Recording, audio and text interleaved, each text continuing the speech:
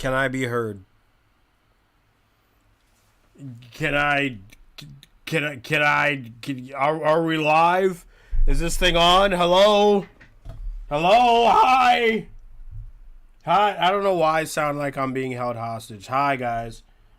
Yeah, it does look like I can be heard. Hello? Hi. Are we ready? Are we doing the Wuten thing? Doing the Wuten Daring Douche stream?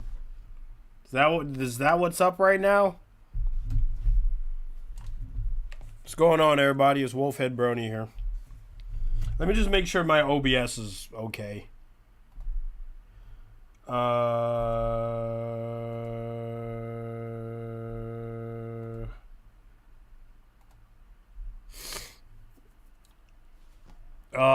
This is taking longer than I thought it would. Okay. Everything is fine. Everything is fine. Okay. For those of you that don't know, I actually reacted to half of the Daring Douche stories. And the VOD is on Twitch. But then when I was like, okay, I need to see how this all plays out. I waited around for Wuten to finish it. And he just finished it last month, and I DM'd him, and I was like, I know you're pogged, because now nobody can hit you with the, when are you going to finish Daring Douche question? It's like, it's already finished, bitch. So, so now it's like, now I'm like, I'm going to react to the whole thing from start to finish. And one thing I'm probably going to notice is that a lot of, there's going to be a lot of voice cast changes. Hi, Faith. I'm going to boop you. Boop. Be sure to like that stream. Be sure to hit that join button. All right, let's see. I got the playlist set up here. Let's see if I can transition smoothly. I can transition smoothly. Hello, hi. How is everybody? You get to see my adequate face. I was gonna say my gorgeous face, but that's a little bit too. It's a little bit too narcissistic, don't you think? All right, let's get this show on the road.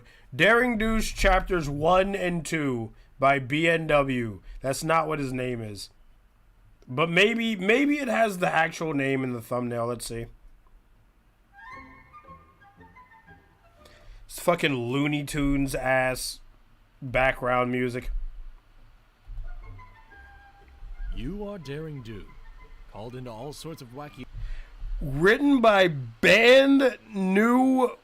Why can't I read script? What the hell? Narrated by Wuten. Okay, fine. Let's go back, because I kind of took the air out of the sails there.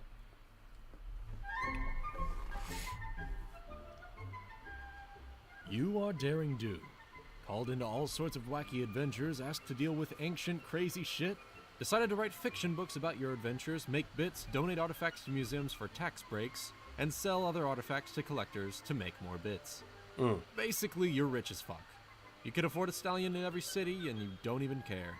You're in Manhattan after your last donation to the Antiquities Museum. At your apartment, you sigh softly, the scent of coffee rousing you from your sleep. On one hoof, that zebrakin harem you were dreaming about beckoned you back to dreamland. On the other, damn if that cult you were housing here wasn't well trained. You stretch across the bed, limbs akimbo. Daring, sweetie? Are you awake yet? Yeah, coming. You lazily make your way from the bedroom to the kitchen. Paper's on the table, and I'm almost done with brekkie. Did you? You motion with your hoof, the stallion turning back around to finish making you breakfast. Eggs and hay bacon from the smell of it. It's so good to see you again, Daring. You know I get lonely up here all by myself, and Oh, ever no. since I moved here, you've been gone most every week. Why, last Oh, weekend, no. I was with some of the colts, and we were... And the so- stallion starts droning on and on. You'd pick him out, but damn if he didn't let you do anything you wanted to him. And I mean anything. His What voice the hell booms is that in the chuckle? background, joining the white noise that is the coffee machine and the skillet sizzling. You open the Hey, newspaper, Picademos. noting that the comics and entertainment section are already missing. I couldn't start get to it out of read. my fur for weeks, but you should have seen the other guy. And that's nothing compared to the nasty rash he developed.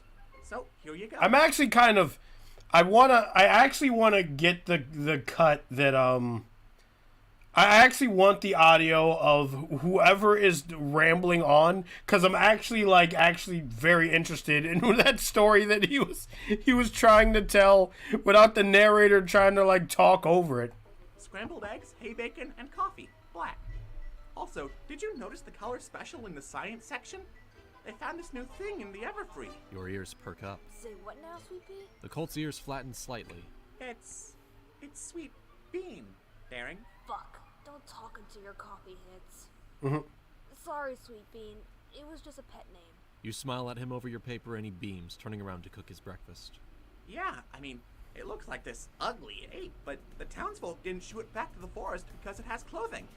Oh no! Could it possibly be a non? Yeah, of course, it's a non. Also, because it spouted racial slurs at them for about 10 minutes before it was knocked out. Colt friend number 8 It shouted racial slurs? Talking thing, so you tune him out once more and start reading. You goddamn mud pony!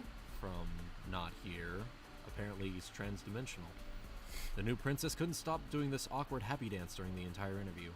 Whatever. More importantly, this seemed like it might be worth checking out. Maybe it saw something in the forest that you could snatch for a couple more bits. Huh. It's a he. I guess you could see that. Broad withers. A tiny head, though. You start squinting, tilting your head to the side to try to imagine it as a male. Daring. You blush and look flatly at Green Bean, pulling the paper aside. This really is interesting. I wonder when I'll be called to talk to it. Daring, what do you mean? The beautiful, submissive sweetheart says, idly eating into his plate. Why do you think you'll be called? Aren't you supposed to be spending time with me? Typical. Oh no. Oh no, aboard. You know I'm called in when something weird and usually non-magical shows up. Ancient texts, random new species. Because I'm an adventurer. They want to pick my brain, know what to expect. You know this. I know, but you're supposed to be spending the week with me. Isn't Daring Daring is not an archaeologist. And she damn sure isn't a scientist. I'm actually with the other pony that's like, why would they call you? Not because he's like, you should be spending time with me. I'm more of the opinion of like, the fuck does Daring know about this situation? You promise. Colt tries to do the pout. What a scrub. It'd work too if you didn't have Colt friends 1 through 7 that you could go to tonight. No, it's my equestrian duty to advise the princesses about weird things that come out of the jungle. Advise and make bank. Now, You can tell this is an old video because some of the audio is like really low. I have to assume this is like in Wuten's like infancy when he was just starting to do audio plays and he was still trying to figure it out. stop whining and let's enjoy the time we have. You eat the rest of your breakfast in relative peace. Or maybe maybe that's just Kate Bug's mic. Like maybe that's an issue on Kate Bug's end. Wish some attention on your stallion. I mean, sure, you could replace him, but finding that perfect mix of cute, innocent, and stupid, sweet, is pretty hard to find. You check the clock, finding it to be crawling close to 11 a.m. Celestia should have adjourned the Dawn's Court's first session by now. Well, Sweet Bean, I should probably head over there. Beat the chariot that's on its way. You make your way to the balcony, stretching your wings. You know, Daring, I could make it worth your while to stay. You turn pea green, twirling your pith helmet on a hoof. You grin, sauntering over to him, giving him your best come hither eyes. You're right. You could. Dream Scene smiles. But you can't. Just as he whatever it is, you nab your helmet and backflip off the balcony. Remember, Get kids, fucking played. Wait a minute, I gotta rewind. Wait a minute, wait. You nab your helmet and backflip off. You could. Dream Scene smiles. But you can't. Just as he opens his mouth to pout, bitch, or whatever it is, you nab your helmet and backflip off the balcony. Remember, kids, Fluff McGruff the Pegasus pony says, only bitches use doors. The rush of wind picking up as you drop altitude and gain speed drowns him out. You turn your head back and smile, waving big. Ooh, he mad. He very mad. He's an anchor. Gonna teach him his place again when you get back. You start to lazily flap towards Canterlot. About a day or so journey by wing. Now, what would an alien stallion want? How different could he be? Your mind starts to go back to his form in the paper. He It's a he now, the more you think of it. Red-faced, disheveled, holding up a single digit and greeting to the camera for the photos. You'll have to remember that salute to greet him properly. Damn it, you only have hooves. Maybe ask a griffin to help? Your mind meanders as you fly. Dawn of the next day. Camped out on a cloud. It's no biggie. No dreams of harems this time, which saddens you a bit. You better find some more lunar cult artifacts. Donate them to a worthy patron. The patron of on-demand orgies all night, every night. Anyway, got a comfy nap and a free shower, so you're good to go. Okay. Camelot's about an hour glide from here, so it's plenty of time to warm up. You give yourself a shake, still pondering how to win over the alien stallion for bits. Maybe you can write a book or two on him. Ugh, I still have no idea what's up with that creature. Can't get him out of your head. Won't know until you go, Daring. Pep talk finished, you start your final leg to Canterlot. With a satisfying clop as your hooves connect to the cobblestone streets outside the Ministry of the Interior, you strike a pose for any fans that might be around. You receive a few gasps, some squeals, a couple hushed comments trying to verify that yes, that is Daring, and no, she didn't just land on a filly. Stallion Day guards remain unmoved, stoically staring ahead. You saunter up to the door and get the spears crossed in front of your path block. Cliché. You do know who I am, right? I'm Daring Do. You know who I am. Advise the princesses and the department. No appointment, no entry, man. You like it when they put up a fight. You tilt your helmet slightly to the side, position yourself strategically, and suddenly lean and fall on the stallion. I'm sorry. I flew here as soon as I got word from Manhattan. I think I'm a little exhausted. The stallion catches you, and unintentional groping begins. You can help Unintentional me out, groping? No, no, no, no, no. There is no groping that is unintentional. Every grope session is very much intentional. A nice, warm place to rest. I need some pony to work out these kinks in my wings. Ma'am, I'm gay. So let's Okay, time for plan B. Break it. With a grin, you hop off the stallion guard and make your way back down the steps. Fine. I see how it is. You hit him lightly on the cheek with your tail, exposing your goods with a grin. He doesn't even flinch. He's gay. He's gay. Yes. You trot away from the main entrance and make your way down the road until you blend in with the crowd filling the streets. Well, as much as you can, given that you're such a celebrity. Now, how should you go about breaking in? I mean, you could take out the guards, but that'll hurt your image. Yes. You could always hop the gate, but Canterlot's interior ministry is huge. Yes. You could be wandering about for quite some time. Now that you think about it, you don't even know if the alien is being held here. I mean, he could be quarantined anywhere for Tartarus' sake. Your head meets the wall. Okay, Daring. You might have jumped the footlock. You can always go back to Manhattan, get laid, and wait for the next... A high-pitched squeal of fangirly joy breaks your train of thought. That Pinky? Another damn filly wanting an autograph? Why not? You could use the distraction. There's that Rainbow Dash. I can't believe it! It's Rainbow Dash. Daring Do here in Canterlot? Sure am, kid. Magenta eyes fill your vision. What the... Gah. You flail a bit in surprise, backing away until your back hits the wall. I mean, you totally react like a hardened adventurer would. Barely squealed like a stallion. Breathe, Daring. Breathe. You look over the mare. Rainbow mane, blue fur, wait. This is that fangirl that watched you get mugged. Yeah. I mean, sure, she did help you out in the end, and you included her in your books once you learned that she was a freaking element of harmony. Yeah. You tried searching for those, but never found them. Yeah. That explains why you couldn't steal the damn elements. They were ponies. Another story for another time. But this means you've got a mare right in front of you that worships the ground you fly over. That is has correct. Access to state secrets. You have an idea. With great power. Hey, you can help me out. I was hoping to take a good look at that alien thing that came out of the Everfree. I might have seen more of them on my travels, you know. Comes great opportunity. Oh my gosh, oh my gosh, oh my gosh, oh my gosh, oh my gosh! You want to team up with me? Again? I mean, yeah! Who wouldn't want to team up with the Dash? The mare gets a hold of herself and starts to posture. Painfully obvious she's not got a stallion if she's peacocking like that.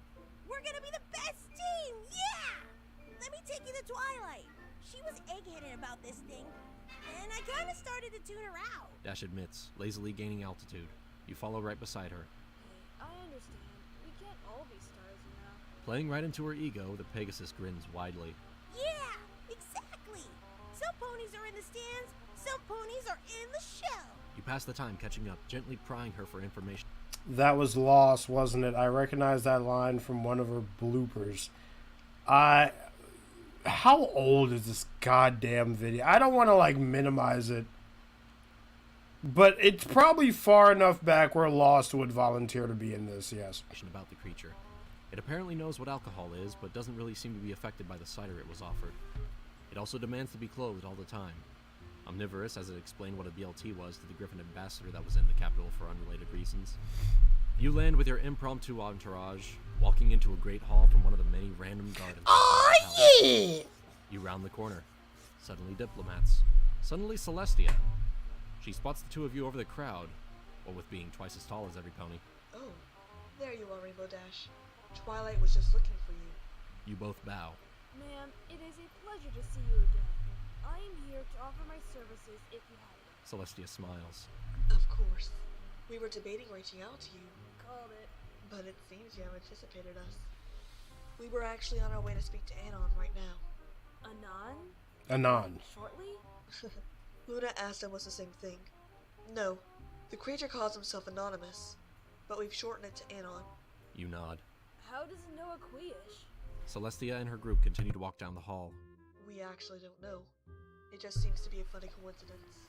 You feel uneasy. Things like that are rarely coincidence, Your Majesty. Celestia smirks. Maybe.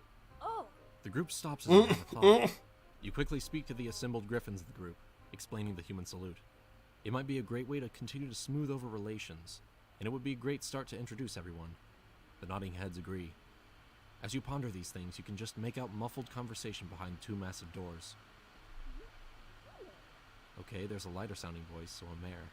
You stop right in front of the door. Okay, a deeper voice. That could be the alien, Anon, or another stallion. With a nod, the doors open. Time slows down. You instantly notice everything. On some pillows, a white unicorn. She seems preoccupied with something. The purple pony princess, writing a stack of notes. A yellow Pegasus with a hoof over her mouth, staring at the alien. A pink pony laying on her back, screaming. The fuck-huge alien has to be as tall as Celestia. No, taller. Okay. It's looming over this mare with his claws out.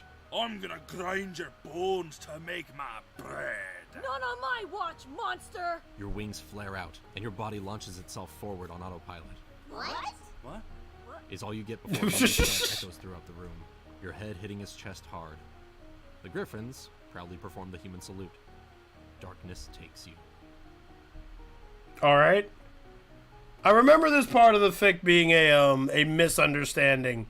Apparently, I don't want to spoil it for anybody who... I'm assuming that everyone in the chat has already sat through this whole story.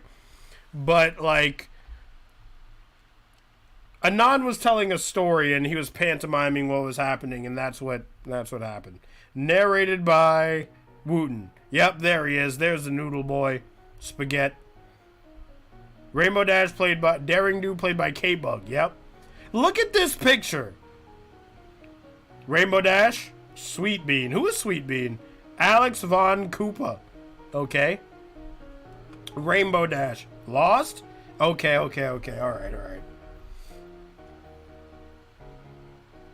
Other voices. Look at all these old faces. Emo Gak. We don't call her that anymore. Or him.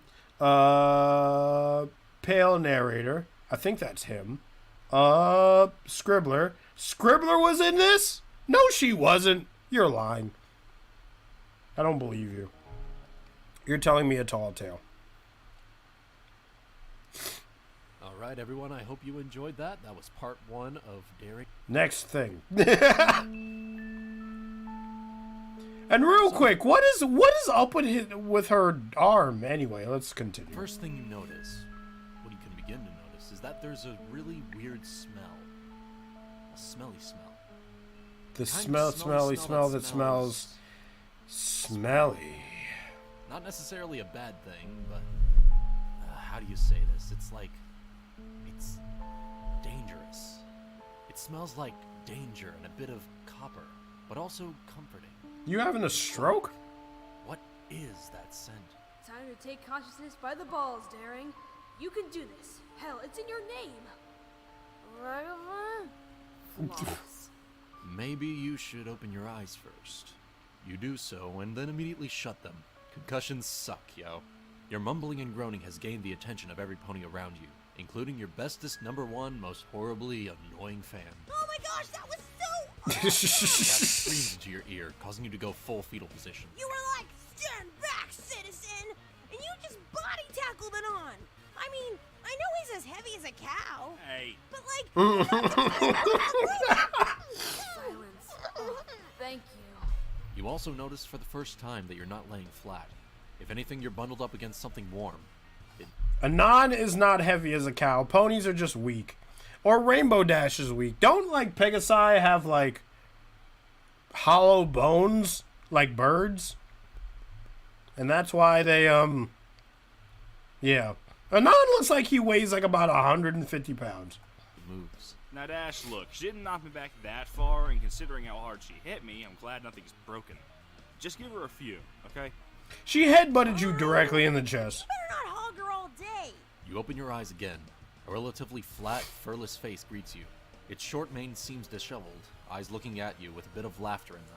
He smiles, showing off a row of incisors and canines. You know, I've never been bum rushed by a 40-pound weakling before. Kudos. Oh shit, you're not prepared for this. No, I'm daring. And you were going to eat that mare. You try to get accusatory before No, he that wasn't. same mare giggles to your side, drawing your attention. Silly pony. Anon was just telling us a story from his foalhood. Jack being in his giant stock. No, Ponka, it's Jack and the... I know what I said, Nani. It's the same thing. It's not Okay, the same okay, thing. okay. Plans change in the field all the time. You can work with this. But why was he cradling you? Why was he so warm and... Why does he smell so good? This musk. His natural yeah. musk. Hey, don't worry about it, just relax. You're probably still feeling like shit. His paw reaches down to your exposed belly. She cracked her skull on your chest. He begins to rub gently. Oh. Oh my. Yes, you definitely could get used to this exotic stallion. You stifle a soft moan as his wigglers just melt you into a puddle. Just wigglers. Okay. Sorry for tackling you. And I'm sorry for not going down easy. That's what he said. Smooth. After your doesn't awesome, flawless make introduction, any kind of you sense in this what context. he's got going on. You sit next to, but slightly behind Anon. All the better to check him out outside his peripherals. Griffins start talking, he starts talking, not important. What's important are those wigglers. He keeps waving them around as he talks. You must have them. Not in some weird... You can't I wish I have had his wigglers. way, more of a Come to mama when I want them. kind of way. Oh shit, he just shrugged. Look at those withers, Philly. Delicious. You could curl up on his back any day. Okay, so far this is a good plan. Good idea. Wigglers plus nice smell plus probably easily swayed like most other stallions equals exotic success. He turns to look at you. Suddenly, wiggler in your face. Oh shit. Show no sudden wiggler. Did he just... Were you just booped? Sorry. I didn't catch that. Anon raises one of his eyebrows. I said, what do you think about Anon moving to Ponyville for study? Oh, that makes perfect sense. It's Why near would you where ask he's her, found. though? It allows us to study him in possibly his native habitat, and gives us a base of operation to move from. Your fangirl is losing it over your analysis. Is she... I don't know. She's staring like she stares at Anon. I mean, sure, who wouldn't want to herd with me, but... Anyway, you all make plans to move the alien to Ponyville, get the townsfolk used to him, let him work things out, possibly get him a place to stay. You offered, no better way to get a stallion around your hoof than to pay for his room and board. But no, this had to be all self-reliant and in the woods. Might be tougher than the normal stallion to crack. As always, you love it when they put up a fight. Princess Purple and Celestia say they'll summon you once. That's such a red flag thing to want, isn't it? I love it when they put up a fight. What the fuck? That's kind of sussy baka energy. I don't like. Imagine you're trying to like flirt with a girl and she says no like 5 times and you're just like, I love when they put up a fight. It's like, what the fuck, man? Take no for an answer. 3 months later. Oh, time skip. Who else would you be? One of the elements of harmony? Having wacky adventures, getting a sexy new alien used to equestrian life? Getting accidentally molested by him in public? Taking him back to your house and educating him on pony physiology? Maybe give him a Wigglers-on demonstration? Wrestling with him on the bed, forcing him under you, letting him know who runs this house, which None of these things happened. mayor owns him now. You roll over. You haven't had a harem dream in 3 months. Your stallion wraps a hoof around your barrel. Things could be worse. You feel a nuzzle along your neck. Babe, what's wrong? Do you want to talk about it? Wait, around her barrel? Excuse me.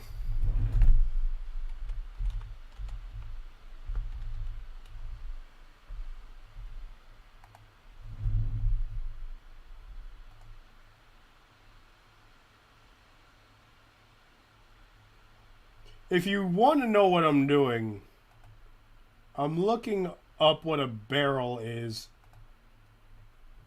Ah, it's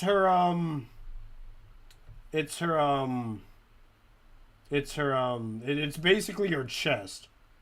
See? It's the chest portion.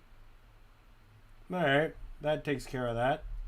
I was like, what is the barrel? Is he pulling on something lewd? If so, I'm gonna have to age restrict this, but that is not the case. Wiggle stallion. No. It's just the alien Anon. Oh, Not that tone. Damn it. Don't use that tone. It's not like that, Peach Tea. You roll onto your back. His name is not Peach Tea! Daring. I know.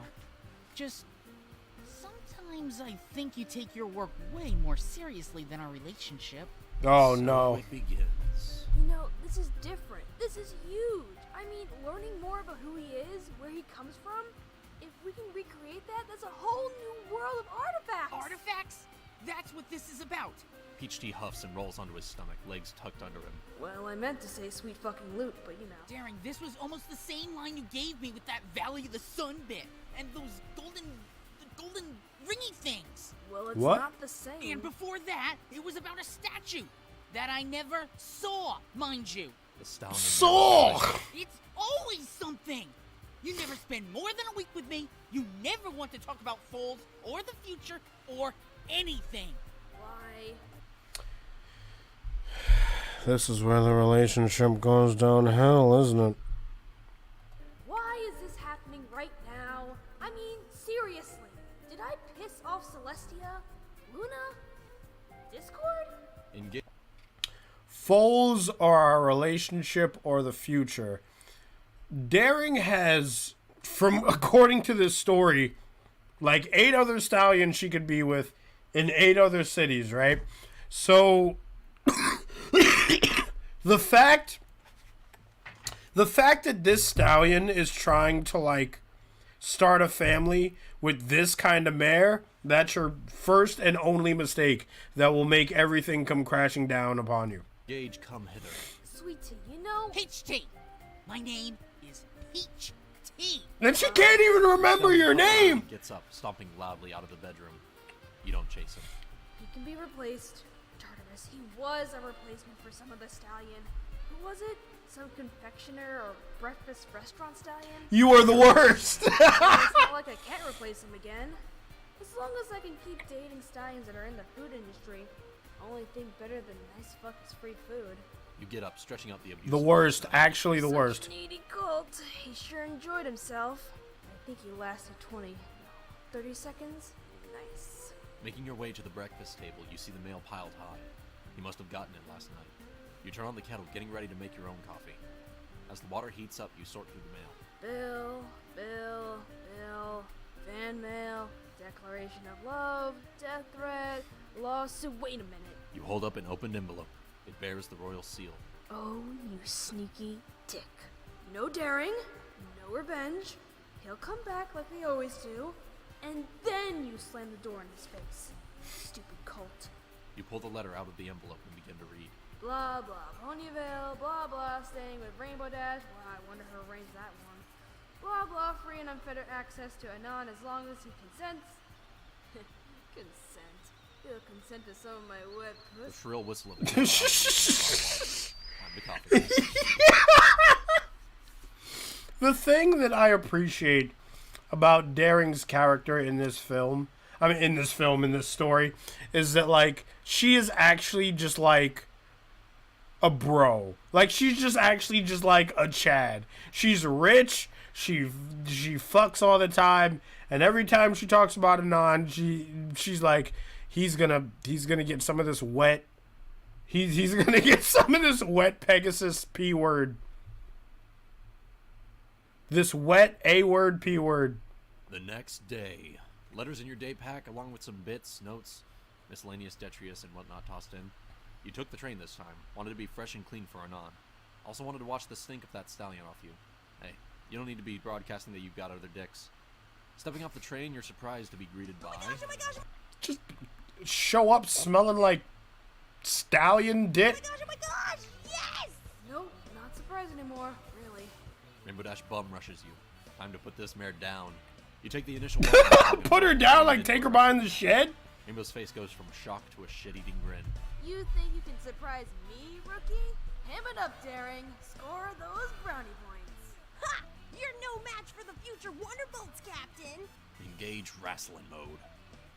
5 minutes later, White Unicorn is picking up all your things that have spilled from your ripped pack. Purple Princess, Twilight Sparkle, is currently lecturing Rainbow Dash on being proper in public. Orange Pone, I guess with the group, looks at you with a mixture of I've seen this all before and she only talked about you for a month, with a dash of please stop encouraging her.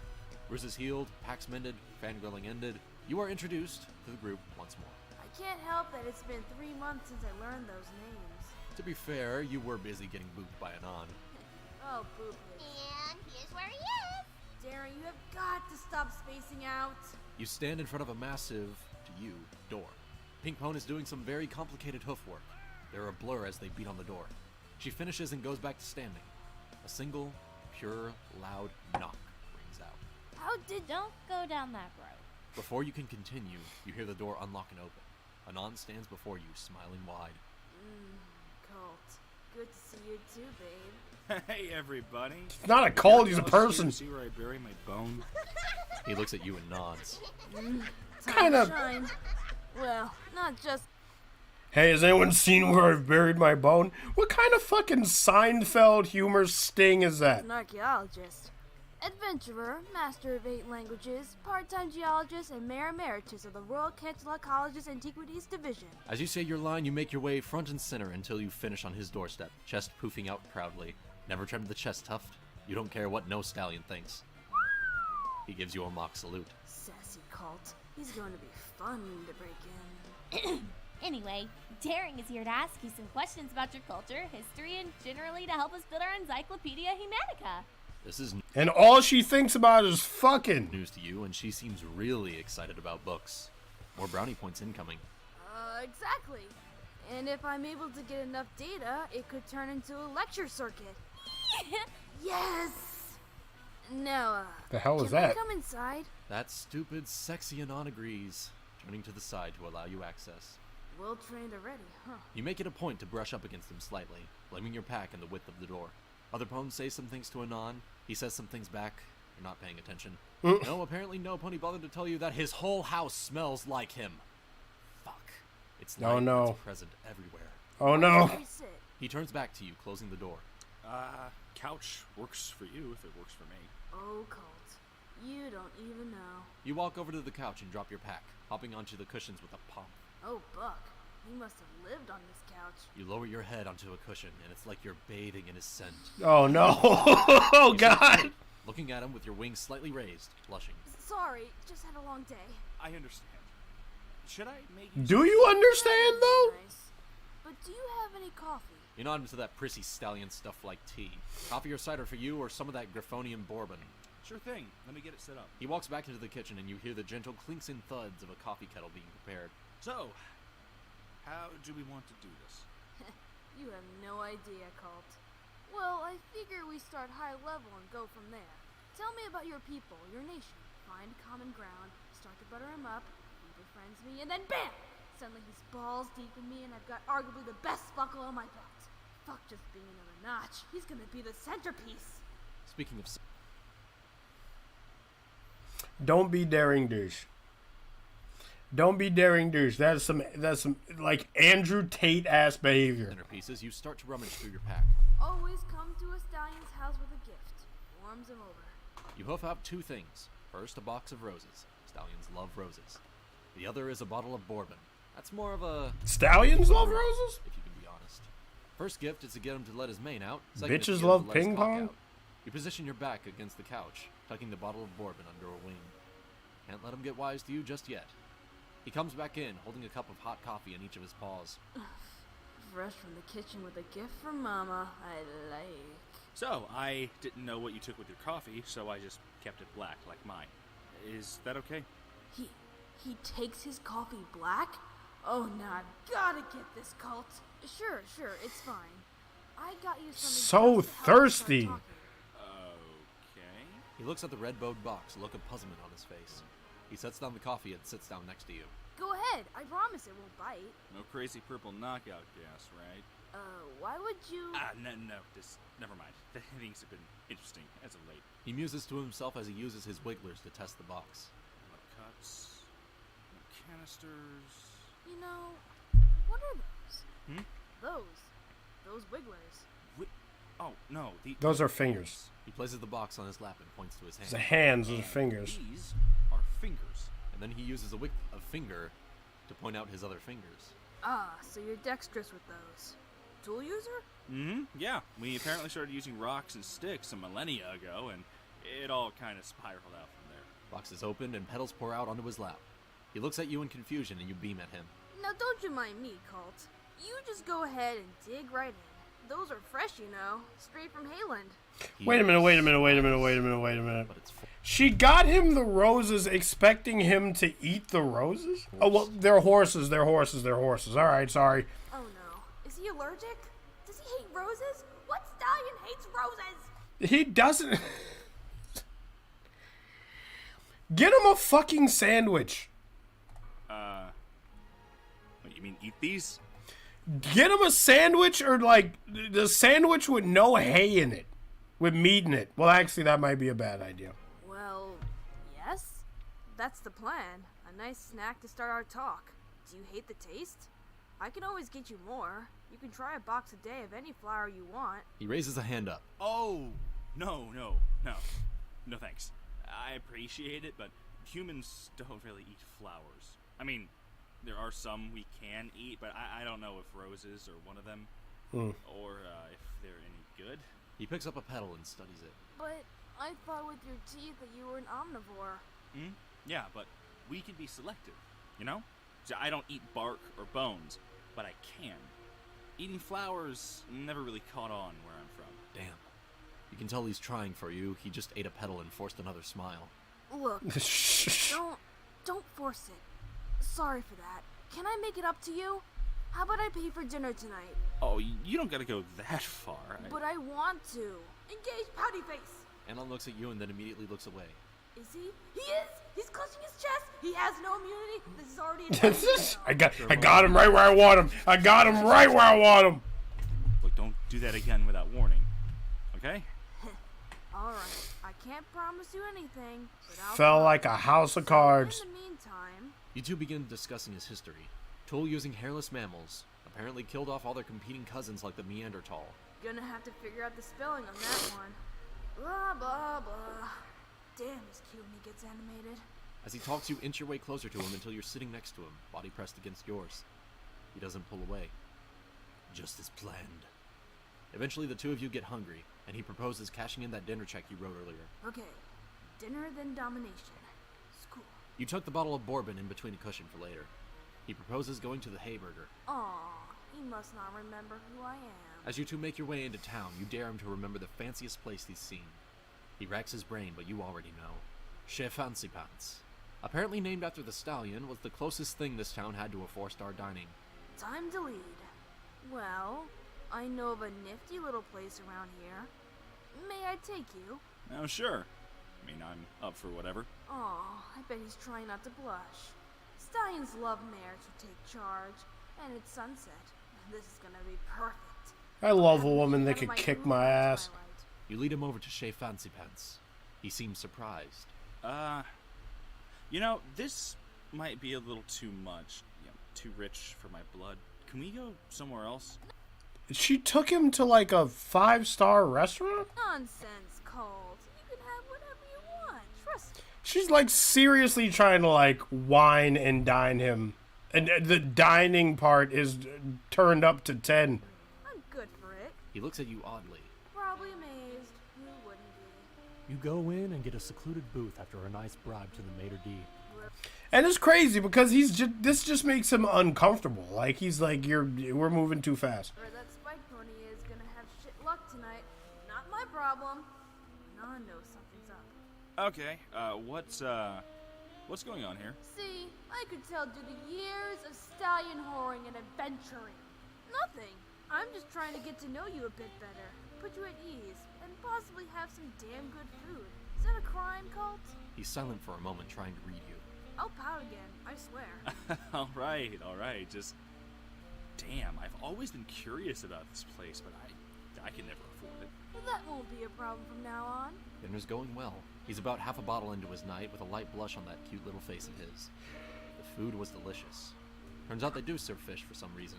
Maybe the Pegasi asked for it? But that's usually an acquired taste. Anyway, you're on a tangent. You saw him rip into a fillet, and Celestia, damn it if it didn't turn you on a bit.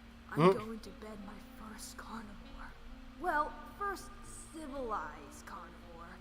Diamond dogs don't count, especially during a cave-in when you think you're gonna die. What the hell? Forearms. He's motioning with his hands, and you can see the Is that a story you want to tell? like coiled snakes, power and grace. It's definitely not a story I want to hear. Home before I get too wet. Oh, he sounds like he's near the end of a joke or Hamster something. on the other. And I Tune look in, down, girl. realize I'm without any pants. And I'm like, that's not a watch. That's my dick. Hey, Anon, how about we book it and go home? I brought something else I want to show you. Here's a hint. It's the V. You wave the waiter over and ask for the check. So goddamn Anon sees stupid. this, and his expression changes. Oh, Daring, stop. I can't let you foot this whole bill by yourself. That's not fair. You make a point of not paying attention, your check already filled out and on the table. A nice 20% tip included in big numbers. He's silent. Must be impressed. He knows I can buy him anything now if I'm dropping bits like that. Time to go home and see how he rides. It's nothing. Now, let's get going. Hopping out of the booth, you make sure to stretch and arch your back. Yeah, just like that. Don't look back. He saw it. Just move forward. Okay, just a little look back. His face is so red. This is perfect. On the walk home, you lean against him to help him stay balanced. But really, you just wanted his hand resting on your neck. There we go. Get used to that mane, Colt. You're gonna be pulling on it tonight.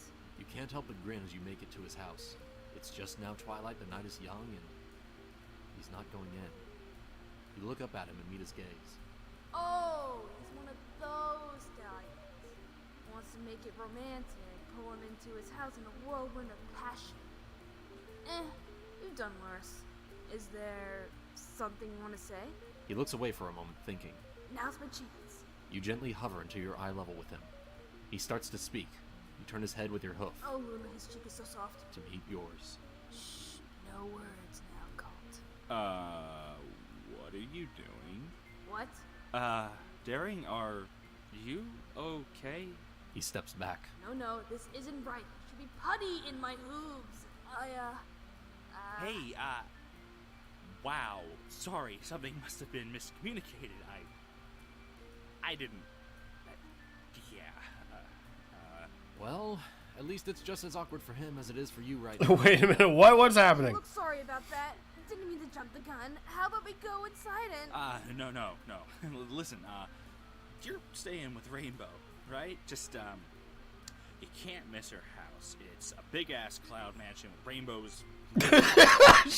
She's too drunk to fly. He's kicking me to the curb? How could he resist my swag? He was blushing so hard. He must have read your mind, or your face. 'Cause he's Okay, I gotta... Hey, listen. I gotta say something right here, right now. Just because you are turned on does not mean you want to engage in sexual activity. I will probably get, I'll get more into that topic as the story goes on, but I just wanted to say that right off the cuff.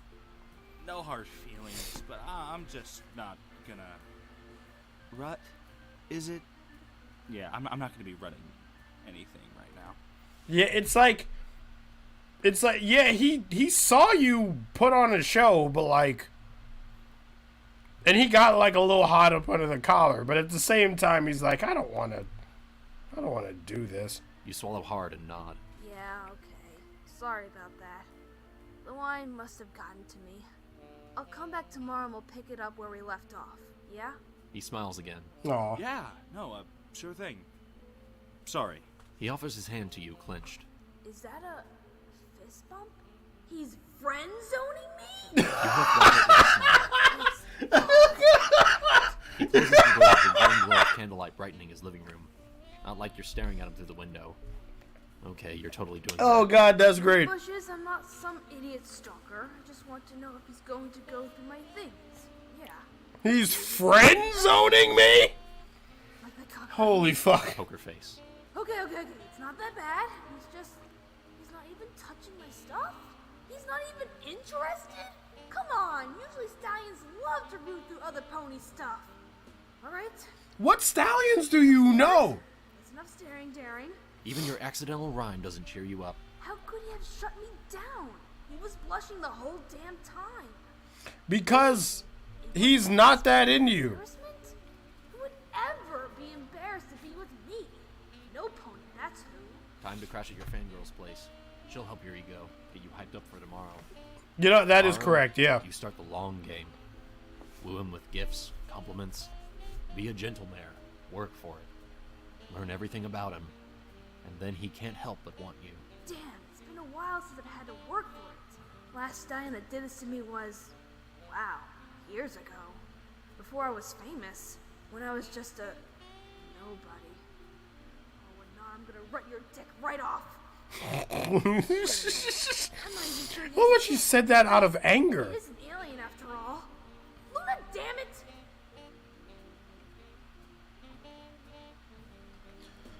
Who do you know says, like, gets very aggressive with you and goes, I'm gonna rut your dick right off. Like, as a threat. Like, like... Okay, that was Wuten. Pale narrator, daring dude, K-Bug. Okay. Rainbow was the lost narrator again. Peach Tea, bonus round. Okay, different person. Twilight Sparkle. Pinkie Pie. Jennabun VA. Okay. Background music, Goody. Okay, Goody is always on point with the background music. Sound effects, Wooten. Okay.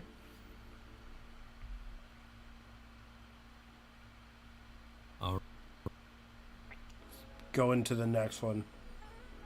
Chilling at Rainbow's house, playing with some rainbow. Okay, now Rainbow has just gotten friend zoned. I mean, Daring has just gotten friend zoned, and she's like, I'm gonna crotch grind my way out of the friend zone. No, not like that. You're making little cloud castles as you two talk about nothing in particular. Pegasi Master Race. And then Rarity's wings just vanished, and she started screaming and falling, and she even out the wonder bolts. Yeah, because instead of being calm and smart... Yeah, she just flails like an idiot. Just beats the crap out of them. It's like when you're being rescued from the sea. Just calm down, let them do their job. Dash waves a hoof. Yeah, but this is Rarity we're talking about. Glitz, glamour, clothing, no survival skills at all. So I dive down there after this girl, and I'm not even paying attention to how fast I'm going. I just need to get to her, right? You nod, enjoying the story. And then I feel this pressure on my hooves, and before I even know it, bang! Dash flares her wings. I break the sound barrier. Oh, yeah! Well, that's what Twilight says I did. I call it a sonic rainbow. A sonic rainbow! That was you? Dash nod. God, remember the MLP movie where every 5 seconds Rainbow wanted to do the Sonic Rainbow? Just for, like, no reason. Jesus Christ, those were the days. Triumphantly, and you smile. Impressive, rookie. You see her blush, her body wiggling in excitement. Damn, you forgot how good it feels to be a hero. Dash was about to continue, but apparently your far-off look gives her pause. Hey, Daring, everything okay? Yeah, things are fine, kid. No, they're not. You got wasn't what I expected. you got friend zoned, and then you're mad about it because your ego hurts. What do you mean? You sigh and look at her. She's actually genuinely concerned about you. Well, this is new. Let me ask you a question. Say you've been doing something for a long time. Like weather patrol? Sure, let's go with that. So you do weather patrol for ages, and you know the ins and out of every cloud you meet. The fluffiest cumulonimbus smushes under your hoof. The whimsical cirrus moves at your desire. Even scattered brain circumcumulus herd at your demand. Dash sits there, head tilted. And you've been doing this for so long, things kinda get boring. Clouds became the same. But they're supposed to be, unless weather protection crews are slacking off. You sigh and give her a look. Dash quiets up. Clouds became This is a bad analogy. This is a bad comparison. the same. All the same. Sure, you handle one type different than the other, but they're all just good for one thing, and that's it. Are we still talking about clouds? Yes, we are still She's gonna say yes. We're still talking about clouds. We are not talking about clouds. talking about the clouds. You may have said that a little too loud and quickly. Looking at Dash, she's still concerned, but she's an airhead. She doesn't know yet. So these clouds are only good for one thing. Clouds. And that's why you heard them, and that's all you get. And then one day, you're out over the Everfree, and you find a cloud you've never seen. And everything you try, every trick you know, doesn't seem to be working. You see, the thing is, you want to fuck that cloud, and that cloud said no, and now you're like, but why won't the cloud fuck me, though? You see hints of Sirius, hints of Cumulus, things you can identify and you understand.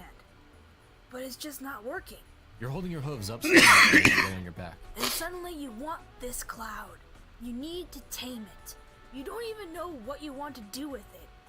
You are addicted to the chase, if anything. It's like, once you catch an on, if you even catch an on, I don't know how the story ends, but if you catch an on, you're not going to want him anymore because you caught it. But you need to own this cloud. What do you do? She thinks for a moment before looking up at you. Simple. You assemble a weather team. If one Pegasi can't handle it, maybe 2 or 3 can. I don't want to start a herd, but what she said makes some sense. But sharing a non? I'm not that desperate yet. Maybe having other pwns running recon for me can work. I just need to find the right rube. Someone trustworthy who respects me and can follow orders. But who? I can't start placing bribes in a town I just got to. And it's not like I can keep tabs on a non all the time. I can't be in 2 places at once. You look at Dash again and face her. She smiles. That actually makes a lot of sense. Thanks, Dash. You return the smile. No problem, Daring. Now, did you want to pass out early so we can be fresh for the day? Or did you want to break open my liquor cabinet? Your smile grows. Break open a liquor cabinet, I'm guessing, is what they went with. You have the grumpiest face ever. It's so sour you can turn water into lemonade just by staring at it. It's 2 in the afternoon. See, apparently you shouldn't drink with ponies that are all into competition. 'Cause, you're pretty sure you have alcohol poisoning. Alright. This also means you were late to Anon's house and he ended up leaving, which means you're staring at a locked door with all your stuff inside. Really debate breaking into his house. Don't On break one into hoof, his this would house. be easy. You can think of at least 6 ways to do it without leaving a trace. On the other hoof, you could easily slip into adventurer mode and he'd probably catch you rolling on his bed, wings hard as you explored. Can't have that. But maybe just a little peek won't hurt. You check the walk up to his house. No pony coming. Engage sneak mode. You casually hop into his bush. Yeah, I do. And look into his window. Shut the fuck up. He hasn't even touched your shit. Really? Huh. You sigh and turn around, walking down the path you came from. Okay, Daring. No need to grab your stuff. It would prove 1, that you were there and broke in, and 2, it gives you a reason to get back into his house. Shaking off the leaves, you take flight. Now where? You glide lazily over town. Oh yeah, there he is. Coming out of this gingerbread house. Probably a bakery or a confectionery. You don't need to feed your sweet tooth right now, but you make a note of its location as you dive. You land next to him with a resounding clop, striking your daring pose. He jumps a little before regaining his composure. Well, there you are. I was wondering if you just forgot about me and headed off into the forest. Oh, Colt, I never forget you. Shut up. No, I just... Let me guess. You and Dash partied hard. Party? Suddenly a pink pone is all up in your face. What was this party? Why wasn't I invited to have a skycopter? You could have asked me to come in and plot how to get in on her without some of your questions about clouds. What? What? You should always check with the party mayor. I could have brought jello shots. This mare. Next time, I promise. I was actually hoping to catch up to you, Anon. He nods. Yeah, we should talk. Thanks again for the sweets, Ponko. Pinky smiles, trotting back into the restaurant. No problem, Nani. You know I've always got something sweet for you. Did she is she... Alright. No, she's not. You're just jealous. You glance at Anon. He doesn't register anything. So, okay. Whew. Arrow dodge there. The two of you begin to walk idly through town. So, about last night. Fuck, I was hoping he didn't care. Yes, let him lead. Then you'll know where to backpedal, Daring. Listen, it's alright. Really. Let's not make it weird, okay? You couldn't have hoped for better. For a stallion, he's not too bad. Yeah, sure. Anon is just a regular dude trying to do regular dude things. I totally agree.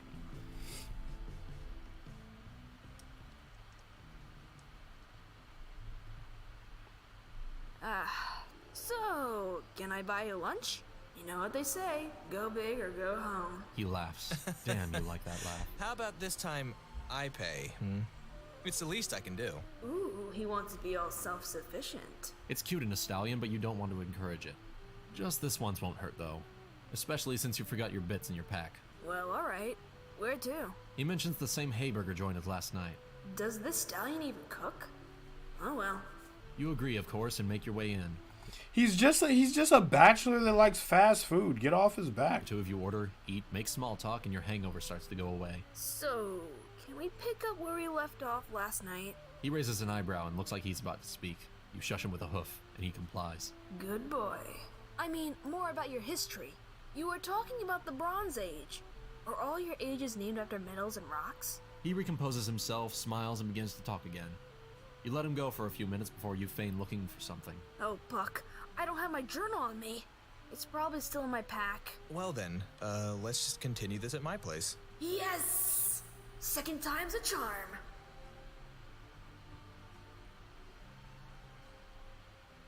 Oh no. Okay. Daring, don't screw this up. You're back in his house, on his couch. He's talking to you again, and this time, you're actually taking notes. What he's saying is pretty interesting, minus the countless wars, his species united into tribes, then kingdoms, and now coalitions of kingdoms. From what he's saying, not only is his species more advanced than ours, they've also littered their planet with mad loot and then forgot about it. Why can't I be there? Digging things up, my harem of exotic humans waiting for me back at camp. Hey, now that's a good little fantasy. I better save that for later. And that's pretty much when everything went to shit. I mean, things are always going to shit. Now it's just a little more shit than before. Alright, I think I got enough for today. He smiles at you, placing a hand on your shoulders. It's so warm. You look up at him. Daring, thank you for listening. I mean, I know I'm probably never going to get home, and it's kind of therapeutic to talk about it. You know, to have someone who actually wants to listen. Whoa, this is deep out of nowhere. Stallion wants to talk about his feelings? Okay, just try to pay attention this time. That book could help Fuck, others he's not still make our talking. mistakes. You cannot pay Now it's some attention. sort of legacy, you know? Yeah, I don't... Well, I can understand. You haven't heard a Yeah, damn I mean, word this person has reason said. to do all this adventuring stuff. Ponies see what I find, they learn more about themselves, about the world, and my name's tacked onto it. It's leaving a legacy, even if I'm stealing some of the spotlight for myself. That's one way to look at it. You and me, we're alike in that regard, and the line is cast. Yeah, I guess we are. Hey, I didn't mean for this to get so deep. Sorry for suddenly being a bitch. Oh, you'll be my bitch, alright. Well, Stop. I've got something that can... You think of fucking You reach down constantly. in between the cushions and pull out your bottle of bourbon. shaking it a little. Bourbon. I'll go get the glasses.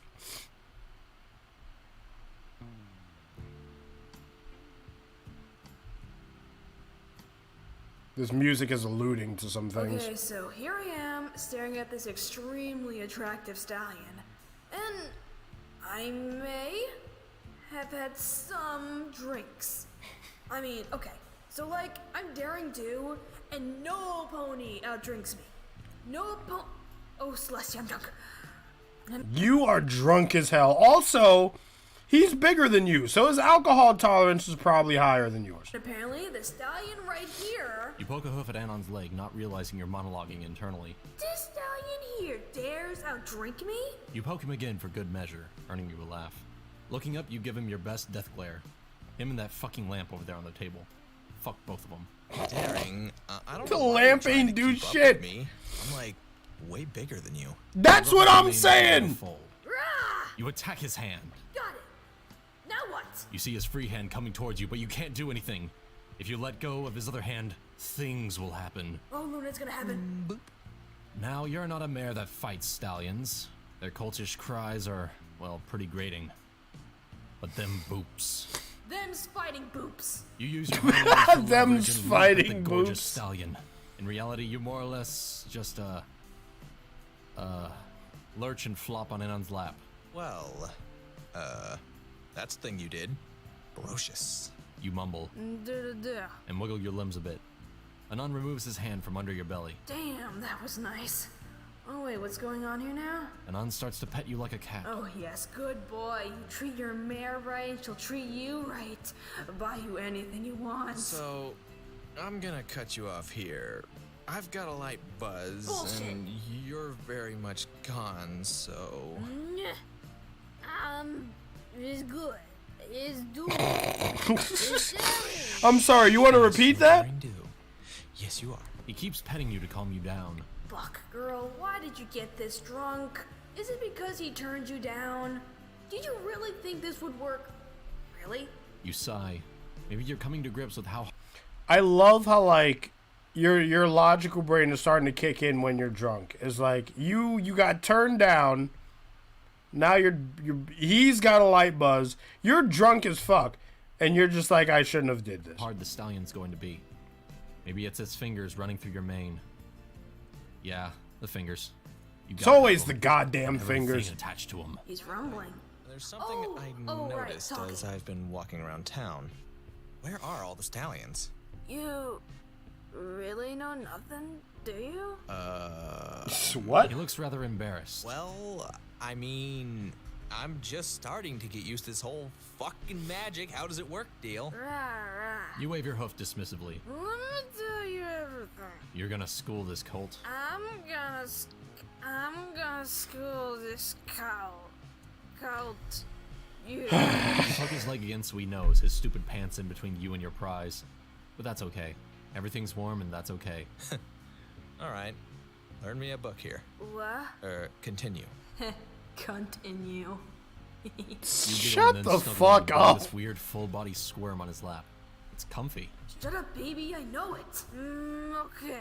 So you know, not allowed to go, right? Right. Why is that? I He gives you a look which you fire right back at him. don't know. Ask a doctor if you want to know that. Long and short, we fuck. And there's not a 50-50 chance. So like, 4 mares, a stallion, or something. Okay, so you evolved to have more mares than stallions. This would make sense as to why you've not died out. If it was the other way around... No, we can't handle that much main care product. You roll over onto your back. So I can see him better. Yeah. Totally not posing for him. You noticed? Stallions are so totally... Gay. What? No, not happy. Some of them are gay, but I actually want... You know what I want? I want the fucking raw audio of Kate Bug just drunk talking. It has to be 30 minutes long of her just fake drunk talking into her microphone. And it has to be the most hilarious thing anyone's ever heard. Please, day. Just want to stay home, have holes. Just stay home anyway. Stay home? In the kitchen, eh? Yeah, exactly. Don't need him to get hurt or getting taken advantage of. You look at Anon. He's a stallion. He knows what you're talking about, Daring. He's not agreeing with you. His eyebrows are up. Well, what? I can't speak for here, because I don't know too many pones, but, you know, we're pretty much a 50-50 split, right? You nod vigorously. So, I'm gonna go out, get a job, earn my keep. Why would I stay inside all the time? Because I could get drunk, take advantage of you. So, what, you think you can overpower me? Like you did at the castle? You hate it when he's right. Engage pouty face. It's not fully fat. Fat? This is a strategic energy reserve. I needed to hunt down donuts. He glares at you and you start your tongue. You gon' get it. I am Tarandu. You try to strike your landing pose while on your back on Alan's lap. You successfully wiggle your hooves around in front of him. He grins, showing off his teeth. Wait, where did his wiggler? Oh, Luna, they're on you, Daring. You squirm, laughing as he tickle rubs you mercilessly. Daring, you're drunk and this power play is turning you on. Wings at full mast, but you're on your back, so they're pinned. So now that pressure is building up too, and he won't stop wiggling you. Surrender and apologize, and I'll let you up. No. He relents so you can get your breath back. No. Now, continue and get molested on his lap. Then use it as blackmail. Or What the do fuck? right thing and just move the conversation along. Why not both? Grinning, you roll over, exposing your full cells. Your wing hits him right in the Damn chin. it! That's not fair. I didn't expect that. He tries to move your wing out of the... Oh, Celeste, he's squeezing a wing joint. He freezes. He's still squeezing. Best decision. Sensitive. Okay, so being roaring drunk and now roaring horny isn't the best. Well, it's pretty damn sweet, but it still ain't conductive to long sentences. Anon tries to pet down your wing to calm you down. I didn't mean to. Can you just lower it? Accidentally turns Daring on. I'm sorry. Okay, coming on his lap is not going to be conductive to a third night. Reel it in. Just give me a moment. Just wait. He sits there, hands on the cushions, your wing gently pressed against its cheek. Okay, Daring, just breathe in and breathe out. You got enough to blackmail him if necessary. He can't deny what he did. And you've done it where you can deny it as playfulness or drunkenness. If it comes back on you, you're golden. Just breathe deep and calm down. You scooch back a bit accidentally, your wing now pressing against his shoulder. Rump on the couch, a barrel on his leg. It's good. Sitting is good. Blow your head and breathe, Daring. Wait, why did he suddenly... Oh. You breathe deeply again on reflex as you realize you just booped his package with your muzzle. Oh, Luna, that scent. It's... Oh my god. How did you even get down there? Oh wait, you're on his lap. I'm stupid. He's not showered, but it's... You hear him say something. It's got a tinge of sweat, sure, but then a deep, thick musk that just kinda... It goes into your nose and it doesn't leave. It just permeates your brain and it's like earthy, but... how do you describe this? Don't describe it to me. Oh, hello, Wigglers. Anon raises your muzzle out of his lap and turns your neck, putting your chin on his other knee. Well, you're no fun is what you would say or think if you weren't just... I want to lick it. I want to just pull it into my muzzle and just suckle it hard. I want to bathe in that musk. Oh, hey, ear rubs. Yeah, this is a good consolation prize. Yeah, keep telling yourself that. Nope, it's still there. Oh, And he's I'm talking. really sorry. I didn't mean to do that to you. I'm really sorry. And, what was that, Daring? It's okay. It's just a reflex when startled. Well, look at you, suddenly sobering up. Breathe in, breathe out. His scent's still on your tongue. Now you're no stranger to stallion scents. You're not just being introduced to drunken cuddles. This is not your first time booping a dick with your muzzle. But Luna, damn it, you are. You're pretty sure you can't walk straight and you're just getting your bearings mentally. Flying? Forget about it. So what now? Damn, Mare, you're almost as bad as a stallion in one of those romance novel series. Not that you ever read a romance novel series, or a romance novel. No one must ever know. There was once, the punch made you giddy, and you didn't know what it was until you got to the wait, Why are you justifying this to yourself? Nobody will ever know, and if they do, no pony will ever find the body. You keep breathing deep, focusing on your breath. Closing your eyes, you can feel him. His warmth. Your leg must be near a major artery, because you can feel his heartbeat. Why are you caring about any of this? Why are you even noticing this? Fuck, are you actually in love? Ugh, this sucks. You are too drunk to be in love right now. Sails are deflating, Captain. You shift a bit, tucking your wings as best as you can against your body. There's still some clearance, but it's better. You look back up at Anon. Ooh, boy, he's crimson. No, you're not in love. You're just horny, which a lot of people confuse the two. You'd think he was a ruby or something at this rate. But I don't know how ponies do it, but it's the same. No, and he's just as uncomfortable as me. Flustered even. Fuck, girl, why are you blushing too? Okay, Stop blushing, here, everyone! Stop here. blushing. Look up, put this stein in his place. Break the ice, right? No, Buck, you just did that. No, break the silence. So, coffee? Yes, coffee would be good, thanks. You pull back, sitting firmly on the couch cushion as he stands up. Oh, his rump is eye level with you as he walks into the kitchen. Hate to see you go, but love to watch you walk away. Shut your You ass look at up. the empty bottles of... Wait, bottles? You have to stop having hangovers every single day. This is just not conducive to a long and healthy career. You sit there pondering a couple things. Namely, are you actually in love? No, she's not. Stallion gifts real love? Maybe. That excites No! you. That also terrifies you. Meanwhile, in the frigid north, hundreds of miles away and having absolutely no bearing on this story, a pink Brony princess suddenly grows woozy. A guard rushes up to her, asking what's wrong. I just felt a creak disturbance in the jimmies. And then grew silent. Okay. You even hate thinking about it. You're in love. Love. Shut the fuck up. Huh. Like, I mean, you've had other mares help you out on your adventures?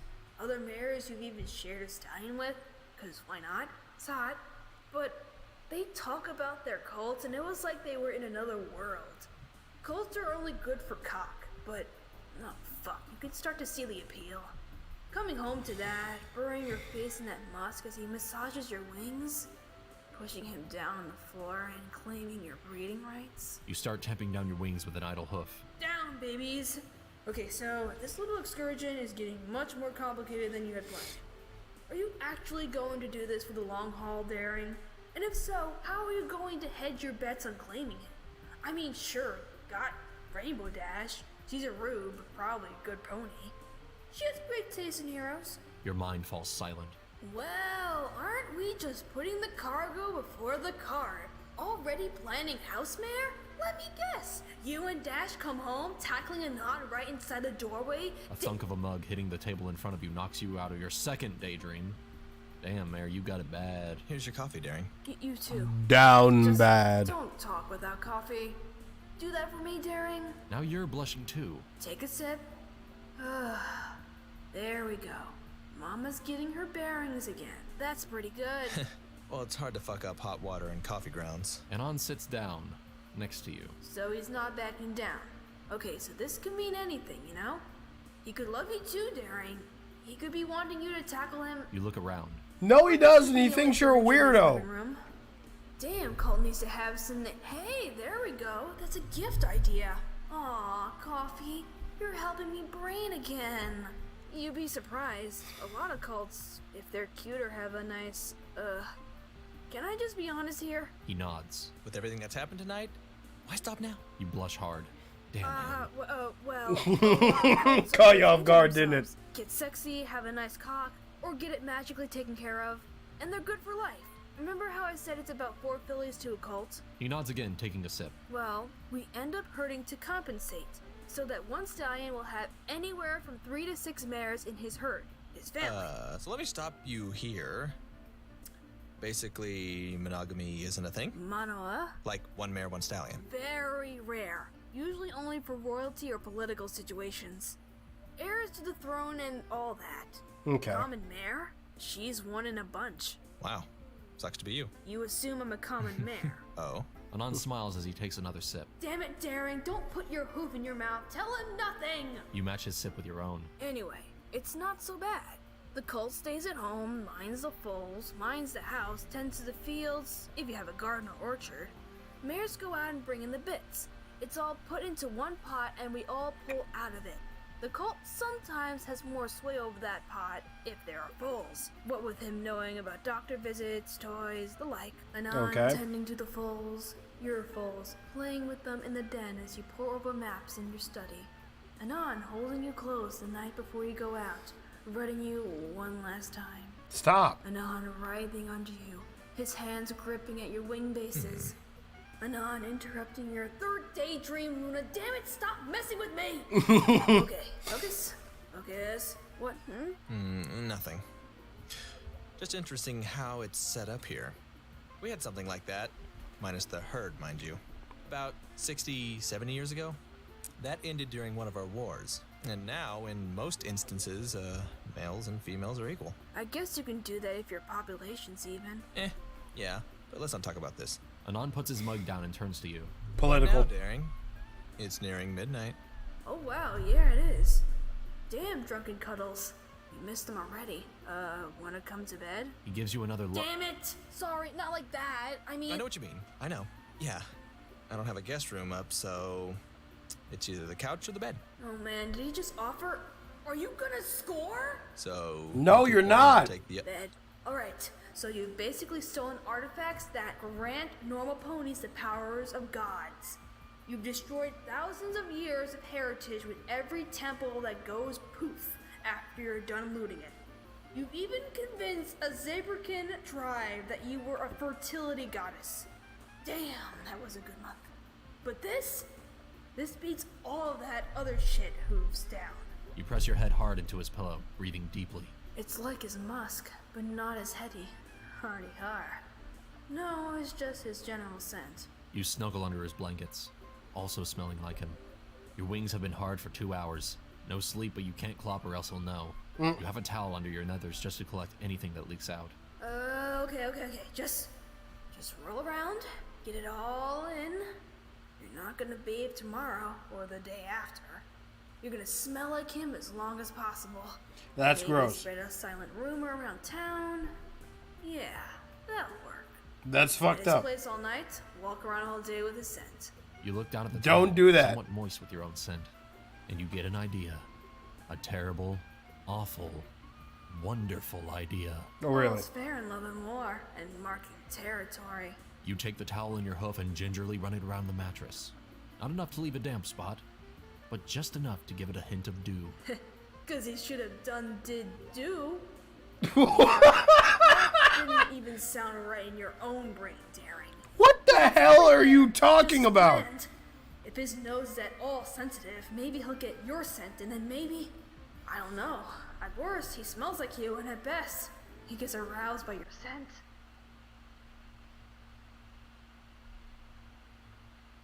Is that it? That's where it ends? Oh, okay, cool. Let's go on to the next chapter, shall we? Dawn of the third day. You're being rocked gently back and forth. This is kind of nice if it wasn't so disorienting. Way, sweet pea. The rocking continues. Enough. I'll get breaky soon. First pet names, and now you assume I cook breakfast for you? Presumptuous, aren't we? Buck, right. You're in Anon's bed. Come on, Brain, you're supposed to be on top of this. Okay, Daring, 2 things. 1, I haven't had my coffee, and 2, you gave me a vacation last night on the ESS Bourbon. Fine. You open your eyes to see Anon in loose clothing, bags under his eyes. Hey there, welcome back to the world of the living. Please, Mr. Reaper. I preferred you with your hood on. That earned you a laugh and a light smack to your chest. Come on, I got lunch ready. You cough a few times to wake yourself up, rolling over onto your hooves. Lunch? What time is it? Noonish. Closer to 1. Come on, I can make a mean bowl of cereal. Insistent, Colt. But but I guess I wouldn't want some relative stranger staying in my room any longer than necessary, even if they were a sexy international mayor of mystery. You hop down off the bed. A leap, really. That thing's way too high. And start out the door, sheets trailing off your body. You don't notice him quirk an eyebrow or bend down to pick up his bedspread. Breakfast is all you're thinking about. Autopilot engage. You meander to the kitchen and begin to root through all his things. Spoons are in the wrong place. Coffee's not here. It's over there. Ugh. You make a move to the pantry, but a hand grabs your shoulder. Hey, how about you just, sit there at the table and I'll take care of things. Yeah, mama take care. Ugh, coffee need. Good sexual innuendo there, brain. Top stuff. You sit at the table and watch him work. Admittedly, you also kind of made a mess of his kitchen, so... It's fascinating how he does things. No hooves, of course, or mouth use. Just all hands and fingers. Coffee kettle's being prepared. Good, good. He places 2 bowls onto the table, some glasses and a couple cereal boxes, as well as fresh milk. I hope you don't mind if I don't cook today. Not the hoof-made breaking I'm used to, but it'll do for now. But I'll be sending this stallion to some home economics classes or something. He didn't even try to make an omelet. With how my other cults talk as they make them, it should be easy. Anyway, what do we got here? We have... You grin. Hey, don't judge. I'm not judging, just... Really? You grab and shake the box of frosted po-nuts. He grabs it and pours himself Frosted a bowl. po-nuts, really? Made out of hay or alfalfa, or something else I can't eat. I can eat po-nuts, so... Fair enough. What else is here? You look at the other box. Apple Jacks with a stylized mare kicking an apple tree. I could go for some Apple Jacks, I guess. Better than frosted po-nuts. You pour yourself a bowl and add milk, digging in. Both of you eat in silence. Not awkwardly, but more in the fuck I'm really that hungry manner. Om nom. The smell of fresh coffee permeates the kitchen and you visibly perk up. He notices it too, and after he finishes his first bowl, he goes up to check on it. And... yes, the mugs are coming out. A few moments later, you're both sipping on the delicious lifeblood of the gods. So, what do you got planned for today? That depends. What day is it? Saturday. Dang it, okay. Figure out some way to be seen with this human in town. Cement that rumor. Would you like to? He shakes his head. Sorry, I'm gonna have to cut you off here. I've got plans with AJRD and Ponks. Maybe Monday or Tuesday we can try something, but my weekends are my own. Damn! Wait a minute. Okay, this could still work. Alright, no problem. I should probably touch base with Princess Sparkle. You can probably just call her Twilight. Everyone else does. Fine, Twilight. Compare notes, all that good stuff. Sounds like a plan. He smiles at you over the cup, his bed mane untamed. His eyes crinkle a little at the sides and... Ah, Buck, you need to go or else you're gonna do something sexy. Alright, I'll get moving. Do you need me to help you with anything? He shakes his head no. Nah, I can clean up here. Okay, so this cult is somewhat trained on housekeeping. Not too bad. You talk for a little while longer, finish up your cup, and leave. This time with your pack, because Brain was on point. Good job, Brain. No probs, Daring. You take to the skies. Time to talk to a princess. Okay, here we go. Sunlight streams through the open window. Little dust motes flew fitfully in the air currents, going here or there with no purpose at all. Inside, a princess sighing softly in her study. All was well and quiet for some good old-fashioned... You dramatically and awesomely, yeah, that's a word, shut up, bust through the open window, somersaulting over Twilight and landing perfectly in, you guessed it, a daring pose. Just do it! Okay, testing a new catchphrase? C+. Princess Mad levels, she so. Oh, hey there, Twy. Why can't any Pegasus just use the door? Uses royal Canterlot voice and also ends up busting out the other 2 windows in her study. Whoops. Your ears flat back against your head as she stares daggers at you. You close your eyes. Welp, gonna die now. Was a fun life.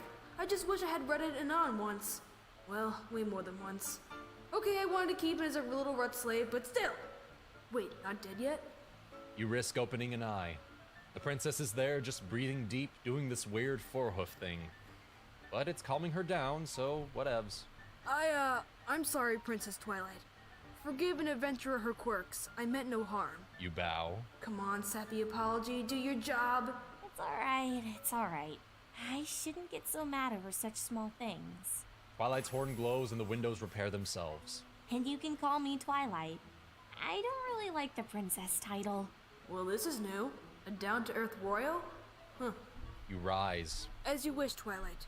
I thought it would be a great idea to come over and share with you my notes and observations. You have new data? The princess does this little happy dance. She also used the royal Canterlot voice to do her girlish squeal. Well, Daring, you're deaf now. Have fun with that. After rolling around on the ground in extreme pain and extreme silence, Twilight casts a healing spell on you. So very sorry. I'm not used to the quirks of this body. I'm really sorry. I can erase the memory of this happening. Pain is that gone, will reduce so all the good. trauma. Oh, Wait. dang it. What was that about mine erasing? No thanks. No need to go into my brain meats. Just, I'm fine. I'm fine. Oh, good. So, data? You look at her. She has the cheesiest, awkwardest, most honest smile ever. You just can't say no. Sure. Do you have somewhere we want to discuss this, or...? No, here's fine. I'll make some tea. Damn it, tea is for stallions. And you just set up right on the table over there. Twilight points over to a low table with cushions around it. Fair enough. You set up while she gets to work on the tea. Journal, some sketches. Whoops, not these doodles. And that's about all I got. You turn your head as you hear the gentle clopping of hooves against the floor. So I didn't know what type of tea you like, so I ended up getting peppermint, if that's okay. It's fine. Do I really look like a mayor that likes tea? Really? Apparently sensing some hesitation in your voice, Purple Smart decides to continue breaking the ice. Did you know peppermint and mint scents help concentration and alertness? I didn't know that. Interesting. Wow! With this mare. If Rainbow was peacocking, this filly is the exact opposite. Honey, have you ever been touched by a cult? Twilight smiles. Yeah! Probably not. There's a whole science behind. Hey, one science at a time, okay? Nope, gotta cut this off right now or I'll be here all day. Sure thing. So, what you got for me? Now's the time to enact your super secret plan, Daring. Well, before we go into this, I was wondering something. Sure. What's on your mind? Twilight sits down across from you. So, we've both done private observations, and that information is going to be useful, no doubt. But what if we were to both go on an, excursion and observe anon? We can bounce ideas and theories off of each other, and then come back here and check our individual notes. Oh yeah, talk nerdy. Twilight's eyes sparkle and she shakes a little. Wow. Apparently you just gave her a nerdgasm. That's a brilliant idea! This way we can remove any individual biases in our observation and possibly obtain richer data! Whew, she just caught herself slipping into RCV. She's practically stuffing your backpack full of quills, ink, parchment, rope, what? Candles. Wow, so we're going from Rope? fairness to What? neurosis. How about we just plan on a date observation, Twilight stops in mid-stuff, blushing sheepishly. Oh, right. Sorry to get excited. She starts to pull out the 2 latex sneaking suits from your pack. No, keep those. You never know. Twilight nods. With heavy packs, the 2 of you go out to the balcony. Twilight closing the doors behind her. Only bitches use them, I say. You both take off, performing lazy circles to gain altitude. Every so often, you give her points on catching a thermal. She's getting used to flying, but is putting way too much energy into it. So, do you know where Anon is right now? When I left, he said he was going to hang out with RD, AJ, and Punks. It's Pinkie Pie. I don't know where Anon gets our nicknames from, and if that's the case, they're all pretty physical mares. Say what? So they're probably out doing a sport or at the lake. Doing a sport? This mare never gets out! Doing a sport. Being the cool mare to a princess is gonna have a lot of benefits. Sending a Let's check the lake TikTok. first.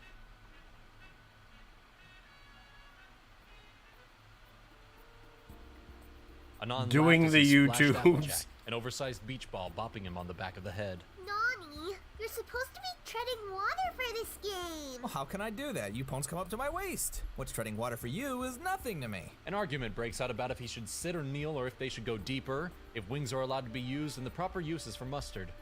In a bush about 30 yards away, 2 sets of wings flutter between full and half-mast. You don't even care that Twilight's been monologuing facts for the past half hour, quill scratching on parchment in afterthought. You get wet, Anon. I can see everything.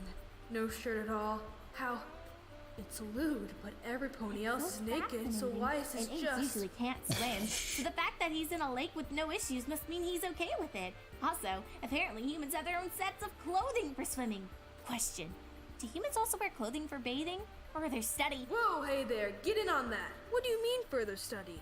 Want to watch him bathe? And full mask princess. No, it's for science. Yeah. You should believe me, I'm not... You turn her head back towards the lake. Anon's apparently wrestling Rainbow Dash. On behalf of all other Pegasi, give him what for, Mayor? This is also getting him wet and forcing him to flex those muscles. Those glistening arms. Oh. Yeah. The two of you spend the next few minutes just watching, the scratching of quill on parchment fading into the ambient background noise. Anon's apparently trying to get the ponies to play a game called Calvin Ball. You'll have to figure out a way to play it with him later. So now it's confirmed. Punk, Pinkie Pie, AJ, RD, and Princess Books over here all have the hots for this stallion. Plus me, that's... Oh, Celestia. If we all joined forces, we could be more powerful than he could possibly imagine. Of course, that means sharing. So... While thinking, you idly look over at Twilight's notes. Oh. Apparently her subconscious takes over her quill when she's distracted. Okay, so she's a confirmed virgin. That position would be hell on your back, but points for creativity. Twilight apparently notices you're not panting next to her and turns to see what you're looking at. You can physically hear her jimmies get rustled as she sees what she's been doodling, and how you're appreciating it. She stuffs the drawings deep into her pack. No, she didn't destroy them. Good catch, Brain. You know, that position won't work. I've tried it with a stallion, but with his side... Fucking Twilight is up here drawing yaoi or something. He could probably hold you against the wall. Dang it, man, why did you fuck this up? Whoa, sorry, Brain. If there was ever an element of embarrassment, she would be it. Time to give her a couple helpful nudges. We could talk about it a little later, if you like. Her mouth is moving, but no words are coming out. Aw, she's tearing up. It's okay, it's okay. Shh, it's fine to be a pervert. You're in good company. You'd wrap your wing around It's her. not okay to be a pervert. But that doesn't mean you can't calm her down with some mare talk. Well, in some situations. Need a science term here. Come on, Brain. Defenestration, liberalization, isolation, conflagration. Damn it, Brain. Just listing long words doesn't help. She said, No breathing, don't give a fuck if I cut my arm bleeding. Alright, let's continue. Something. Like hypotheses on interspecies coupling? Aw, yes, you're trying, girl. Good. Yes, exactly. No need to be embarrassed over science. She nods, regaining some confidence. Thanks for that, Daring. No problem, Mayor. Now let's keep studying. Sure. Was that sarcasm? She's got some spunk. I hope I will soon, too. 4 hours. That's how long you and a princess of Equestria spent huddled in bushes. Wings Really? twitching, tails flicking. Thanks Celestia, you were both downwind. Anon played with the mares, apparently losing his game of Calvin Ball. His punishment was to prepare the food and feed the winners, apparently being the other mares. The pink one made sure to make a show out of it, accidentally licking his fingers once or twice. She even winked once or twice in your general direction. She knew. After being Pinky always hand-fed by a knows. wet, glistening, exotic stallion, those damn Wendigos took him back into town. Probably to show him off. But this does let you know that his nose means nothing. You could tell that some of the girls were excited, but he either ignored them or didn't pick up on it. You turn to Twilight. Oh, she's got it bad. Her whole body's shaking. Hey, So, teleportation is not your thing. It just isn't. Apparently, Twilight was so pent up that she just had to go home and take care of it right then and there. Oh, no. So there you are, along with some grass, a bit of bush, and the bark of the tree you were near. You look over, and Twilight is just madly half dancing, half shaking, as she roots through a dresser. wow, she even teleported me into her room. Well, never take a native's gift apart. Might as well cement my friendship with this mare and not fuck it up by doing something stupid. You race out of the bedroom, down the stairs, and out a window. Quietly, of course, but quickly. Ain't nobody got time for that. But what you do have time for is hunting that stallion. Flying lazily over town, you spot the herd you're looking for. Herd. You're even using relationship terms now. They're headed to that gingerbread house confectionery you saw a few days ago. Well, might as well stop by, see what's the fuss. You dive, and you notice the pink one's tail going crazy. Damn, Mayor, keep it covered in public. And you land with another satisfying clop on the cobblestones. Hey there. Ah, daring! Oh my gosh, that was so awesome! This is so much fun! Anon and AJ just seem to wince. Aw, I didn't even get to use my one-liner. You hold up your hooves to calm every pony down. That's enough, that's enough. I just wanted to see what's going on. Oh? What have you been up to? Yeah, you're interested in me, I can taste it. Well, I Is he really? Twilight. We made some observations. They will not find your body, Mayor. And we're taking a bit of a break. And considering I only ate what you made me this morning, I'm starving. The assembled mares turn as one to look at Anon. He shrugs. I make a damn good bowl of cereal. What can I say? These mares are not buying it. I mean, come on. An international star/multi-millionaire spends the night at an eligible stallion's house. Then that stallion and mare smell like each other. And then the stallion cooks for the mare the next morning? Okay, sugar-frosted peanuts isn't really cooking, but it still counts. Technically correct is the best kind of correct. Well, anyway, want to join us for some food? Anon just doesn't get the insinuation. I mean, I like airhead cults, but come on. You nod, taking a spot in front of Anon. Dash is kind Didn't of making work. sure to monopolize your Didn't time. work. It's alright. Every so often you flash your soon-to-be stallion. Just enough so it's not tasteless, but enough for him to get the hint. While talking to Dash, you turn to look and... Damn it, those other ponies are talking with him. He needs to be staring at my ass. How else does he know me? We're talking literal here. All cults want the bee. Anyway. I love the angry, like, he needs to be staring at my ass. There's something about that line that really gets me. You turn back, noticing that Dash is mirroring your gait. Maybe that means she's also... Nah. Oh, hey, door. I got it. She opens it and smiles at Anon. After you, Sugar Cube. Thanks? He steps in and turns around, holding the door for... Dang it, cult. You make shooing motions with your hoof. Go in, go in. Damn progressive males. The proprietors wave as you come in. Local joints are always the best. Every pony waits for Anon to approach first. Not awkward at all or anything.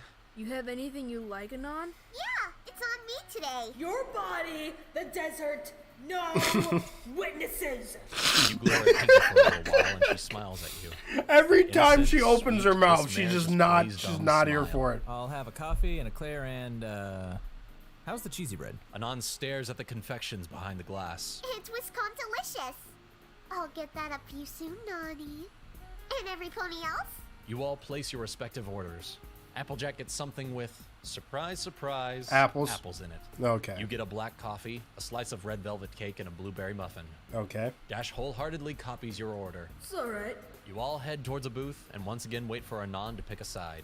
Alright. He doesn't notice the jockeying behind him. Who will sit beside Anon? Next on Oatsra. I think these things are too small. What? You say in mid-silent wrestle with two other mares. Yeah. He turns to look at you, the three of you now standing side by side, perfectly calm, not stepping on no hooves here, nope. Here, check it out. He turns and sits on the edge of the booth, and the problem becomes apparent. His legs have nowhere to go. He tries to tuck them in, hits the table. Splay them out, no pony else's room. Over here! Pinky says, waving from plates of food sitting on the only table in the shop. But Booth Snuggles. Shh, brain. Shh. No booth snuggles for you. All of you take your seats. She already laid out the plates. That sneaky horse. You sit catty-cornered from Anon, with Pinky beside you, AJ and Dash right next to your stallion. It's alright, it's alright. You still spent the night with him daring. Spread looks good too. You might like this mare. If she can be turned to the daring side. Trademark. You all make some small talk for a while, getting used to the company. Is this what wolves feel like? One deer everyone wants to tuck in? Who gets the heart? Whoa, brain. Strangely poetic. Dinks daring and dark. Hey, I'm just you, Philly. The bell chimes and in comes a couple more pones. Anon, darling, where have you been? Okay, who Ziga is and why she know my man? Oh, hey, Rose. Sorry, I've been hanging out with the, action pones. You know You're just going to ruin all my hard work. And you could get hurt too, you know? You should be careful with them. If you can. So Rarity and thanks for your concern, Fluttershy Thomas, has entered the but fray. I'm just fine with Blue Fast and Tree Kicker. Playful haze chime out from the table, and Anon apparently Blue gets a light kick Fast. from one of the mares. And you sell yourself short, rah rah rah. Your work's not that fragile. Be that as it may, you should still take more care of yourself. Would you just let me dote on you a little? No mud masks, no hooficures, no oils, no fancy smells. Wow, Anand's listing those off like a pro. Either he's done it before or she's been hounding him about it before. Still, a stallion should take care of himself, you know? Why not? You'd look good slathered in mud, smelling pretty. The table erupts in a mix of laughter and blushing. You hush, intrepid can. Did he? Is that your nickname? He gave you a nickname. You're in. What a lame nickname, dang it. But it's somewhere to start. Alright. Is that everything? Okay, we need to the bloopers. Guys, are we gonna watch the bloopers? I mean, I won't skip them if it's not too annoying. We could watch the bloopers if we let's watch the bloopers. Hey, no, don't worry about it. Just relax. You're probably feeling that's a fuck up. How did it know English? English? Akush? How the fuck do you pronounce that? What the fuck is that? English! Oh my god. Oh god. Okay, so Wuten, you're not gonna get these many oh my goshes from me. You're not. You go in and get a secluded booth after a nice bribe to the Maître d'Hôtel. I have no idea how to say that. Fuck. So by the end of the night, I had a potted plant under my arm, my shirt's gone, and then I look down and I realize I'm without any pants. And I'm like, that's not a watch, that's my dick. And then, you go down the lane, take a right, all of a sudden there's a stop sign, and I'm really... Pretty long line. I'm still recording. My roommate. There you go. The struggle of living with roommates when you're trying to record. That's his audition. Oh man. Shut up. Stop talking. Damn it. Find common ground and start to butter him up. Fucking balls in the casanote, no? What the hell? He's clutching his heart. No, not his heart, his chest. Where his heart is. Okay, just a little look back. His face is so red, it's just... Okay, just a little... I can't... Okay, just a little look back. Part-time geologist and Mayor Emeritus of the Royal Canterlot Colleges and... I can't take it anymore! Adventurer, master of 8 languages, part-time geologist, and Mayor Emeritus of the... Fucking balls, I hate it! I'm getting lost, fuck! Adventurer, master of 8 languages, part-time geologist, and Mayor Emeritus of the fucking balls! What are you trying to say? Mayor Emeritus? To study him and possibly his native habitat.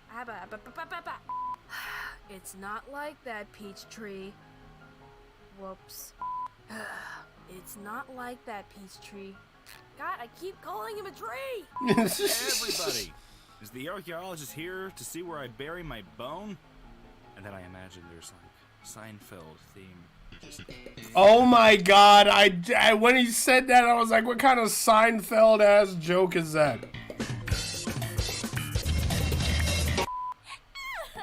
How do you excited squeeze? Why? I don't remember if she's done it in the show because I haven't watched anything in my life in a long time.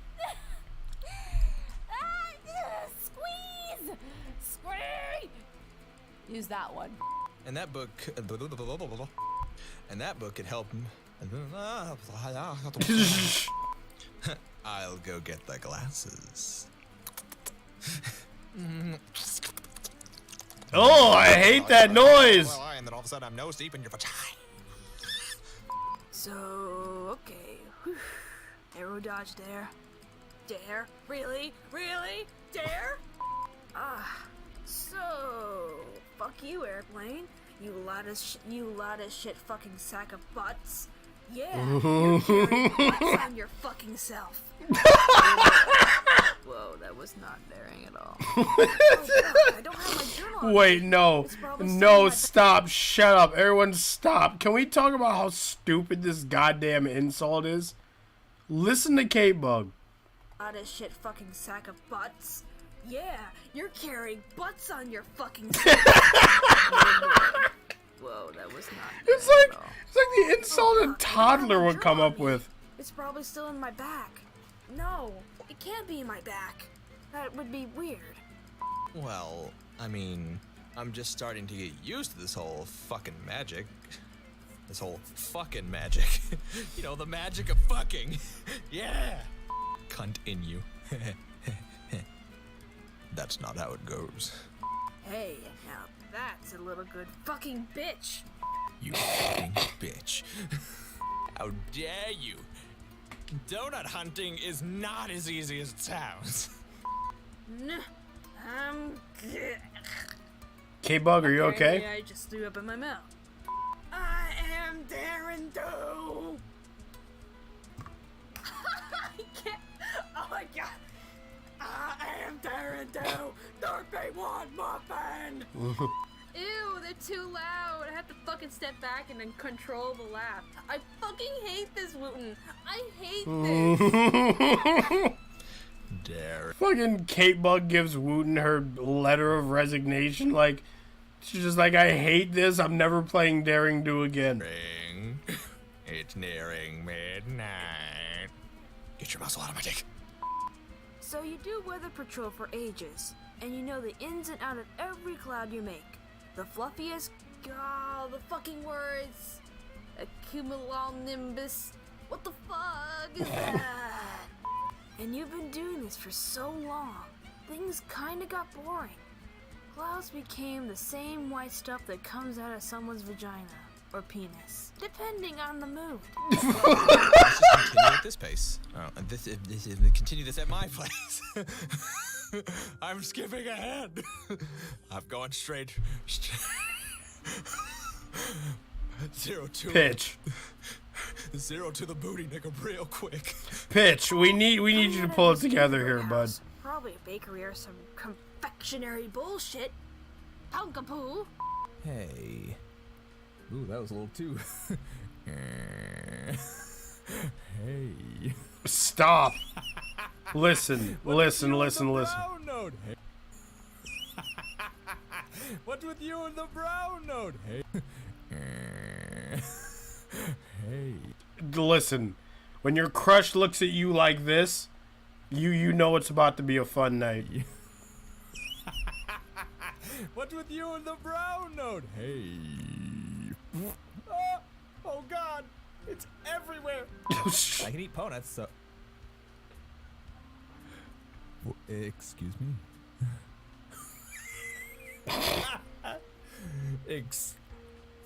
Excuse me. Foolish samurai! Foolish samurai wielding a foolish samurai! Well, gonna die now. Was a fun life. I just wish I had read it in on once. Oh, I would love to run on a couple of times. Really nice and slow. I want him squealing like a pig. I love it when my colts squeal like a pig. Little piggy, I'm a coming in. Shut the fuck up. Peacocking. This feeling is the exact opposite. Honey, have you ever been touched by a cult? Where did the cult touch you? But what if we were to go fuck each other in bed with the door closed because Spike should not hear any of these sounds? Or maybe he's secretly masturbating in the other room. I'll never know. Why am I talking? Okay, sugar frosted peanuts isn't really cooking, but it still counts. Oh my god, I spit all over the screen. That's disgusting. Why am I telling you this? Who will sit beside Anon Nexon Ultra? Wow. Oh, wow. I even laughed at that pun. Oh man, don't tell the author.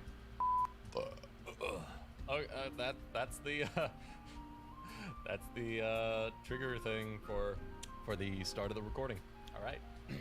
It'll be using that as its basis when I enhance it. Let's get started. Blushing sheepishly. Blushing sheepishly. Blushing sheepishly. Sheepish. You can eat my pronut. Cat, cat, cat, cat, cat, cat, cat, cat, catity cat.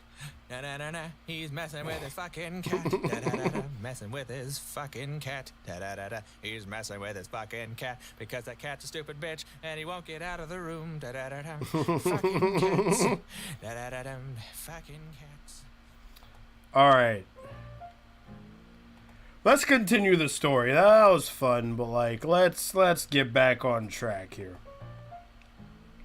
Rarity and Fluttershy pull up chairs and join the table, making it a bit crowded. Oh my god, did Wuten get a better mic in between then and now? Holy shit. He sounds clear, but he also sounds lower. If you can't hear it, I apologize. Commenting on Anon's clothing, how hard it is to make them, how he should stop by, etc. Fluttershy just sits there quietly, taking in everything. Or napping with her eyes open? Seriously, it's hard to tell with this mare. A girl with absolutely no presence. It's incredible. She defeated T-Rex, she whined some diamond dogs to death, you do your whole adventuring thing. Apparently Banana Hush, Fluttershy. Banana Hush. A dragon?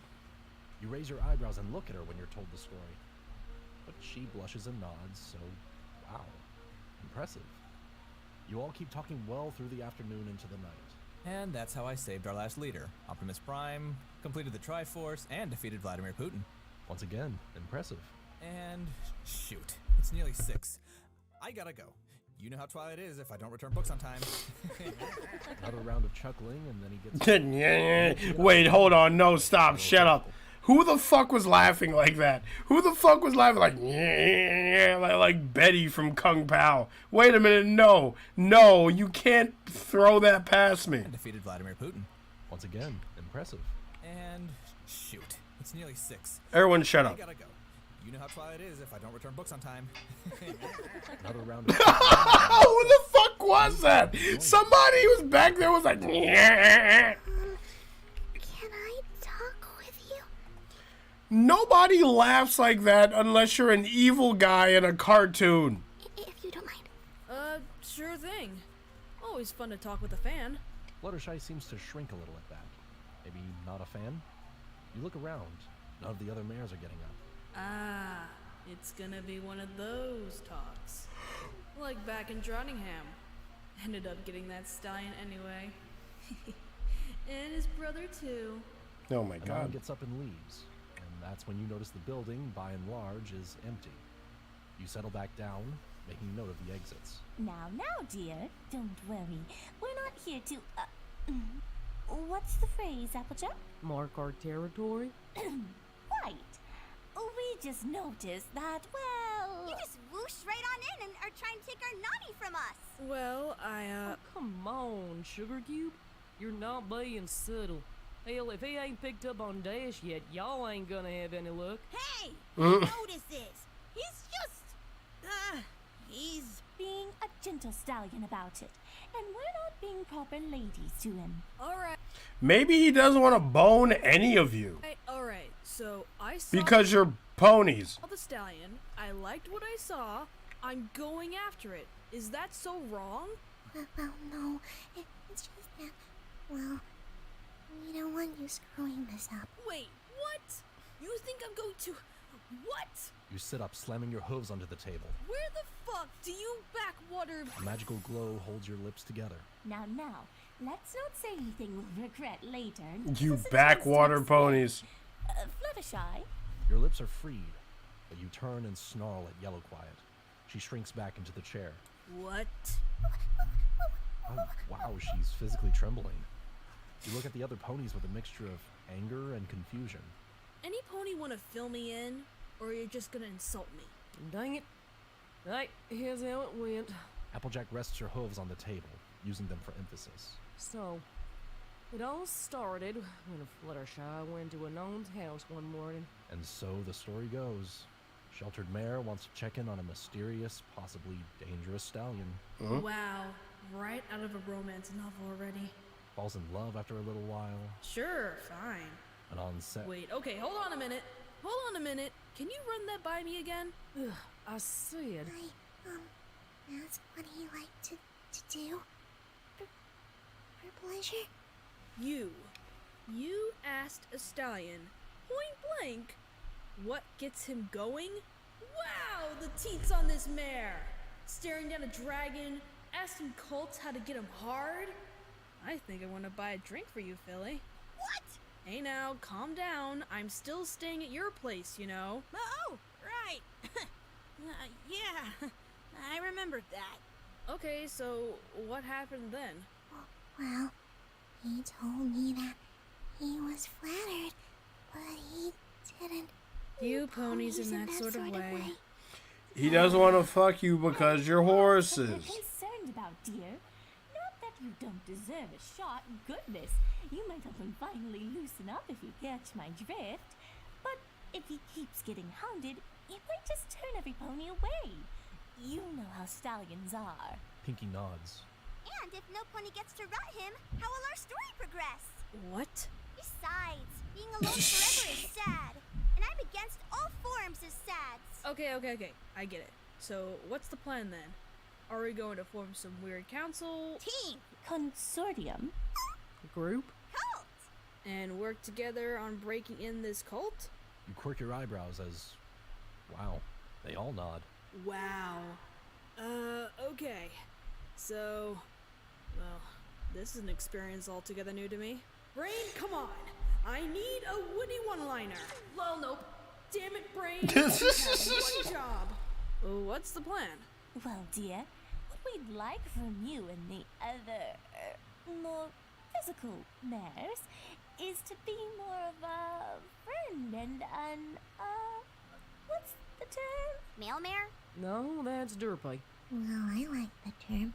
Regardless, ladies, you won't go out and get filthy with him. Get him used to holding, touching, getting physical with a mare, and we She motions to Pinky, herself, and Fluttershy. will get him used to being more, civilized and traditional. Get him cooking skills, house cleaning, the like. Well, they got this on lockdown. But what about Twilight? Applejack smiles. And who do you think thought of and organized all this?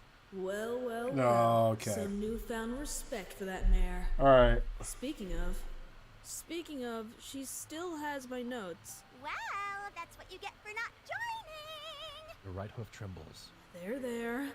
Down, girl. The back of your hoof demands satisfaction. Not now. So, the plan is made to reconvene with Twilight tomorrow. Give the poor mare some more alone time. She better not go through your notebook. Some of that is personal. Well, mainly it's just erotic poetry, but still. You leave after a little while, taking to the skies with Dash. An uneasy alliance formed. You really should call it something. Maybe the human appreciation by mares and Phil is interested in sexing thick extraplanet dick. Yeah, the ham-fisted alliance. Shut the fuck up. Now you decide to do some shit, Brain? Ugh. Rainbow Dash stops on Cloud just ahead of you, motioning you to join her.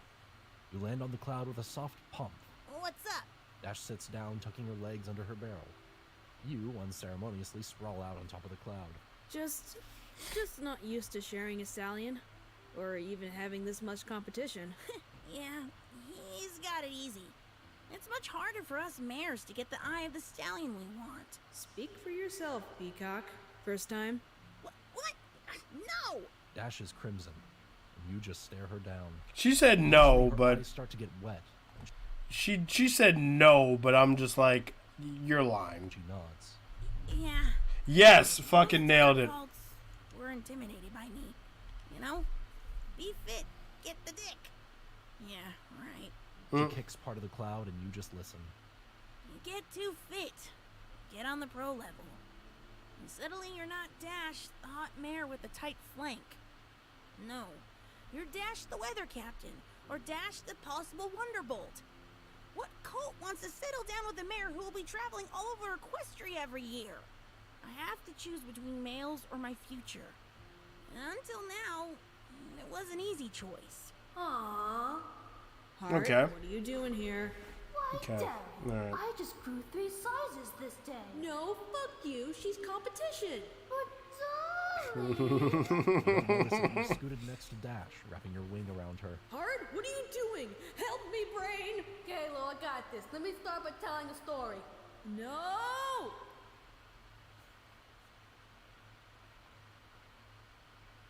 You are Daring Do. Oh, here we go. Better. You are Flashback Daring Do. In high school, there's this cult you really like. Okay. Really. Okay. Your cousin suggested you go for it. Okay. Okay. Okay. It's like sappy things, and from the novels you read, you had to go all out. Okay. Never fails. You decided on the private confession route. You hoof wrote a note with loopy pink letters. Any stallion would dig it. Okay. And so you pulled him aside and confessed. Celestia, you poured out everything. That you liked him, what he did, and that you wanted to be with him from now on. Okay. You could see yourself with him forever. He laughed at you. What? You're a friend. A great friend. But you gotta be kidding me. He What? said you were just a friend. A great friend. He didn't know you liked him. Bullshit. He knew. How could he not have known? He shook his head. Guys are dense like that. Like a lot of females, and I don't want to generalize, but typically a lot of females' problem with guys is that they'll have a crush on a guy and then get mad at the guy for not knowing. And it's like, so a lot of guys are just don't pay attention to that kind of stuff. And left you. And that's when you decided. Never again. Fuck that. You lost the weight. All of it. No more flight fat for you. Didn't even care that it was colder up around the clouds. You got into everything. Started to learn how to break into rooms, how to steal things. You would have probably been a criminal if it wasn't for your friends. But that was another story.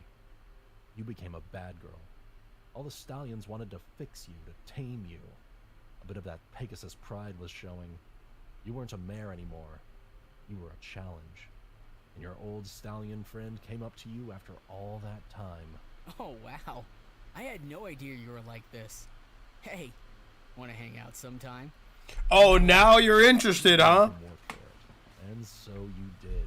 You'd hang out with him and you'd humiliate him in public a few times. Nothing drastic, but just enough so he understood his place. Damn. You. After a few weeks, you finally took him. You were each other's firsts. 18 seconds. Not bad for a first-timer, you'd soon come to find out. 18 seconds?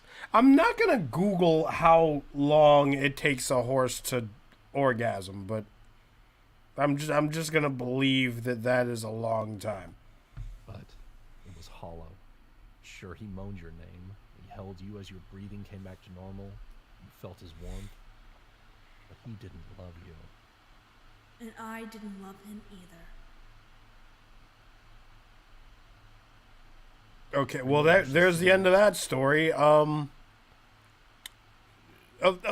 Attraction is weird, dude. Next to you, her eyes focused hard on your face.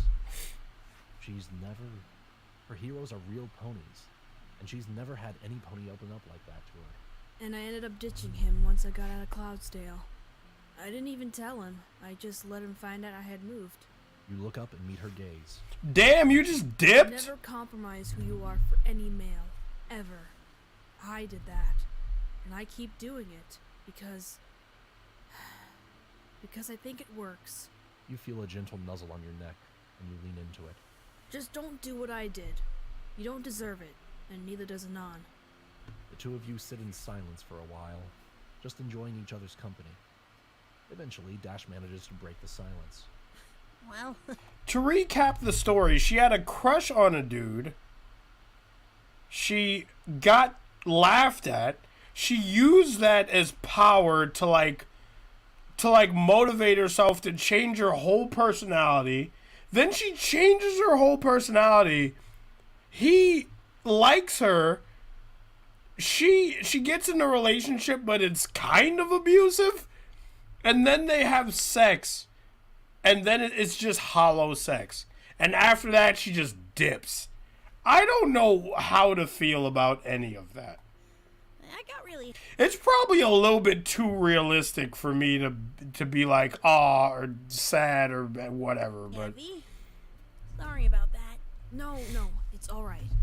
It's good to have some real talk sometimes. Yeah, but, you know, don't want to get too stallion-y about it. Dash sticks her tongue out at you, and you respond in kind. The most mature of Pegasi. Hey, you go on ahead, alright? I'm just gonna... Yeah, no problem. I'll get the liquor ready. You and Dash share a chuckle, and she rockets off. Damn it, Daring. You're getting attached. And this is something you swore you'd never do. Good! It's probably good for you. Poor bastard. Though, he did help you with that Zebrakin ruse. Anyway. You decide now's a good time to take flight and clear your mind. Stretching out your legs and wings, you take off. A mostly clear sky, full moon. It's beautiful. Your mind drifts back to Anon. Well, Daring, you are really into this cult. Just like that Soren kid back in the day. Whatever happened to him? I should look him up sometime, but why? You circle lazily around town, thinking about your choices. Past, present, possible futures. You land next to the fountain at Town Square, your stomach suddenly filled with butterflies. Ugh, fuck. Why is this so hard? Why is what so hard, sweetie? I know that voice. Luna, damn it! Aw, Daring, you know I'm here for you, love. Oh no. Colt, what's wrong? Sweet fucking bean. On one hoof, you're impressed. For a cult that has a coffee company. Well, inheriting a coffee company. He never usually stays up late. So, being up at almost 2 a.m. is just incredible. On the other hoof, What are you doing here? you round on the stallion, who just seems to brush you off. Now, Daring, I'm not scared of some alien monster. And with you here to protect me... He tries to nuzzle into you, but you shy away. I'm not concerned about anything at all. Now come on, I've got a room at a lovely bed and breakfast down near an apple orchard. Oh, fuck! Which was surprisingly hard to find from the train station. Luckily, this really pale minotaur helped me find my way. Oh, fuck! He was really sweet. Not like those other city stallions, they'll stab you in the back. She's not that into you. Maybe at one point you thought that she was. She never was. Anyway, so he and I got to talking, and it turns out we both know you. Turns out he's working on that Everfree Monster thing, too. Oh, fuck! You start stressing out hard, shifting from one hoof to the other. And so that was that, mostly. Now come on, Daring. I put my saddlebags up, and I'm getting cold. This fucking dickhead unicorn just ruined my chances with Anon, and he has the gall to whine at me! You grind your teeth. Daring? Sweetie? You're scaring me. He starts to walk back just a little, concern painted on his pretty little face. That same pretty little face that you've been lying to for the better part of a year. Don't feel good about that. All your anger is gone. What are we gonna replace that with, Brain? I don't know, Hot. How about guilt and shame? Sounds good. Fuck. Sorry, Sweet Bean. I've just been very busy, and keeping track of the, monster has been hard. He recovers quickly, smiling at you. No, it hasn't. Brony can do it. It's you. You don't believe you've ever worn a smile as fake as you are right now. Thanks. He moves in for the moment. You don't turn away. He must have bought the ticket, tracked me down. How long has he been waiting? How long have the others? Minus that Canterlot cult cockhead. Trottingham? And one in Vancouver. And I was seducing that apple cult in Appaloosa. I like stallions that are around food. Shut up. Sweet Bean. Okay, I didn't say anything. He smiles at you, and it's genuine. Luna, damn you to ever-waking nightmares. You are a monster. But you have to end this. Not in the middle of town. What's wrong with you? Let's go to that B&B. We have some things to catch up on. He grins and seductively rubs against your barrel. Yes, we do. We have a lot of things to catch up on. You poor cult. You don't even know. You rest your body on the bed. Dash she'll figure it out. Not like she'd go out looking for me. That'd be crazy. Sudden paranoia grips you as you look out the windows, seeing what's looking in at you. Daring, dear, come to bed. I've missed you so much. He pats the spot right next to him. I just can't. I mean, I could force myself, but I'd never been into forcing myself onto males. If you let this character go, break up with them, you are gonna feel like you have kicked a newborn puppy in the face, trust me. That just ain't right. Sweet Bean, remember how we had some things to catch up on? He smiles at you, sitting up. Yeah? No, he's so innocent, he's so innocent, no! That makes this so much harder. The two of you talk for a bit. Why you're late, why you're never there. You tell him about Anon and his smile starts to disappear. Near the end, you're in tears. Why am I crying? Why? I'm just like that cult. Just like Soren. Mares were his to abuse and use. Steins are mine to use and abuse. Sweet Bean is trying to rationalize. It's like... It's like... I'm trying to think. It's like because she got laughed at in public, that other cult has made a monster out of Daring Do. And now she's adopted this persona that just goes around and sleeps with other stallions, and then they get attached, and then she just lets them go. Monsters make other monsters. Isaac, he's trying to. Fuck. I have to. I just want this stallion to leave. No, I just want to be in Anon's bed. I want to be talking to him, not this pony. But what the craziest thing to me is, like, how do I know that, like, this won't happen with Anon even if she does get what she wants? That's the craziest part to me. Sweet Bean is crying, yelling something. Shit, Daring. You're not supposed to get this emotional. That's for cults like him. You fall silent as he yells at you. It's over, Sweet Bean. No. That's not true. That can't be right.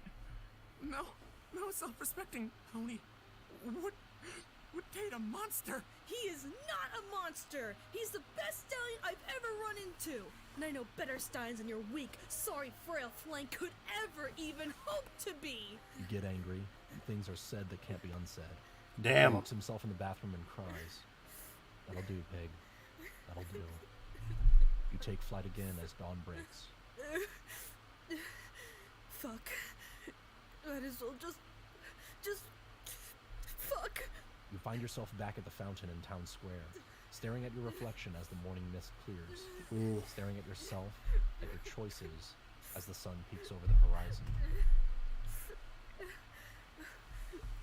Why can't I stop crying? A pink hoof wraps around your neck, and a cotton candy scent invades your muzzle as you're pulled into a hug. Pinky? You cry. Pinky? Pinky, what are you... Pinky? Well, Rain, can you get control back yet? Well, Heart's had her turn, so I guess. Come on, Shut Brain, the there's a fuck pony up. Honey bun here. Ooh, well then don't mind if I do. Thanks, Pinky. Once again, you're Daring Do, in a booth in Sugar Cube Corner, a few minutes before it opens up officially. You sip on your coffee, you're gonna need it after pulling an accidental all-nighter, and munch on the free breakfast treat. No problem. I don't like seeing ponies so sad. And you really looked like you could use a friend. So, we're friends now? No, silly Billy. We've always been friends. It just took you a while to realize it. God damn it, Pinky. Well, thanks. I don't like being such a cult about things, but... But sometimes you need to let your feels out, right? Yeah. Pinky smiles and turns to walk away. I gotta prepare for the morning rush. We can talk about it, yeah? Yeah, and Pinky, please... Cross my heart and hope to fly, stick a cupcake in my eye. I won't tell no pony. Pinky says, finishing the ritual. That's something you've never seen before, but she seems serious. You won't press the matter. When she does that, she usually is serious. Sugar Cube Corner. With a flip of a sign and the unlocking of a door, they pour in a living tide. The tide ebbs and flows a couple of times, and by 10 a.m. things have calmed down. Pinky joins you again at the table. So I take it that your talk with Sweet Bean didn't go too well? You almost spit out your 50 coffee. She knows. She smiles. It's my business as the premier pink party pone to know every pony that comes to Ponyville. She leans over the table, getting somewhat uncomfortably close to you. Every pony. Well, she's crazy. And on Yeah. your side, Daring. Thanks, Celestia, for small favors. She is pretty crazy, though. Am I a patron in here? I am! Look at me! There I am! Look at me! Look at me! Look, Gary, there I am! Alright, next chapter. Hello, everyone. I know we're all excited to listen, but I just have a couple of things to mention before we get started. Okay. First, a huge thank you to all of the voice actors and other talent that helped me put this audio play together. Their links are in the description down below, so All right. please go give them your support and praise them for the work that they've done. Second, if you're interested in supporting future projects, please leave a like, subscribe, and comment to let me know what your thoughts are. I'm pretty active at responding to comments, even on older videos. In addition, please feel free to join the Discord server, or pledge onto Patreon if you'd like some extra benefits related to the work that I do. I've kept you waiting long enough. On with the show. But seriously, though, I am kind of like... Because obviously, Daring doesn't like breaking Stallion's hearts. She does it because she thinks it makes her strong. It keeps her in control. And she doesn't want to... I don't think she wants to do that with Anon. Even though at first I was like, yo, I think she just wants to, like, fuck him. And then that's that. I think that last scene is kind of like... It's kind of like her being like, I can't keep doing this.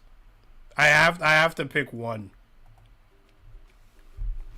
So you end up pretty much talking to Pinkie Pie like you did Dash. How these mares got you to open up so easily. Well, it's not like you had a lot of friends. I guess that's what they are now? Friends? Friends. What's so funny? Pinkie asks, finishing off what has to be her 10th cupcake of the hour. Nothing, just... I really didn't have many friends before this. What with my lifestyle, now I'm just pouring out my guts to you. Ew! But I understand. There's cupcake number 11. Oh, God. What are you concerned about now? You mull things over. On one hoof, Anon might know everything now, or on the other, you're not really doing a good job of playing these small-town hicks. Really, they've got the upper hoof.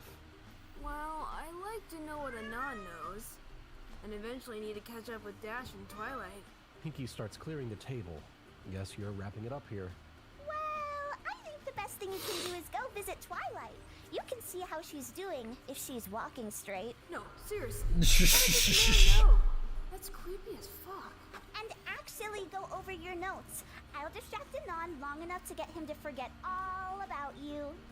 You mean my ex? Mm-hmm. She nods enthusiastically. A bit too enthusiastic for your tastes. And how are you planning? Okay, well, it's time to go. Don't worry if your captives are missing from your rucksack. I promise to bring them back. And with that, What? out into the street. Crazy, friendly, feisty. Apparently omniscient too. Shaking off the mystery that is Pinkie, you begin to trot to the gaudiest balls castle of friendship. It looks like a cult's playhouse. It is a You cult's enter in. playhouse. No guards, so that's neat. You could probably steal the crystal, everything from this place. Suddenly purple. Hey there! Long time no see! Yeah, tacky. Hey! Wordsmith extraordinaire. You both look at pretty much anything but each other for a few moments. Your notes? Oh, great! Thank you, Spike! Spike? Who's that? A tiny purple lizard waddles out of one of the side rooms. Looking very nonplussed, he locks eyes with you for a moment. Those eyes... He's seen some shit.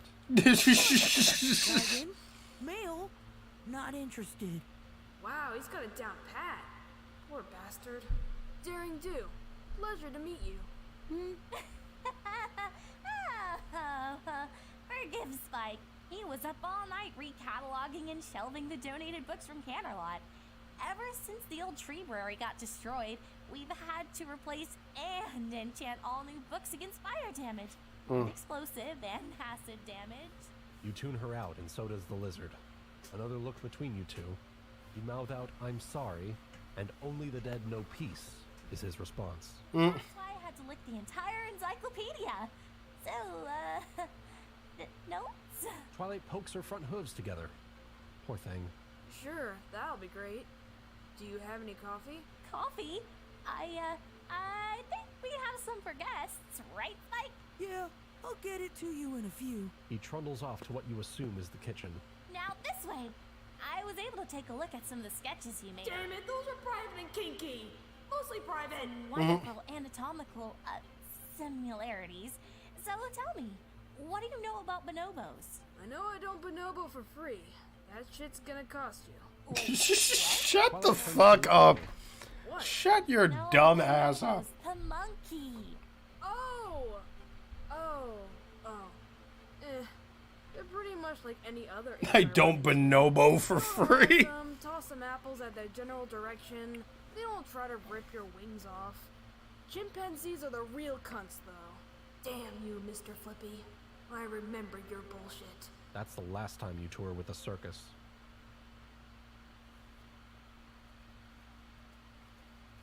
You sit down at a familiar table.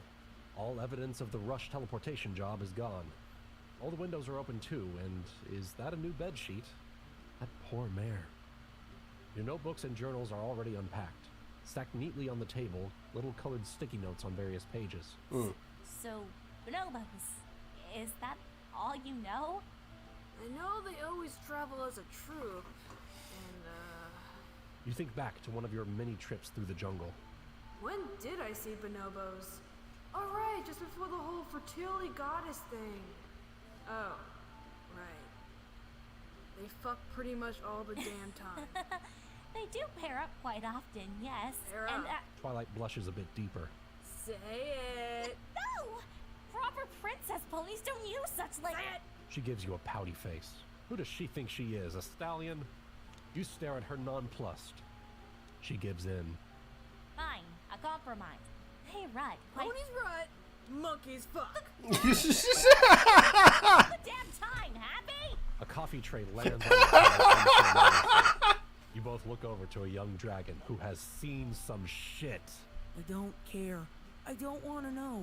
Spike, it's... I don't want to know. I'll be out digging gems. He says, turning around and jogging out. You two look at each other. You shrug. She face hoofs. So bonobos. Fuck, yes. But that's not what I was getting at. Though I can get to that later. Twilight turns into lecture mode Twilight. Podium not included. Bonobos and most apes travel in troops. From what interviews I've had with him and gleaned from your notes, he's a social creature cast into a non-social world. Who knows the last time he was groomed or when he was playing with his family's young? You settle in to listen.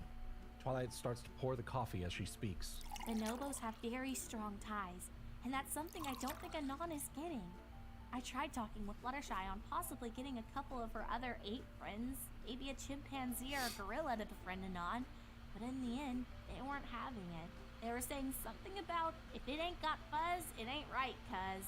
So that was a bust. Twilight hovers the sugar bowl over your coffee. You shake your head and she starts dumping it into hers. Holy shit, that's like half the Oh, okay. She's not a coffee mare. I can change her. And then I tried to mimic some of the ape's grooming habits, but I wanted it to seem more realistic. So I got him here and used puppets to help me, but he thought it was a puppet show, so I ended up doing improv. You sip your coffee, half listening to her. That dragon knows his stuff. I gotta get him some gems sometime. I wonder if it's true that sacred gems taste better. Doesn't matter. Can't go back to Biddly. Time to tune back in, cause she's looking like she's just vomiting out words now. I didn't know what to do. I thought he said that he was an omnivore, but when I offered him a terrarium of bugs so that he could keep a sustainable supply of protein at his home, he laughed at me like it was a joke. Stop her. Okay. So this went from let's talk about it non-scientifically to why won't my seduction work? Twilight lowers her head. I'm sorry, I just... It's okay. We can get to that later. She brightens up immediately. Really? You'll help me be a gentle mare? You cringe internally. You look tired. The stream has been running for 2.5 hours. I might be a little tired, but I'm not actually that tired. Your gang and I already talked. In fact, this might just be my listening face. Gang? You give her a brief overview of the past 24 hours, minus Sweet Bean. You don't want to go back there yet. She nods, sipping from her coffee every so often. Now here comes the cream. Damn this mare. She's gonna ruin a good cuppa. So you're okay with this? I mean, I know it's odd pre-herding like we are, but I didn't think we could take any chances with screwing this up. You're not really 100% behind it, but a smaller slice of the pie is better than nothing. Though that does raise a question. How did you actually get all these mares to pre-herd with you? Is it because you're a princess? She grins and shakes her head. No, it goes back to bonobos. See, when Anon first showed up, we did take some blood, tissue, and hair samples to see what exactly he was. Okay, not the best introduction to a stallion, but you've done worse. Admittedly, fucking a mare while wearing a strap-on and handlebar mustache to get back at the damn museum owner's son was pretty boss. But I digress. Turns out, humans are We're not gonna elaborate on that? closely to Okay. bonobos, like, really related. Okay. I'm still not getting... Bonobos fuck all the damn time. You shut your mouth as it hits you. Nah. Are we talking... Well, possibly. I mean, I don't know personally, but if he's related that closely to them, then... So that's why... You would not believe the appetite of some of those mares. Yes, that's pretty much the first reason. Even the From what Pinky tells me, especially Rarity, but don't tell Spike. And what about... Predator fetish. And Dominatrix. Well, I've run out of questions. Brain, you got anything? Honestly, no. That's pretty impressive. It's always a small town marriage you gotta watch out for. Tell me about it. So now the only thing left to do Twilight places the coffee down in front of her and looks at you hard. is confirm our hypothesis. Kiki! Yes, Brain. Yes. So the two of you begin to bounce ideas off of each other. She's taking the more pragmatic approach of cast a want-it-need-it spell on my flank and see what happens. You have to remind her that it's not only outlawed to cast love spells on other sentient beings in Equestria, but doing that usually causes the stallion to just snuggle your ass until the spell wears off. Not that I know anything about that first hoof. Nope, not at all. Instead, the two of you need to hypothesize about realistic ways to get him to give up the D. And an idea pops into your head. Hey, so, I know this might be a bit shallow, but what about just getting him roaring drunk? Twilight shakes her head. I won't allow a stallion to get that drunk around me. Some gutter trash mare could force herself onto him. She leans in close like a conspirator. And I've looked at his legs. I don't think he's strong enough to fight off any pony, let alone a raping herd. Wow! A raping herd? Where is she getting her news from? A raping herd? In medieval Equestria, where stallions were basically property, things have advanced. Well, we'd be the ones drinking with him, so wouldn't he just be around, gentle mares like ourselves all night? You cringe internally after saying gentle mares. But this idealistic virgin over here seems to be mulling it over. I guess. We could always chaperone him, and since we're going to herd with him anyways, it's fine if I don't get first dibs. There we go. Time to take the reins. KK! I know, Brain! I know, right? Ugh. I wonder if he's into saddle play. Well, the way I see it, we have to do it right, so... You begin describing your plan. It's really simple. Find a nice middle-run bar, not too hoity-toity, though you doubt a place like that exists in a town like this. Not too cult-unfriendly, like a dive bar. Great places to meet interesting mares, not so much, get guys in the mood. All the girls, the whole herd will bring them along. Stallions always think it's safer to drink in a group. Just means y'all get to play who gets nailed next roulette. Get him roaring drunk. That step is important. Almost as important as trying to match his drinks. I don't morally agree with this. And she's shocked, flustered, and maybe a little jealous of your solo drinking, petting, and wing job on Anon's couch. So basically, we'll start out drinking socially. Then each one of us will challenge him to a drinking game until he's good and tipsy. Spread the pain around, we'll still be somewhat sober. And then back to Twilight's place for castle sex. Also so she can record it, apparently. That is so kinky! I know! Who do you think out of all the main six can put away the most drinks? It's either Applejack or Rainbow Dash, or probably Daring Do is not a part of the main six. Fluttershy and Twilight have to be lightweights. Pinky can probably put away a good amount. Oh, Brain, I know. Excited, the two of you split. She'll send out her minion to notify the girls, and you just have to bide your time until nightfall. Running on exactly 0 hours of sleep in the past 48 hours, you decide to do what Pegasi do best. Pass the fuck out on a cloud after partying way too hard. Hey, if she ain't got that wing, she ain't got no thing, child.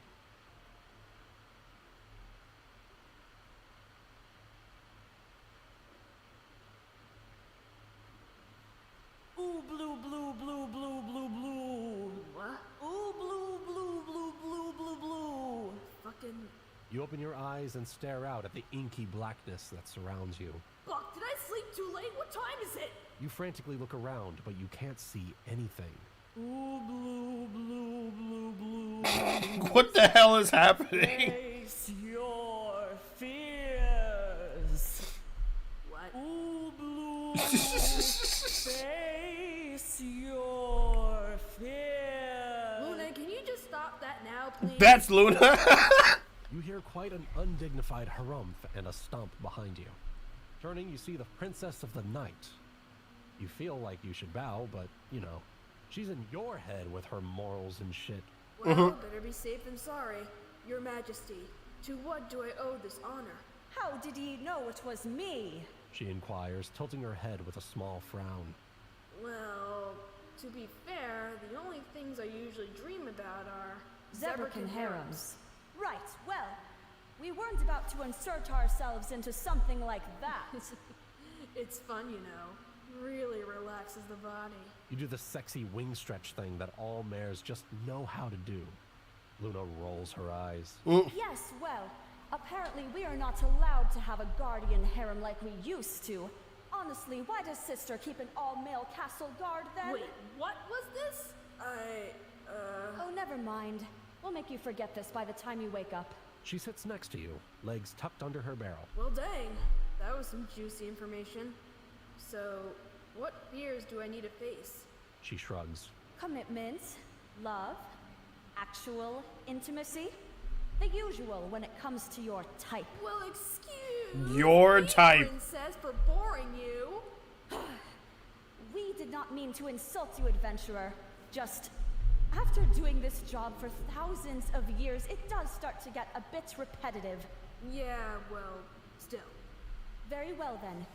We shall treat you like a delicate little unique flower. Better? You give Luna a flat look. But seriously, why is she here? Well, Daring, I had to calm a horrible nightmare from a sweet's bean last night. Know anything about that? How did you know? Can you read minds? I can read your mind when I inhabit your dreams. Makes things much easier.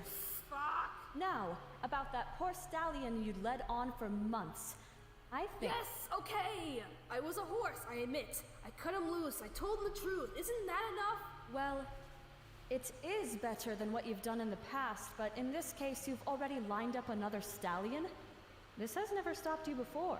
Well, I think this one might be the one. Is this why you're planning on getting him drunk and rutting him?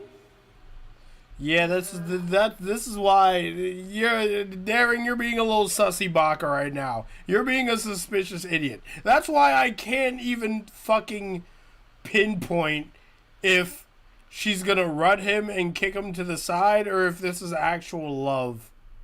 I don't know what's gonna happen. Who is it, if we may ask? Luna, you could read my mind. Yes, but we want you to tell us and tell me why. She smiles softly. Yes, I'm actually interested.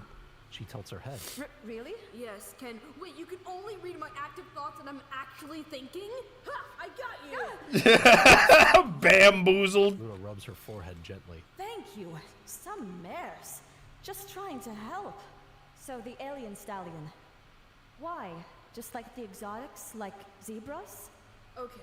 One, that was a teensy bit racist, and two, he's not like other stallions. He's dominant, but not in the don't hold my hoof, I'm an independent stallion that don't need no mare kind of way. Luna nods, looking a bit lost. You think some examples at her. Ah, I see. Well, it is good, we suppose, that there is more equality amongst our ponies. So, why this plan to get him drunk? Do you think about it, or do you not?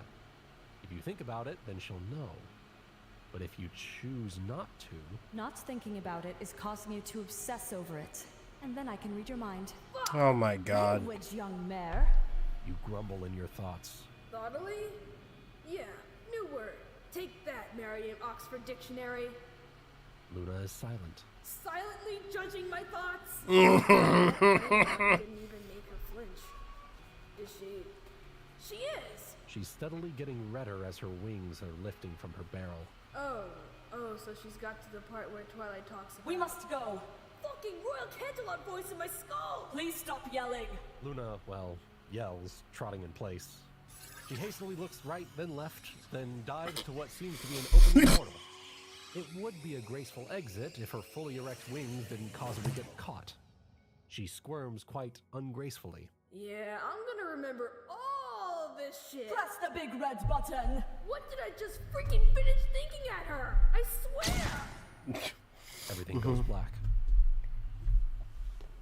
Fiddling out the door. Oh boy. I imagine Luna being into some exotic foreign sex type shit. Waking from a really fucking weird dream with a start. I don't know. You almost roll off the cloud. Almost.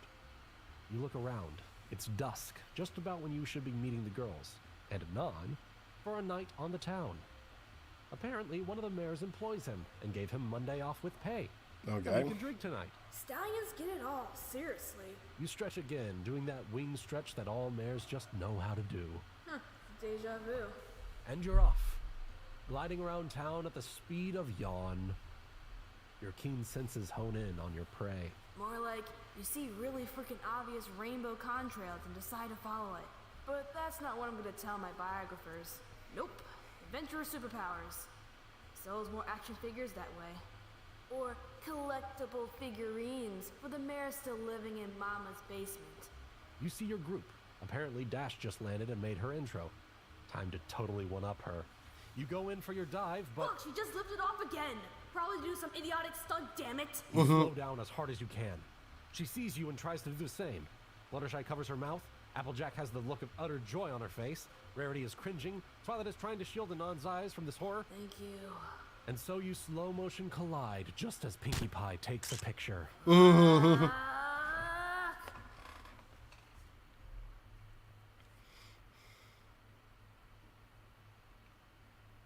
So, after the embarrassing laughter of two mares and shaking the dust off, you say hi to the group. Dash is conflicted. She was just shamed, sure, but she got an impromptu bear hug from her idol, so... net plus? You see Anon trying not to laugh. Okay, I see how it is. Dash tries to walk towards him, but you stick a hoof out. You look at her with a grin and she doesn't get it. You get close. Uncomfortably close. No. And you start preening her. She gets the hint, and soon the two of you are licking and muzzling each other's wings clean. This is kinda hot. Sneaking a peek at Anon, he thinks so too. From laughter to blushing hard in 2.5 seconds. Nice. Dash's scent is also nice. Like whetstone and cold air, crisp and... Hey now, brain. One herd made at a time. Okay. So, after that double awkward intro, you decide to break the ice. Alright, so now that we're presentable, what's this joint we're going to? Applejack points at the bar. It's right here. It's the Salty Stallion. They've got booths, a stage for live music, and a record player. If you want to pay the bits. You nod at Twilight. Not too bad. Rarity walks in front of the group, grabbing the door with her magic. After you, good sir. She does a little bow. Oh wow, gentle mare status confirmed! If I had a parasol, I'd be tripping it really hard right now! Anon laughs and enters. Good. Step one complete.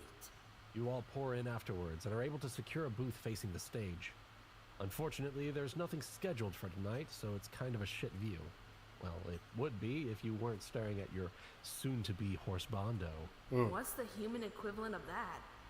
Humbando? No, that's not right. Oh well. Dash is first. Of course she is. Anon, you gotta try this shot.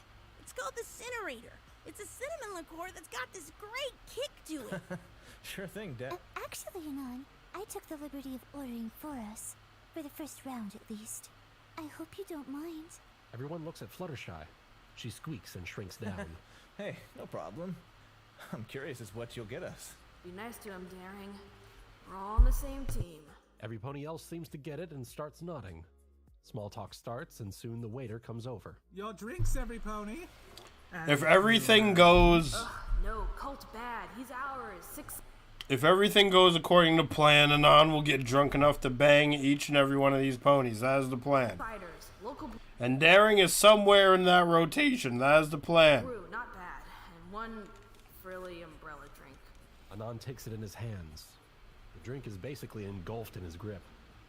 Poker face all around. Well, thank you, Fluttershy. I'm sure I'll enjoy this. Okay, I'll give it to her. Any other stallion, he starts sipping on it right away.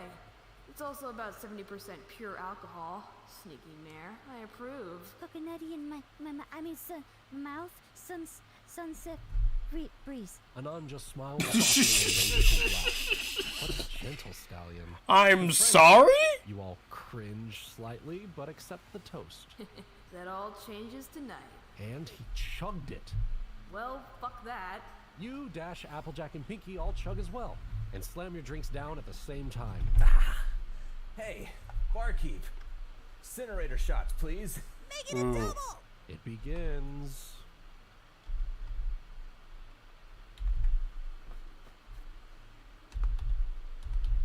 After a few drinks, and mind you, you've been spreading the pain, sipping on water while he's drinking cider, you're tipsy. So is every pony else. Well, Fluttershy's a lightweight, so she stopped drinking early, but finally, Anon is tipsy. And you've just had a horrible, wonderful idea. Stallions love being in the spotlight, right? Hey, Barmare! You yelled that maybe a little too loud. Pony's looking at you. Buck 'em. I'm getting alien dick tonight. Oof. You got a guitar on that stage? You point a hoof at the stage, and everyone silently raises an eyebrow. Yeah, and a piano. You gonna do some karaoke? Well, actually... Some karaoke? I like to hear a human song. The other mares, shit, almost the whole bar, starts nodding and clopping their hooves together. They're gonna get Anon up there to sing He and... laughs Alright. and waves at the crowd standing up. Yes, take the bait. Get on that stage, you stupid, handsome colt, and get your token applause. Stupid, sexy Anon. Off stage. Then ride that high back home so I can ride that dick. He gets on stage and grabs the guitar. It's a little small for him, but he sits down on the stool, propping it up on his knee. Well, here's a song that was popular before I came over here. Let me know what y'all think. He begins to play. You enjoy what he's doing with his fingers on the guitar. Literally, those sounds have never been heard before. It sends shivers down your spine. Then he starts to sing, and your wings go right up.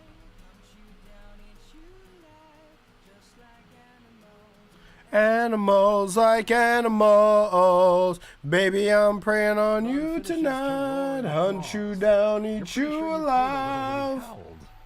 Mares and stallions cheer him in the little bar. Even your own group was raving like mad. I don't know. You yourself cheer and clap your hooves against the table. That's your stallion. Yes, he is. Anon smiles and waves to the crowd, placing the guitar back down on the stage floor and hopping down.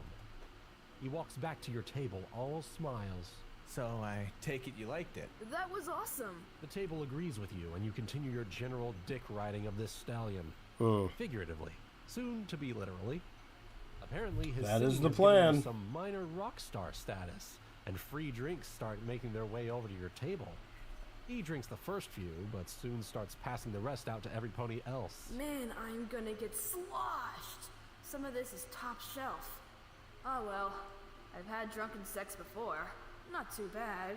Just gotta stretch before hoof. Hey, manners. Anon turns and looks at the outburst near your table. You follow his look and... Holy fuck, cuz? Daring?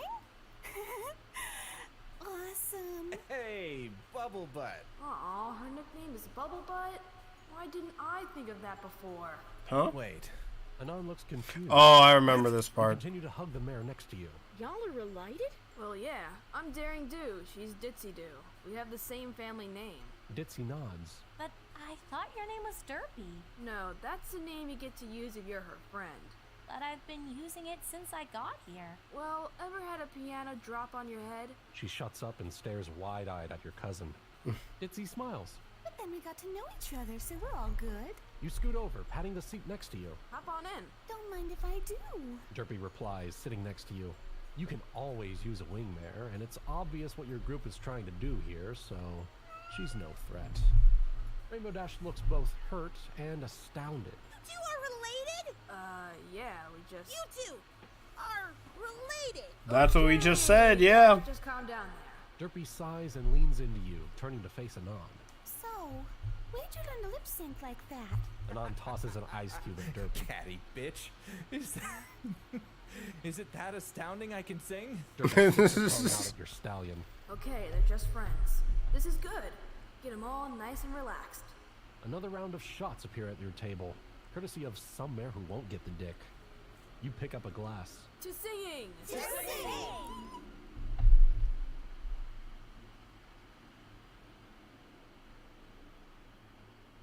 So, Darren, you might be a bit drunk. Well, I'm a bit drunk. Which for once, urban stick stallions style. Wow, you can't even think straight. Does Brain want to take over? Nah, I think I'll hand everything over to Ovaries. You go down there, Ovary does what Ovary wants. Alright. You give Anon the bedroom eyes. Well, eye. The other eye is staring at that other fucking sexy human. You gonna hit him up if this goes south with Anon? What the fuck? Action. Action. Apparently, the other mares at your table are either A. Passed out a la Rarity and Fluttershy. B. Really, really drunk, like AJ and Twilight. C. Horny as fuck, like Pinky and Dash. And you. You give the secret hoof signal to Pinky. She doesn't notice, so you lean over the table and whisper. Hey! Hey! Hey! Hey! Stage whisper. The most selective of silent speakings. The pink one turns to you. You go through a complicated array of hoof motions. She nods knowingly. Good. Time to get every pony home and naked and... Ovary does what Ovary wants. I know, Ovaries. I know. Give me a few minutes. Damn. Feed me, darling. Okay. Feed me, darling. Nan. You get Anon's attention with your wordsmithing. He turns to look at you, a permanent blush on his face. It's time to go to bed, babe. He grins. Does he know? If Pinky has betrayed you... Yeah, it's getting pretty late. He stands up, wobbling. He's drunk as well. Okay, this... Alright. That means he's drunk enough to fuck and sober enough to get it up. You pat yourself on the back. Excellent. Derpy looks at you and smiles, nodding softly. Yeah, let's get everyone back home. Twilight's castle is probably the easiest. This mare, gonna give her some royalties for my next book. She's one of the good ones. Your group makes its way out of the bar. Some final catcalls you largely ignore. It's time for Operation Get Fucked. Alright. You stumble back with the group to the shiny castle. Fuck, good thing you weren't a Pegasus. Wait, yes you were. You mean, good things not in clouds. Can't fly. Fly no, walk yes. Okay, yeah, Yes. alright. Anon is trying to talk to every pony, but no one's really paying attention. It's just snuggles against his leg. In Pinky's case, she's actually snuggling one of his legs. Makes him walk with a limp. He's gonna make me walk with a hitch tomorrow. Fluttershy and Rarity are being carried under his arms. His strong, warm arms. Wow, he's strong. 2 ponies, 3 if you count leg humper, and no fatigue. Dash flies up and lands on his back, snuggling in. Bitch, that's a great idea. You make more idle banter with everyone, and eventually you make it to the castle. Away from the throne room, Up the stairs to the... Oh, wow! You look around at this opulent bedroom. A massive herd-sized bed sits in the middle. Man, that looks soft. You decide to hop up on it, stretching right in front of a non. Yeah, and flash a little. I'm gonna go get some water. You guys need to just relax here. He coughs and starts to unload his poems. Don't take too long. He's gonna go freshen up. Yeah, he wants it. This is a great plan, Daring. Just top notch. Thanks, ovaries.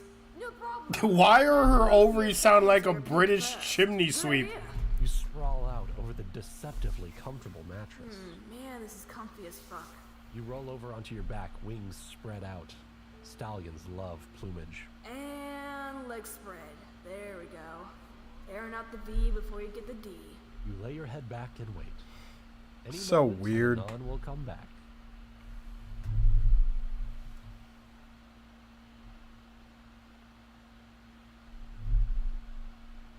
You awake with a start.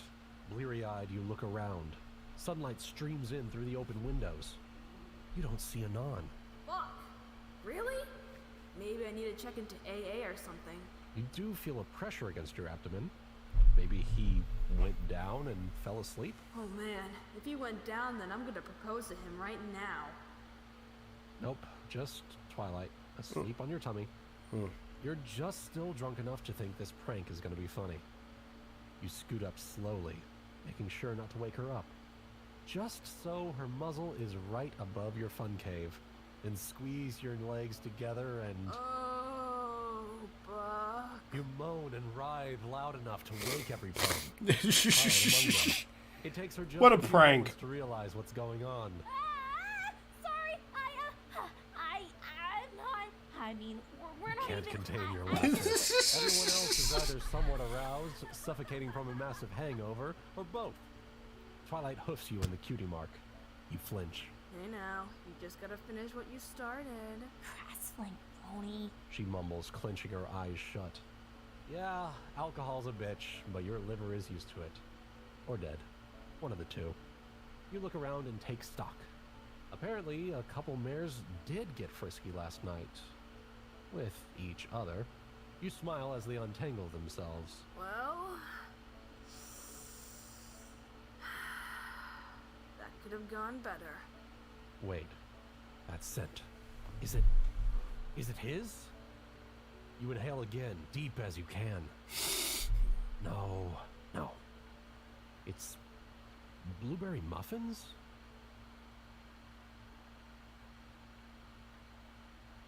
I'm starting to remember. All right, this is the part of the story where I left off the last time. I don't know how many chapters are after this, but I do remember that the first time I reacted to half of these stories, this ending is where I left off. So here we go. Hard thuds. You make your way downstairs to the kitchen. The first thing you notice. This place smells fucking wonderful. Damn it. You miss rooming with the derp. But it could be your stallion cooking, you know. Good thought, Brain, and welcome back. Thanks. Now sugar, please. You look to the kitchen table. Huh. One round of muffins is already gone. Wait. You head over, ignoring Derpy's. Morning. You are scrutinizing the fuck out of these leftovers. Chocolate macadamia nut chunk cookies. She only bakes these when she gets laid. Derpy lays down a tray of now horribly inferior blueberry shame muffins on the table. I only ever made these when you got laid, derps. You look at her as serious as the hangover you're currently fighting. The other girls make their way down into the kitchen, grumbling their thanks for the food. No. Derpy, tell me, seriously. She looks away shyly. The other pawns start to sit at the table. Did you fuck a non? Chairs squeak, then are silent.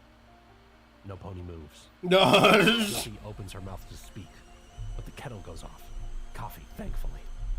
She walks back over to the stove, a slight hitch in her step. Oh no! Oh no! Fucked by your stallion, Daring. She turns to look at you, plastering that innocent face as she brings over the kettle. Fuck, if it weren't life-giving coffee, you'd hit her. But so aggressive! So aggressive! Fuck. Derpy nods with a smile. You angrily grab a muffin and begin to chow down. You can't stop the fact that she got the D, but you can stop this hangover in its tracks with some delicious sugar. You glare at her, and she smiles back again, dropping the kettle on the table. She looks at you. Wait, she looks at you? Ditsy? Darren? Is something wrong? Your eyes! Derpy starts to freak out a bit. No, I mean, your eyes are... What? Oh, look, if I'm dying, please let me... They're fixed. Derpy stops panicking. Oh, that. Yeah, that happened last night. What? How can you be so nonchalant over getting your eyes fixed? You got hit by a thundercloud when you were a foal, and now you're... You shut up, partially astounded at her demeanor, partially still fucking furious that she fucked your stallion before you. You can hear Twilight murmur as she takes notes. Potentially healing properties. It's just, yeah. Can I get any pony anything? She tries to change the subject. Rarity won't let her. Yes, dear. How about you get me some juicy details? Derpy You gossiping bitch. That was my dick! Ovaries! Silence, ovaries. Brain is back in control. You'll get your dick soon. Derpy sits at the table and pours herself a mug of coffee in silence. So I guess you want to know Yes! She clears her throat and begins to tell her story. And that's where things got cut off for me last time. So things are starting to get dramatic because Daring thinks this is a race. Daring thinks this is a race. Like the main six got no dick from Anon.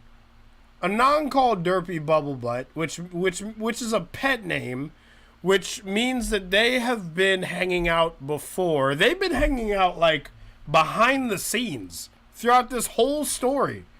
And then have just been falling for each other, probably, is my guess. So now I gotta see where this goes. We gotta wrap this shit up. Hello, everyone. Hey, Wuten. I know we're all excited to listen, but I just have a couple of things to mention before we get started. Okay. First, a huge thank you to all of the voice actors and other talent that helped me put this audio play together. Clap, Their clap, links are in the clap, description clap. down below, so please go give them your support and praise them for the work that they've done. Mm-hmm. Second, if you're interested in supporting future projects, please leave a like, subscribe, and comment to let me know what your thoughts are. I'm pretty active at responding to comments, even on older videos. In addition, please feel free to join the Discord server, or pledge onto Patreon if you'd like some extra benefits related to the work that I do. I've kept you waiting. My cat is so loud. Show. All right, where do we go from here? You are... Daring do. Right. So, it's been a week since you attempted a little sleepover with Anon. Yeah, there were some other ponies there too, but that shouldn't have mattered. He should have come back and fucked me awake. But no. It's been a week. Like, you gotta get over this. You have to get over this. You have to get over this. He went after my cousin. I mean, sure, the butt runs in the family, so I could see how he liked it, but... She has a great butt. Derpy has a fantastic ass. It was supposed to be my ass! Yes, ovaries! I know! Anyway, it happened on a weekend, and of course, Derpy had work that morning. So she went all around town with that hitch in her step, her scent and his intertwined, and her eyes straight for about half the day. Not that big of a deal if she wasn't a freaking mailman! So, half the town knew something was up on day one. You look down from your cloud as Anon walks into town. He's getting catcalled again. Why does he look so bewildered? He did this to himself. Plus the fucking marshmallow gossip. As soon as we got the whole story from Derps, Rarity passed out. Woke up a few seconds later, though, and immediately ran to the spa with Fluttershy. Speaking of which, you've not really seen much of the herd, as it were, after Monday morning. Twilight just stayed in her castle. Rarity and Applejack were always busy with work. Fluttershy was never to be found. Pinkie Pie didn't let it get to her, but you don't really believe that, you don't think. It was just you and... Me and Dash. Laying on clouds, just wondering how it came to this. Looks like Anon is trying to get them to stop. You roll over and look at... That is not lost. Honestly, when you first met her, she was annoying as hell. You were also getting mugged, and she didn't help you. What a bitch. But after hanging out with, drinking, and sorta finding some common ground with her, she's not so bad. She's hurting, though. You can tell. You hear Anon's voice carried up from the wind. You can't make anything out, but that doesn't matter. He's annoyed. The mayor thinks this is a game. It really is all a game. Magenta eyes meet your own. Just this whole getting Anon thing. I think we've just been outclassed at the last minute. Dash punches some cloud into mist as she listens. That doesn't mean we can't... I guess either try again, or be friends? No, he's supposed to be mine! You both have a couple moments of silence between you, before sighing again in unison. I know, girl, I know. Have you talked to him yet? No, I don't need to talk to him. She says, an edge of venom creeping in. After such a detailed explanation on what it's like to fuck a human, why do I even need to see him again? Stupid fucking cult. This isn't getting any pony anywhere. So angry. I mean, look, there could still be some room in his new herd, right? Dash scowls. Look, alright? I'm trying to make the best out of a fucking bad situation, okay? We're in the same chariot, cut me some fucking slack! Your outburst surprises Dash, and her ears flatten against her head. Another round of uncomfortable silence falls between you two. Looking down again, you see the... Fuck, you see Derpy. Well, might as well kick 2 clouds with 1 buck. Go down and congratulate them both, look good in front of the cult. Maybe Derps will let me and Dash in. You explain your idea to Dash, and she doesn't look too happy, but she agrees. You both lazily glide down to the earth. No daring pose today, just disappointment. And don't come back! He doesn't need any of that! Derpy finishes yelling in the general direction of a group of mares. Well, a group of mares and a lamppost. You and Dash land together, half wondering if you should have just face-planted so you could be knocked out. You look at Anon and he's happy to see you. Wow, what a smile. You can't help but smile back, but it doesn't curve around your muzzle. Hey, Anon. Hey, Anon. Well, hey, you two. I've been looking everywhere for you. Anon laughs a bit, his one hand gripping a basket and the other resting on his hip. Is he trying to pose? Fucking stallions will be stallions. I haven't seen you two in forever. And Peaky won't take my order at Sugar Cube Corner, and I've not seen Twilight, even when I want to check out a new book. I've only really been talking to App. Hey there, you two. Derpy interjects, stepping between you and her stallion. What you here for? Might as well get this over with. So, you remember Sunday night, right? Derpy opens her mouth, but Anon cuts in. Oh yeah, that was the most fun I've had in a real long time. We need to do it again. Right, Bubble Butt? Derpy smiles and nods hesitantly. Twisting the knife. These wounds will not heal. Oh my you god. Force a smile and dashes a carbon copy of you. Well, actually, I was heading into the market. Mind if we walk and talk? He says, starting to walk forward regardless. Sure, no problem, big guy. Dash, you're trying. Celestia bless you. So, anyway, I need to ask you guys to stop trying to match me drink for drink. You girls were pretty wasted before the night was through. Well, we're not all some mutant alien alcohol creature. You'll have to forgive me. From where I'm from, the drinks are much harder than what you serve. Fuck, really? Yeah. That explains a lot. Anyway, where have you been? I've not seen you girls in what feels like forever. Only Derpy's been checking up on me. Well, that makes sense. He's so oblivious. He's so oblivious. He's so oblivious. I'm trying to think if any, like, okay, if a regular guy was in this situation, goes out with a bunch of girls, they get him drunk, smashes another girl that shows up later, and then they all stop talking to him. Would it actually be? Would it be common to just be like, I don't know what happened? Because I feel like he's probably just a himbo, where he's handsome and dumb. Looks like we're in the middle of the market. Don't do this now. What are you talking about? I thought we were... Friends! Dash blows up, hovering in front of Anon. No, girl, keep it down low. Don't insult his choice of mares. You, Dash, typically friends don't fuck each other. Typically. Yeah? Well, I guess that's all we'll ever really be, huh? Oh, okay. I didn't know the conversation was going in that direction. Yes. You could have at least told us, you know? I mean, is it because I'm too thin? Too fit?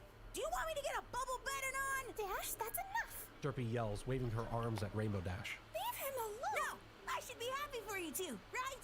Just so fucking happy that my only chance at... Oh my god. She's just letting off, dude. Anon reaches up and clamps his hand over Dash's muzzle. Whoa, he's strong. Well, yeah, I knew that, but she's trying to wiggle out of it, and there's no way he's moving. Can you breathe, Dash? Good. Daring, you seem a bit less crazy today. Do you mind telling me what the ever-living fuck is going on here? Take the lead, Daring. Adventurers lead the way. Dash and I are a bit sad that you chose my cousin over us for your first love. But we're happy for you. We'd like to just let you know we do care for you both. You hastily add, looking at an ever more awkward Derpy. Seriously, she's looking between you and him and Dash so rapidly she's gonna get sick. And just, well, if and when you do decide to herd, we like to give it a shot. Throw saddles in the ring. You look at Anon and he's just staring at you. Hard. Fuck, he must hate you. I'm sorry. So I guess I stuttered. What in the ever-living fuck is going on? You and Derpy rutted Sunday night for like 2 whole minutes. She even said you flared out your ridges when you... Let me stop you right here. First, if I fucked a horse, I would remember that. Second, 2 minutes is an insult. You think I have the stamina of a cancer patient? What the hell?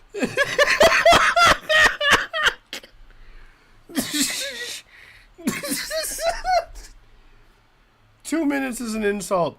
Do you think I have the stamina of a cancer patient? Listen, man, if you're a one-pump chump. So did Derpy lie? I don't understand. Who gave you that idea? Time fucking stops. He looks down at Derpy with a look. What? So is... I gotta play. I gotta find out what happened. You know that look. It's the look of a predator sizing up his next meal. Derpy's wings expand a bit. What a horse. Derpy. Sunday night we put everyone to bed. You said you were cold, so I gave you my jacket. And then we made a late night snack before I left for home. He leans in really close. Did you tell them anything different? I didn't, no. Derpy is a liar! But wait, hold on. That means that she would have to make... But she smelled like him. I don't understand. Wait. You know what? Fuck it. I don't even care right now. I finally killed a deer. and I'm going to make me some fucking steaks tonight. Anon releases Dash, who just books it towards the apple farm. Derpy, I ain't even mad. I just do not care right now. There's not going to be any bacon until January, and I'm just not going to wait that long for meat. You girls, work this shit out. Okay, I still don't understand if, like, Derpy lied or if, like, Anon is embarrassed. I'll find out eventually. How are you doing? I'm doing pretty well. Catching up on my daring douche. And he walks further into the market, but you don't care. You're just staring at your cousin. She's staring back at you, then at Anon's butt as he walks away, then you. She used your own trick against you. She used my own trick against me? That horse! What? I am going to wreck you, muffin brain! She lets out a yelp, but hops up onto her hooves, shaking. No! I have a herd now, and we're gonna... What's with the WWE entrance music? Stallion, I'm not afraid of you. You better be! I crushed jaguars between these hooves! You stomp at the ground for effect, growling. She paws at the ground in response, lowering her head. Looks like you're drawing a crowd. You ignore the peanut gallery commentary, staring down your blood relative. It's always the ones closest to you that betray. You leave Mademoiselle alone. You look around as some ponies come out of the crowd. 2 Earth ponies step out, twins it seems, and join Derpy. Wait, this is not the time for fighting. Apologize. Apologize? To this empty-brained horse? Damn, really? Also twins from the look of it. Lie down to join the group. What the fuck is up with this herded twins? Hey, you leave the Derpster alone! You leave the Derpster alone! 2 unicorns show up. One minty green, the other white with some fucking ugly specks on. Hey, Mares, let's just chill. I've got some vodka and tunes up in my... Your glasses are fucking ugly. Gonna stomp this bitch right here, right now! This is very problematic. This is extremely problematic because Daring is a celebrity. And everyone knows if you're a celebrity and you make a stink in public, everyone's going to know about it within the next couple of hours. So she's losing her cool. This is going to come back to bite her in a really bad way, I assume. I'll take it all 7. I don't even give a fuck. You feel a hoof on your side and turn. Looks like... I got a question. When Friendship is Tragic 2 comes out, will you watch it? I'm actually like... I want to watch the first 5 episodes.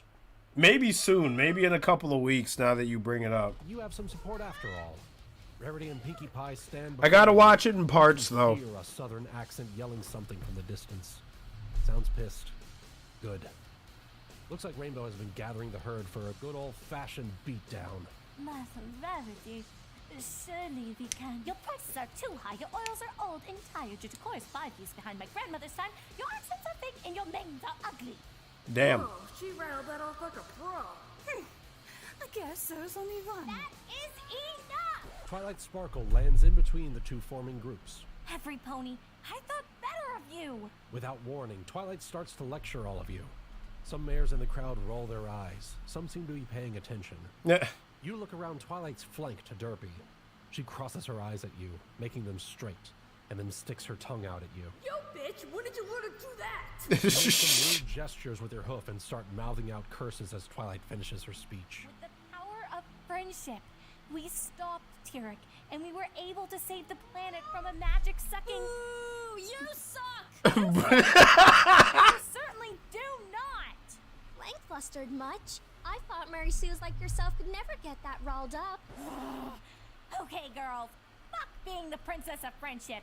It's time for a royal beatdown! Yeah! On who? Hold time up and practice bucking on their skulls. Applejack finishes, bursting into the crowd. You!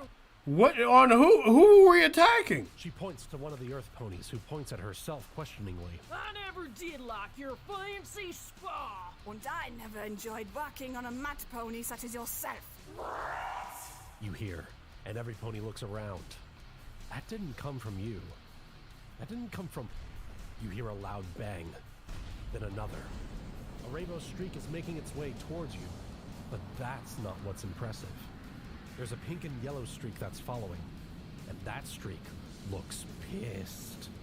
Both Pegasi land hard on the ground, forming 2 small craters. You lied to me? It's always the quiet ones. Well then, adventurers lead the way. Girls, I get Derpy. Everyone break off according to race to make it even, and we'll knock these bitches into the ground! Both sides look at each other and nod, facing off. Pinkie and Applejack versus the Spa Ponies, Fluttershy and Rainbow Dash versus Flitter and Cloud Chaser, Rarity versus Vinyl, Twilight versus Lyra, and you versus Derpy. A red stallion stands on top. This is like a real, this is like a WWE pay-per-view title card matchup. This apple cart. Heaven or hell? Duel 1. Let's rock. You charge at Derpy and she does the same. Both of you feint at the same time, spinning almost around each other. Another lunge, another dodge. This mare knows how to dance. Both of you kick up dust as you back off, eyeing each other for weaknesses. No Pegasus is taking this to the sky. No need to turn a brawl into a homicide. She dashes forward. You hop to the side just as she was about to push you back, and you see an opening. You lunge forward, and she scrambles out of the way just in time. Both of you are panting hard. Exertion and adrenaline make for one hell of a cocktail. You hear some of the crowd yelling. Mares are egging every pony on, giving advice. A couple yelling for some pony to call the ponies. Man, fuck the ponies! Some stoning. I guess two herds fighting over a male is pretty much a dream come true. Doesn't feel like it right now. Another lunge and you flare out your wings, giving you enough drag so you can turn on a bit, which you do and continue to press your attack. You can hear the exertion over on the Earth Pony side. No idea what's going on, but it doesn't matter. Only this horse right here, right now. This fight must look almost like a riot. Idly in that weird, almost out-of-body way, you wonder what Anon is thinking. He was in the market. He had to be seeing this. No way to really know. Well, Colt, this one's for you. You are Anon. For once, am I right? Okay, before we get into that, how much did I miss? You missed, like, most of the story, but I assume you've seen all of it. So I haven't seen all of it, so no spoils. And you're not really sure what you're looking at. All these little knee-high marshmallow horses are cheering what seems to be a very elaborate dance. Let your eyes guide you, my son. Thanks. Brain? So, let's take stock as to what's going on here. The Earth ponies are squaring off against each other, and are just really close to each other. Both teams have scrunched up their faces really tight and are wiggling a bit. But that's it. A scrunch battle? Okay. The unicorns know better. They basically put bubbles and sparkles around themselves and would have the biggest pouty doe eyes you've ever... You grip your chest and look away. Whew. That's kind of deadly if you're not paying attention. Okay, so they're having a kawaii fight. Fucking casuals, a lot of them. The real story is the Pegasi, however. They're doing some sort of dance thing. Chests are poofed out as far as they can go, wings straight out to their sides, and they're just hopping around each other. You think you can even make out a faint tweet-two. This fucking... Okay, so what I'm gathering from this is that through Anon's eyes, he is seeing the real fight, and through Daring's eyes, it was a dramatized version of the fight. Crazy horse land. All I want is to get some milk to soak my meat in. Soak my meat. Shut up. Seriously, deer is way too gamey to eat straight. You almost turn away, but you catch Twilight and stop. This is fascinating. She's doing everything the Earth ponies are, as well as the unicorns and Pegasi. I guess, because alicorns are like all types of ponies. Whatever. Scrunch kawaii bird battle mode. Well, to be fair, her partner's holding her ground. You know, you have to appreciate the intricate form of dance. No, Brain. I'll stop you right there. You turn around and start haggling for your supplies, but everyone's abandoned their carts. You go around paying what you think is fair for what you need. These poems, they drive me to drink sometimes. Ha, I hear a sound in the distance. Good job, Brain. Fuck you, Anon. No, not sirens. More like someone making a wee woo, kind of sound with their mouth. Sure enough, what rounds the corner but a few ponies in tiny blue saddles with flickering lights on them? Fuck, that's adorable. You pocket another bottle of wine from the stall. You can tell you're going to... Citizen. What? You turn around and look at the group of, well, their saddles say Ponies on them. Please, God, kill me now. Can I help you? A mare steps forward, clearing her throat. By your actions, you have incited a riot in town square and are hereby put under arrest. I need you to... No, wait a fucking minute. I just came here to get some groceries. You have no right to... He's resisting arrest! One of them yells, and he boops you right on your coin purse with a baton. Well, that knocks the wind right out of your sails. You crumple as a wave of apology washes over you. I didn't mean to. Oh, Buck, that's not... Sarge, you had to see that I didn't Soft search? Just stop. Hard time, please search the cult. With pleasure, ma'am. He gets next to you just as you stand up. Can you... He rears up, but doesn't even really make it above your chest. He wiggles his legs at you. Maybe just lie down. Silently, you place a bit on the stand and grab another bottle of wine. You are daring. Oh, really? Ponies! More specifically, Fuck, the ponies are here! Violet yells and you book it. As you're running, you see Anand. Oh no, he's been taken in by the ponies! Fuck! You're trailing the paddy wagon that Anand's currently sitting in. Boy, does he look pissed. At least they let him keep his basket. That was nice of them. There's a cult officer in there with him. Mare guards pulling and walking beside the wagon. Alright, alright. What's the plan? You jump and wheel around, surprised at the pink menace that snuck up on you. Pinky, don't scare me. I mean, don't startle me like that. You know we pons kick. She smiles. Right. So, what's the plan? How are we gonna bust it on out? Bust? No. We just wait for them to drop him off in jail, then go in and post bail. I'm just here to make sure no other mayors try to... Fuck. Why do I keep tempting the universe? You look up as a rainbow streak makes directly for the ponies. The Sarge Pone looks at the streak and does this weird flippy kick thing. Rainbow hits the hoof of the pony's pony and performs a graceful arc right down into a nearby lake. See, this is why we're taking you in. For your own good. Wait, what? Don't you get it, Daring? They're taking him in because he's been flaunting himself all around town, inciting a riot. Wait, but he didn't... It doesn't matter. Stallions shouldn't tease. But Pinky, you know Derp... Besides, I kind of want to see him change up. Kinky! But still, don't get me wrong, chain cults are great, especially if they're given an offering to a certain zebra kid fertility goddess. But this is just wrong. So, like I was saying, Dara, what are we gonna do? The two of you follow the wagon in relative silence. On the way, you pick up Marshmallow Gossip and Book Pone. The four of you discuss the awesome, totally mayorly battle you just had in the middle of town, as well as catch glimpses of Anand. He's still pissed. But it looks like he's at least winning over the cult that's with him. You better be taking care of that boy. Oh, hey, police station. You look at the Blue Brick Station. Well, that's generous to call it such. In a town as small as this, it's more like a reconverted house with the word ponies painted on the side. Works as good as anything, I guess. The wagon pulls around to the back, and the four of you walk right in. No pony here. You take a seat in the lobby, looking around. You glance at the reading material. Highlights magazine from 8 years ago. Why am I not surprised? Finally, a mare Is comes that to the the- front. Oh, your majesty. Is that the Wii bowling music? What do we owe the honor? That's right. I got royalty in my corner. Damn, why didn't we just tell it to arrest the other herd? Well, officer, we're here to pick up and post bond for that cult you just arrested. He's new to Equestria, you see, and he... The police officer shakes her head. Sorry, we can't do that just yet. He has to go through processing. That's Oh, god damn it. All this... You can get him after, though. Twilight nods, intimately understanding paperwork. But that makes no sense. None of this does. Every pony turns to look at you. Think about it. I mean, we were the ones fighting. If anything, he should be free and we should... Wait, you were involved in that? What kind of police force is this? Yes.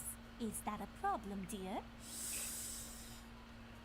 Well, if it is an issue regarding royalty, we have to pass it up to the crown. So he won't be released until another royal comes down. You tune it out. Your white knighting just got a nod pushed from a 4-hour stay to a who knows how long stay. You face off. You stand vigil outside the police station. Every so often, the guard around you changes. Sometimes Dash stays for a bit, sometimes it's Applejack. You don't really pay attention, and they don't try to talk. The bench is comfy enough, so whatever. In an effort to expedite things, Twilight offered Spike services to speed up the royal notification. A few minutes after they go in, you see a wisp of smoke trail out the window, towards the general direction of Canterlot. You exhale a breath you didn't know you were holding. I'm so sorry, Anon. Art, what are you doing here? Just rubbing in some hoof-made guilt. You? Pondering life choices. It's good. Hey, You look up at Twilight, a sleeping Spike resting on her back. let's get you home, huh? We never really did discuss our notes, if I'm remembering right. All the fucking things to say at a time like this. You realize most of it is just hypotheses and smut, right? She joins your laugh, shrugging a bit. Fine. Then let's go home and read some horrible porn. Now that is a princess. You stand up and stretch, working the kinks out of your back. What is this madness? It is Daring Douche, written by BNW, narrated by Wuten. At first, he was pissed. Still is, pretty much. But I assured him that the crown would refund him all his bits he spent at the market today, plus a little extra for his inconvenience. Can't you just, I don't know, bust him out with a decree or something? Twilight shakes her head. Apparently not. I checked that.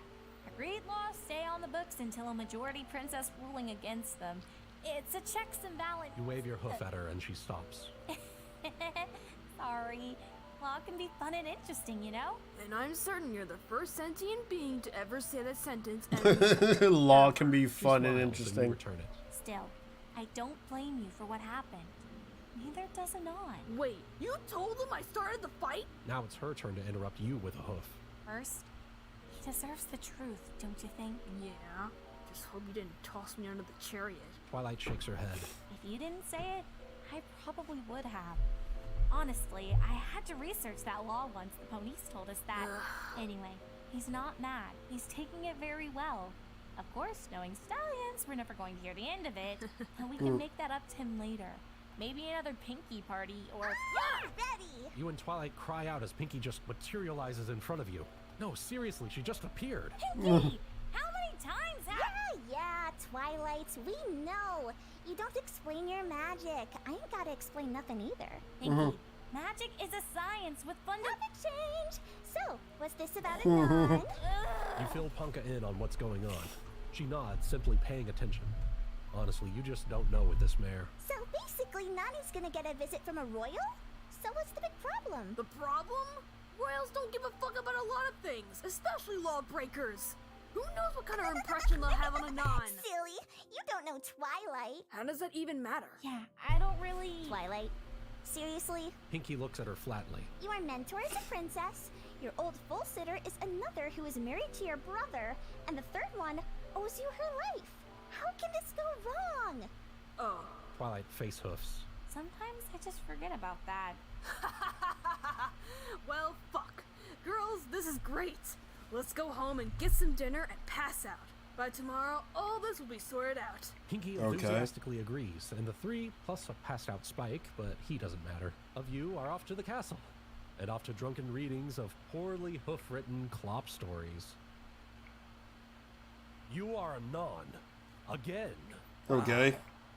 Is this gonna be a regular thing? Possibly, if only to move the story along. Okay. What story is this? Silence, criminal. But I didn't... Ooh, I love the tough cults. The first warden says, licking his What the lips. hell? He'll be almost as fun to break in as that Appaloosan one. The second one replies, standing way too close to the other dude. You stand there in a cell, well, two. They kind of just remove the partition between the only two cells in the building. Your basket of goods slowly rotting on one of the two small desks. You haven't been given orders to sit yet. The two colts who have you at their mercy? Well, the sadistic one is named Hard Time. The other one is called Fudge Packer, and you just don't like how he looks at you. Oh no! Oh no! Oh no! 20 minutes on the ride here. What? Cured off, prisoner. What? The fuck are you? Get the hose. Oh, I'll get his hose. Stop! I hate this. I'm in hell. You hear the sound of heavy vinyl against stone and decide against testing these two. Well, off your shirt goes. Yeah, you're getting swole. Work on a farm will do that.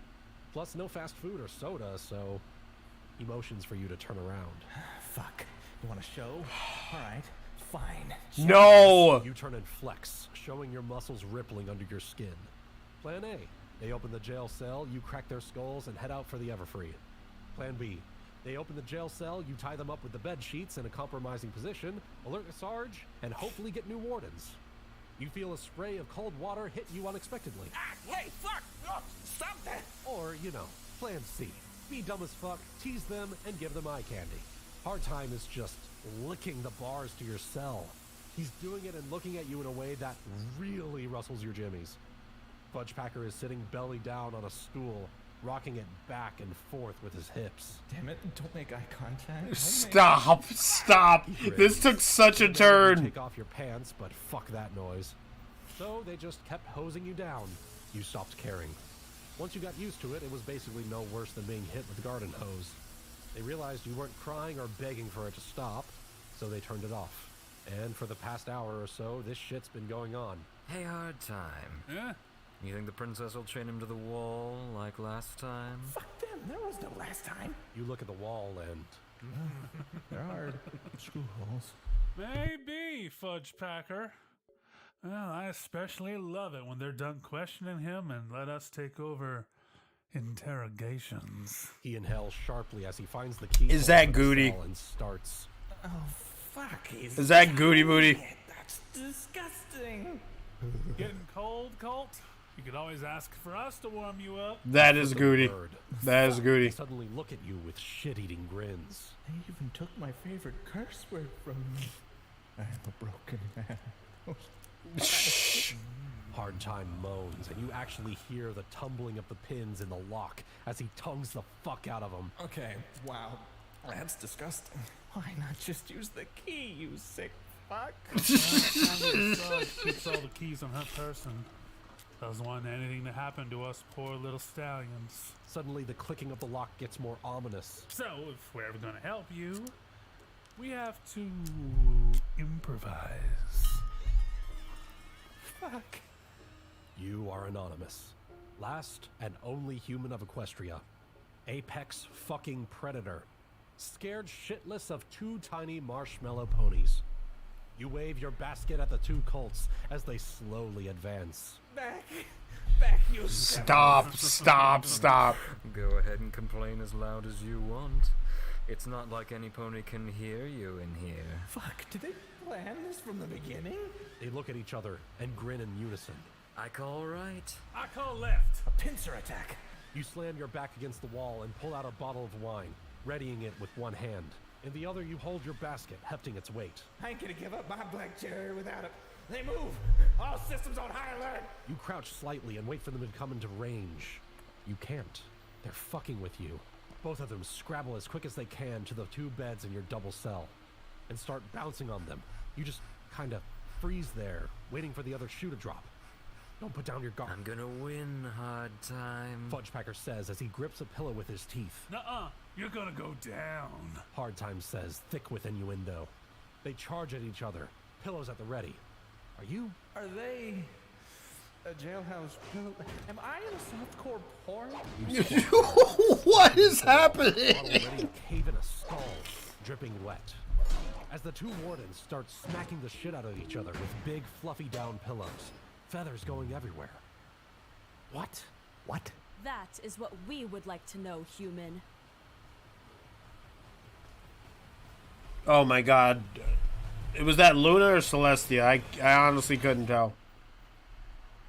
Cool music choice for this section, though. It was tense.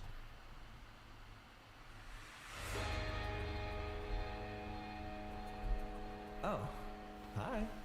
You're staring dumbly at the Princess of the Night, Luna. That's Luna. What is her last name? That's gonna bug you. Why do some poems have two names and others just one? And some names are obviously family names, like Cakes.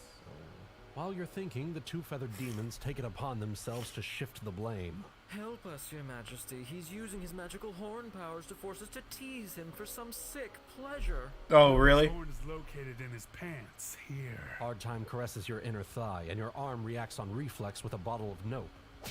With a satisfying thunk, you knock the little pone right the fuck out. I can't explain. Luna wears a look that's alternating between furious, curious, and a couple other Eoses. Anon the stallion human, you will cease your attacks at once. Oh, wait, don't I even get... Do not talk back to your betters. The fuck did this poem just say to me? Very well. Luna smiles. That's a bet. What else does Princess Moonbottom demand? Luna's smile ends. Colt, why must you be so difficult? Let the warden search you, and then maybe we... What's this maybe bullshit? No. You don't get to just manhandle me. I didn't even do anything. Where the fuck are If you? you'll excuse me, Anon. Luna levitates out a scroll. It's the same one Twilight sent off a few hours ago. Apparently, you teased two cultless herds, obviously in some twisted bid of power. No.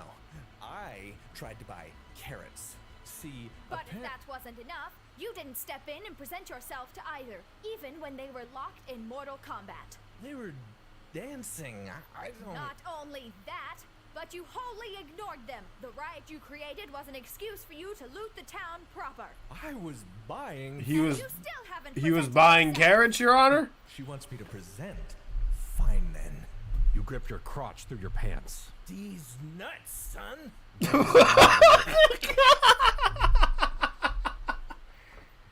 I don't know what happens. Is he really gonna show Luna his package? Let me see. Luna is... Actually, she's not reacting. Well, that's not good. No, actually, now that I think about it, antagonizing a demigoddess who runs the judicial system of this nation when night falls is an overall poor... We have come up with a plan. Wait, what's this now? Not a good idea. Luna smiles. Don't worry your little head on such matters. I fear they might be beyond your ken. I preferred Ryu, honestly. Luna just looks at you with that same small smile on her muzzle. Okay. Now I'm creeped right the fuck out. Stallion, I do not know how your culture or law is administered where you come from, and it is obvious you do not understand your place in your new home. So I, as your benevolent and ever-loved princess, shall hope prepare you for a proper life. It's very, very creepy. Okay, so I don't really want job training. I mean, I can figure... A job? Oh, Colt, no. I shall prepare you for a life of raising your foals and caring for your herd, whichever one it is you pick. Like hell you will. Now, Stallion, I insist upon educating you properly. What mare wouldn't want a hoof-trained stallion and buy royalty?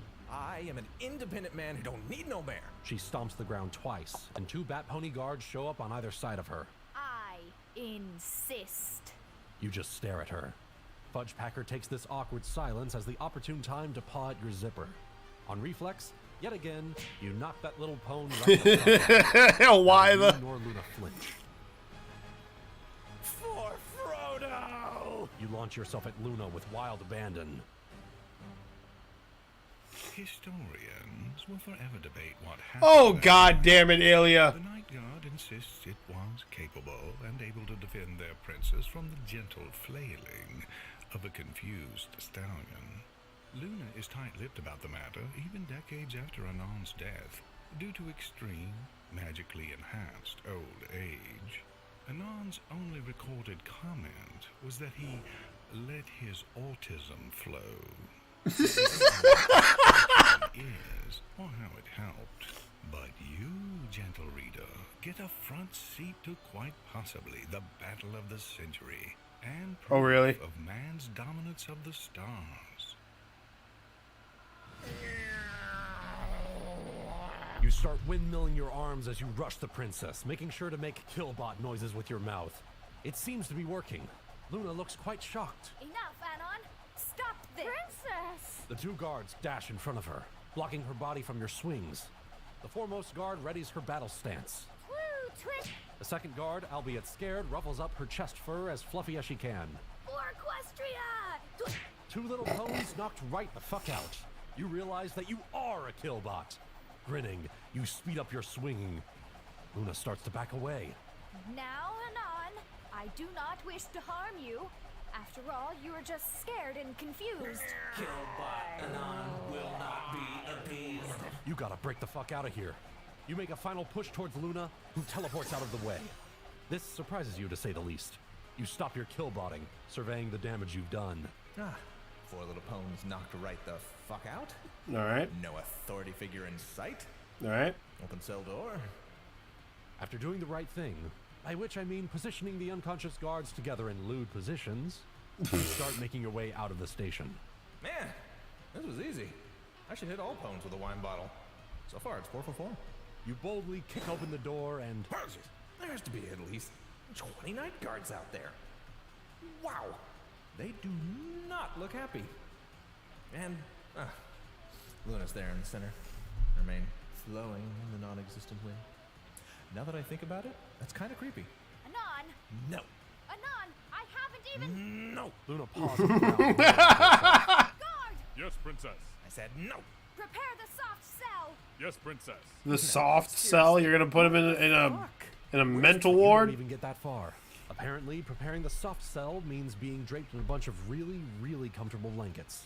Granted, they're the size of tarps, but still. You let the first few fall over you, and Luna smirks. This thing is serious. You start up the windmill, but Sounds. This fabric. It has betrayed me by constricting my movements. you begin to struggle as more and more blankets are piled on you. Someone takes out your legs and, well, you're basically bundled up. Huzzah! Good show, my young ponies. Now take him to the castle. We must begin acclimation at once. That sounds slightly ominous. Your contents shift, and you believe yourself to be in transit. You can tell with your superior human inner ear. And the fact that, you usually don't hear the grunt of guards flapping their wings and carrying your fat ass around. Well, time for a strategic in-flight nap. You awaken with a start. Oh, being dropped on the floor will do that to you. Anyone there? Promise? No. Ah, shit. You start to unbind yourself, channeling your inner 5-year-old, flailing and kicking your limbs to escape your cloth prison. Eventually, your head breaks above the cloth ocean, and the first thing you see is Luna giving you that smug fucking smirk. You narrow your eyes at her. So we meet again. Stallion, this is for your own good. I abhor using violence against those with delicate constitutions, so the soft cell is the only solution left to me. We couldn't have you chipping a whole hand. You stand up, stretching a bit. Yeah, you're pissed, but fuck, that was comfy and all sorts of warm. You're almost not even mad. Almost. Okay. So, where do we go from here? I mean, I'm pretty sure Twilight and the other elements will wonder where the hell I am. Not to mention, can you even kidnap someone against their will? What would Celestia say? Luna just keeps on grinning. In any other scenario, you would be right. But, my little confused cult, I am preparing you for a better future here amongst our ponies. When Celestia sees you in a few weeks... Wait, weeks? She will be astounded at your transformation, and then she will have no choice but to let us rule without oversight once again. No more shall she call our methods outdated, or archaic, or fundamental abuse of rights. What the hell is she talking about? We shall be vindicated! You purse your lips together. Yeah. How about none of that? We can go hit up a bar. Will that be an acceptable compromise? No. Now! She clops her hoof against the stone floor. Immediately, all sorts of instruments magically appearify on the walls. Looking around, it seems you're in a large, circular room. The balcony would betray it as somewhere high, but other than that, you don't know nothing. We shall begin with a task that should be easy for your sex. Cooking. What? No! Fuck you! Whiskey and cereal is the breakfast of kings! I shall help you learn delicacies that will make any mare's mouth water. As they say, when the dick stops twitching, get back to the kitchen. Non-estrus seasons. You double over with laughter. You just can't get over what she just said. Me neither, man. Me neither. Was that an attempt at using modern colloquialisms? Seriously? Anon, if you do not take this seriously, I do not know what to do. Providing a nutritious dinner for your foals and the mares who will be taking care of you is extremely important. You've got an idea to speed this lesson up. Kneeling, you start rummaging around in the blanket pile for your basket. Luna just keeps talking. When your mare gets home from a hard day's work, you should be there with a clean house and a quick, warm meal. Yeah, I've got a quick meal for you, but it ain't warm. Sorry. What in a quick... You throw a loaf of French bread with your mad bar dart-throwing skills. It lands perfectly in her mouth, shutting her up and feeding her. Luna just stops trying to talk. She can't believe that just happened. But you can. You the real MVP. You start taking a congratulatory lap around the, circular stone sexist horse prison you seem to be in. Anonymous, if you do not... You stop in mid-run, arms still in the air. Very well. It seems very apparent that the only way to make you into a proper, subservient stallion... Various lewd implements around the room begin to glow. Not all of them look comfortable. ...is to break you in. A whip gently rubs against your cheek, caught in Luna's glow. You stare at her, lips pursed once again. How about no? How about I don't care what you think? Magic starts tugging at your clothing. I don't want this. That's the spirit. And please, don't worry, Colt. Although I have not felt the touch of a Stally in well over 1,000 years. No, please. I promise to be gentle, yet firm. Your clothing, although designed well by Drama Marshmallow, cannot take the tugging and eventually rips. Now it's just you, your boxers, and a possibly sex-deprived princess. She tries to pick you up, but her magic quickly fizzles out. That's right, natural immunity. Oh well, be a good Colt and chain yourself to the wall. Is there anything I can say or do to get out of there? Luna smiles. There's plenty you can do. And if you do it well, who knows? Maybe we keep you to ourselves. Wouldn't that be grand? You can lay around all day caring for me, and when my duties are over, we can engage in nuptials. No. Anon? I'm sorry, I have to Google nuptials. Wait, hold on. Oh god, I'm typing it wrong. Nuptials.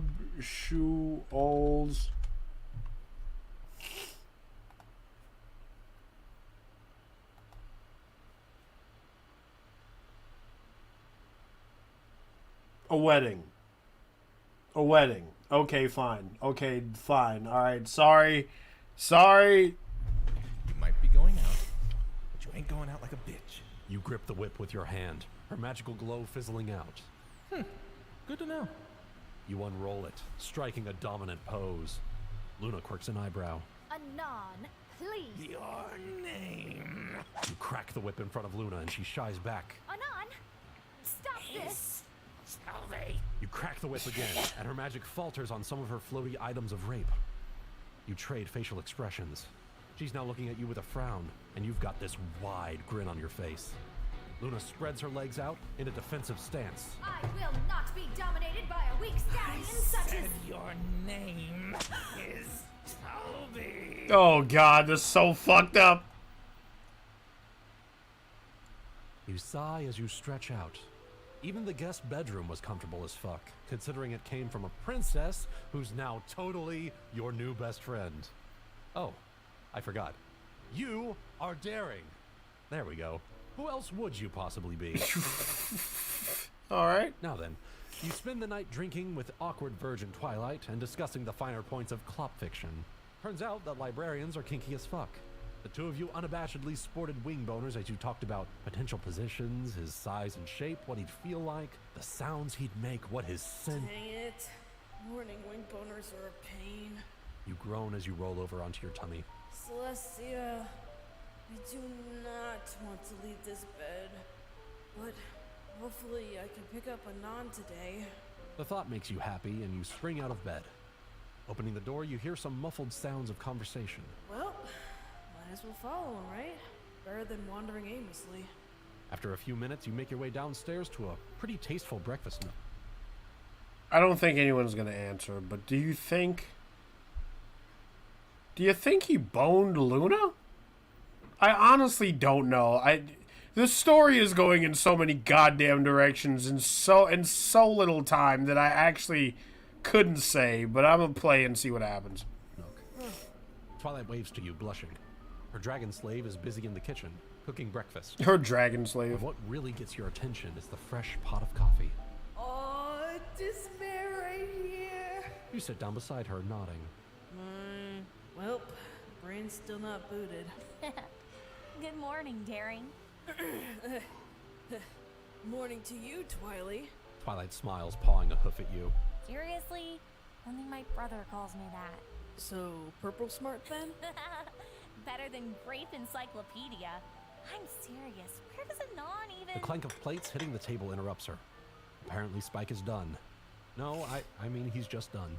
I'm just gonna stare at Sweetie Belle for a few hours. Well, I'm not sure if that's a healthy... Anon has taken the only mare I've ever loved. Let me have this. He looks at the two of you with eyes that have seen way too much. Seriously, this kid just feels like a Crystal Pony refugee. Twilight waves him off, and off he goes. So, yeah. Good intro there, Daring. Fantastic.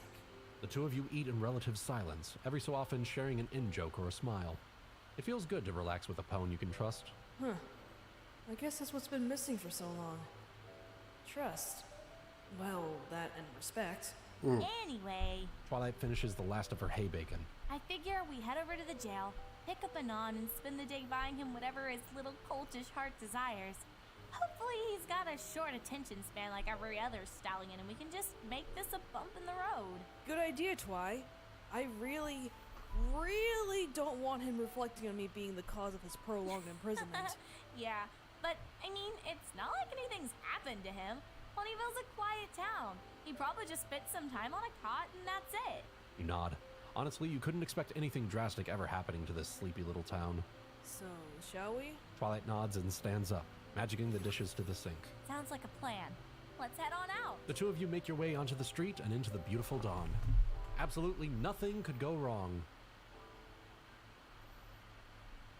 Everything is horrible! Anon's cell is empty. Well, it's empty of Anon. The night guard are apparently sleeping with the ponies, so there's that. But those aren't the cults I'm looking for. I just don't know what went... No. What? I'm just saying that... You press a hoof to Twi's lips. It's time for your adventurous detective work skills to kick in. You point out a couple wine stains. I think there was a struggle. And look. You pull the pony's mane back. A nasty bruise is formed. There was a struggle, but who overpowered him? I have no idea. I mean, what kind of mare would fight a stallion and kidnap him in the dead of night? The two of you take a few seconds to ponder before coming to the same conclusion. Luna. Damn it, it had to be the Ancient One. Okay. So, we need a plan. You gently hoof one of the ponies in the gut. Right.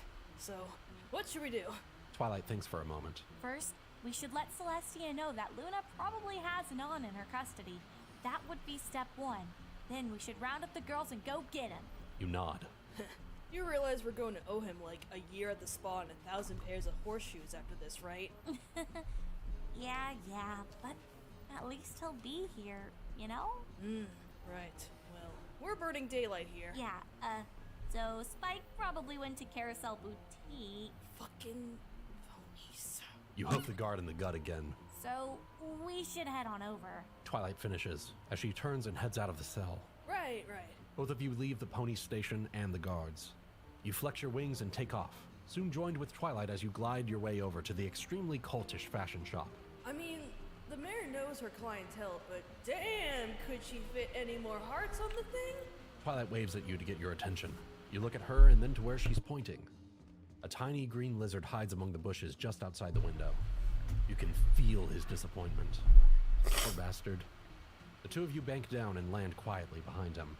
You don't want to disturb the little guy, but you catch him mumbling something. Yeah, that's enough. With a loud cough, you grab his attention and he spins around faster than a tornado. Can't a lizard catch a brick? Hey, you two, what's up? You're both unimpressed. He drops the facade quickly enough. All right, I know. Don't be a creeper. It's just... Hey, wait! Why are you two even here? I thought I'd have the day off. First, I never agreed to you having the day off. Damn. Just assumed so. Second, you've been really moody lately, and you need to cut it out. Third, you know you have daily chores to do. With each number, Spike's mood drops a bit. Fourth, I need you to send an emergency letter to Celestia. And fifth, Twilight leans in with a smile. if you finish up early, I'll double your allowance while I'm away. That earns her a smile from the dragon. Promise? Twilight nods. Sure thing.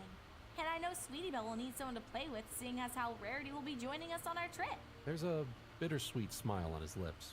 Yeah, all right. Thanks. Huh? So this letter... Poor bastard. We can't all be winners, but he's young. There are plenty of mares on the plains. You start to daydream a bit about that Colton school. You don't really forget your first love, but you do get over it. Your face sours a bit as you remember Derpy giving you the confidence to approach him. Fuck. Harv's warming is going to be really awkward this year. Hey, Karen. Yes, Brain? Twilight's looking at you. What? I said, does that sound about... You know what? Never mind. Spike, send it off. In a puff of dragon smoke, the letter disappears, carried off by the wind. You kneel down to Spike's level. You're a good dragon, Spike. You'll be fine. You rest a hoof on his shoulder, mouthing, "You'll be okay." Okay, so I'm gonna leave now. You're exhibiting 3 of 7 signs for stranger danger, so... You remove your hand lightning quick from the little bastard. No, it's not... He raises his claws. Hey, it's okay. I'm just, He backs up, then starts sprinting back to the castle. Gotta go by. You face off hard. I don't know what's got into you, but he's fine. Being labeled a full fiddler is not fine, Twilight. Wait, what are we talking about? Trust me, he'll eat away some of his feelings while we're gone and be right as rain in a week. Well, that doesn't sound healthy. Maybe I should talk to Twilight about her foal rearing. Hey, Darren! Yes, Brain? Your Stalin is kidnapped! Prioritize! Right. Thanks. Forget about it. The two of you make your way to the boutique and knock sharply on the door. Ugh, these kinds of mares are always such a chore. Twilight turns to you. Now, we need to break it to her softly because she's real. The door opens to a smiling Rarity. Why, Twilight, Daring, what a wonderful surprise! Twilight smiles wide. Rarity, thank goodness! Do you happen to have a moment? Anon's been folded out by Luna, who is holding at the castle. Are you a bad enough mare to help save him? You can feel Twilight's gaze lock onto you. Stare straight ahead, Daring. Rarity starts to wobble a bit. Oh, shit. Is she going to faint? I can't handle... Oh, my Celestia, yes! What? What? Darlings, how can you not be excited? Why, this is the stuff of romantic novels. Our stallion, locked away in a tower, forced against his will by a man mad with power. Oh, it's just like that one novel, Shining Shield in the Tower of Trouble. Oh, darlings, do you think they'll ever write a story about us? Twilight just looks at you, like she can't understand what the Tartarus just came out of your mouth. You start to blush, but keep staring straight ahead into the ranting marshmallow. Yeah, so we need to get going, what with the whole saving our Stalin from being raped and whatnot. Well, to be fair, we don't know what Luna's doing to him. For all we know, she could just have him in counseling or something. Some way to work out his aggression. It's not what's happening. Eyes in sync. But that's not fun or romantic. Yeah, what? Suddenly pink in your vision. This mare is trying to kill you with her surprises. But you're onto her now. So we gotta climb the tower, fight off the evil mares, and then get some good hot love. You point at Pinky, then at your eyes, then at her again. Dear, don't be so crass. And none is a gentle stallion. Come on, Rarity. What happens in those books of yours? Books of mine? Need I remind you that you loan me an empty... Suddenly, Cupcake. Conflicting emotions pass across Rarity's face. Did this mare just shut me up? Damn, this is a fine flank Cupcake. And you cannot stop the truth. Girls, let's just get every pony else and set off, all right? Aw, Twilight's trying to impose order amongst chaos. Silly pony. We don't have to. I've already gathered the girls at the train station. The three of you look at her. How in the world did... By the power of my Deus Ex Machina, of course. She turns around and wow, okay. Wow, you did not need to see that so early in the day. Damn, I didn't need to my see... My pinky sense? You can't see a sense. Oh, unless it's sight. But can you see sight? Twilight, No, just... All right, whatever. What, really? We're just gonna accept Trust us, dear. Just let it go. Rarity turns around, shutting and locking her door. Shall we be off? The three of you nod and make your way to the station.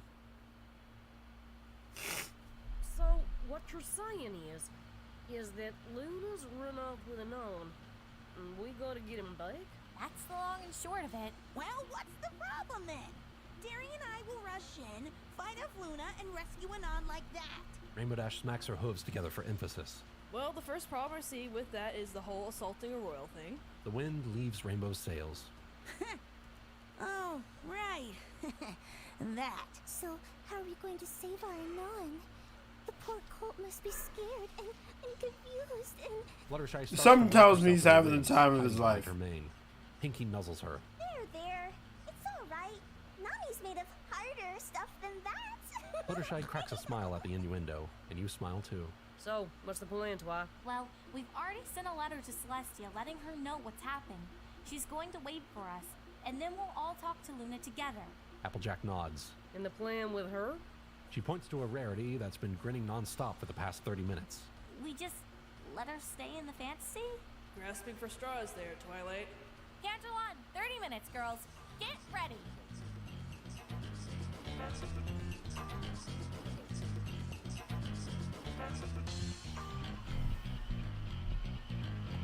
Yo, it's still going? Yeah, it's still going. I think the next one is the last one, though. It might be. Let me see. It's the finale. Oh, shit, he's grabbing right around your wings. This is the finale. So after this, we will be out of here. Canterlot, glorious jewel of Pwn civilization. But you, Daring, weren't here for the sights. Not this time, at least. Your herd scrambles off the train as it pulls in, not even waiting for it to come to a full stop. You tuck and roll like a true boss. The other mares, well, Anon has some bruises to kiss away, it seems. Checking the time, you note that it's roughly 10 a.m.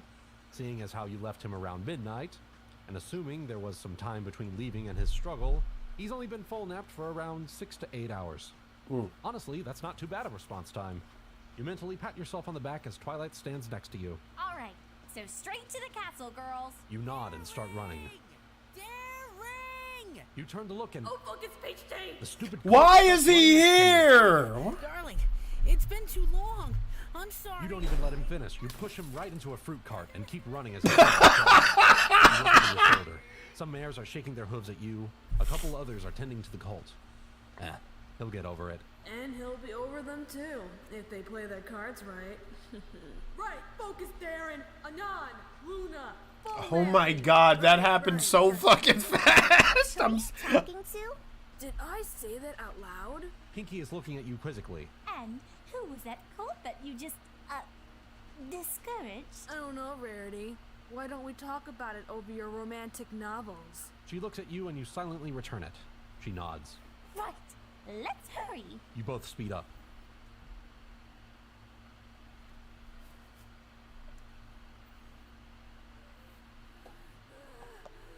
You are daring do, and apparently you're out of shape. Being a Pegasus, any distance longer than a couple hundred meters, we just fly. But no, had to run with the herd. The country girls make it to the main door. Up a couple hundred steps, of course. Every pony's panting, but you're dying. Thanks, Heart. No problem, darling. Just beating myself to death. Oh, that was a good run. Shut up, absurdly healthy apple pone.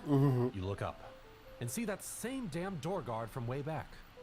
At least you think so. They all look alike. Is that racist? You peer at him. You're asking me? Ma'am, I'm still gay. Fuck this dude. Just open the door. I only take orders from the princess. Just open the doors. Yes, ma'am. Magic opens the doors and you all trot into the main hall, where Huzzah! There are more stairs! Fuck this!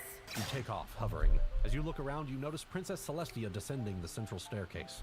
Whoops. You land and bow with the rest of your herd as she finally stands in front of you. Rise, my little ponies. I received the letter you sent earlier, Twilight. Yes, princess. Now the question is that keyframe? I don't think it is. We're just worried about him and... Celestia silences Twilight with a warm smile. It's admirable that you care about him so much, Twilight. I would expect no less from my favorite student and her friends. I don't think that's keyframe. It was a joke, Twilight. A poor one.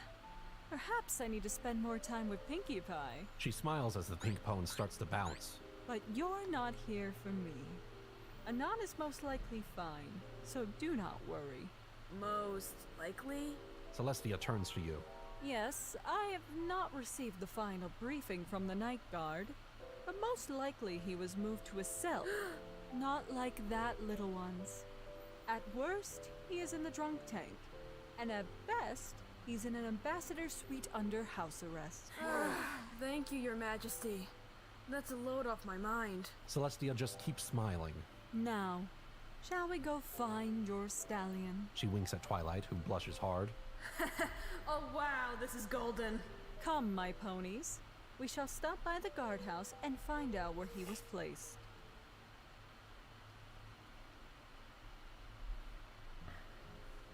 Now, tell me this again. The poor colt is shaking so hard his armor is clinking. You won't be banished or lose your job or standing. We have not received any prisoner or citizen transfer from the night guard that matches that description. Is that A Will? little loud at the end there, but understandable. Twilight's looking at him like she wants to turn him into cinders with a thought. She's the element of magic, so maybe she can? But Celestia's the worst. She's looking at him like a disappointed mother. That's gotta hurt. And have you checked? Triple check, ma'am! The guard salutes while still shaking. It's actually pretty impressive that he's keeping his balance. Twilight's horn fires up and she starts sorting through the documents. What am I? A double blue stamped sheet of paper, labeled NPTF-07. Dang, right. She single-hoofedly runs the whole empire. Guess paperwork is like 90% of her day. You look at her with such sympathy now. She glances at you and raises an eyebrow. You can't help that you're getting misty-eyed. It's okay, you mouth at her. We'll get you drunk later. Celestia seems to be thinking about something, but turns her attention back to her frustrated pupil. No luck, Twilight? No, it's not here. And it's not that there's something fishy. It's just not been entered. Twilight leans far over the desk, and the stallion freezes. Where is he? Twilight! That is uncalled for. Celestia gently rests a hoof on her shoulder. We will find him. Let's just be methodical. Just breathe. Twilight does her breathing exercise for a few moments, and then calms down.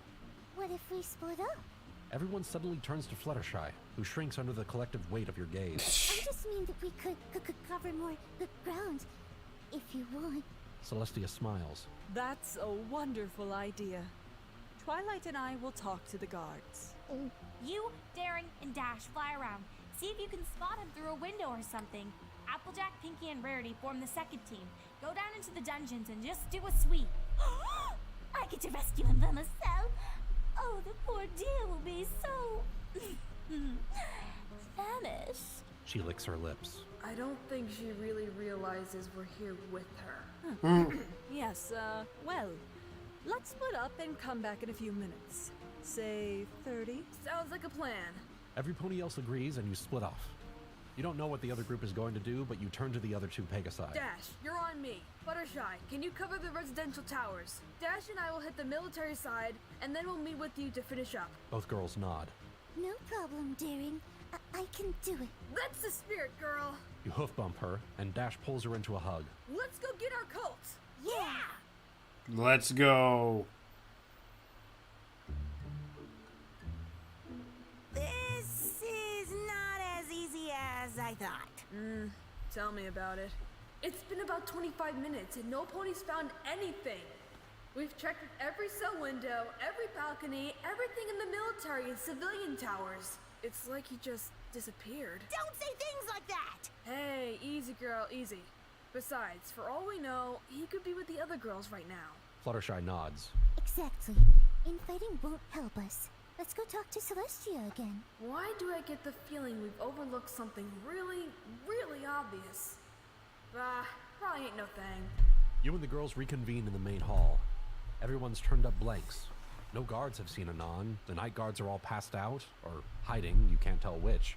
Your own search has proved fruitless, as has the dungeon crawler contingent. I mean, granted, they did pick up some sweet loot, but no cult.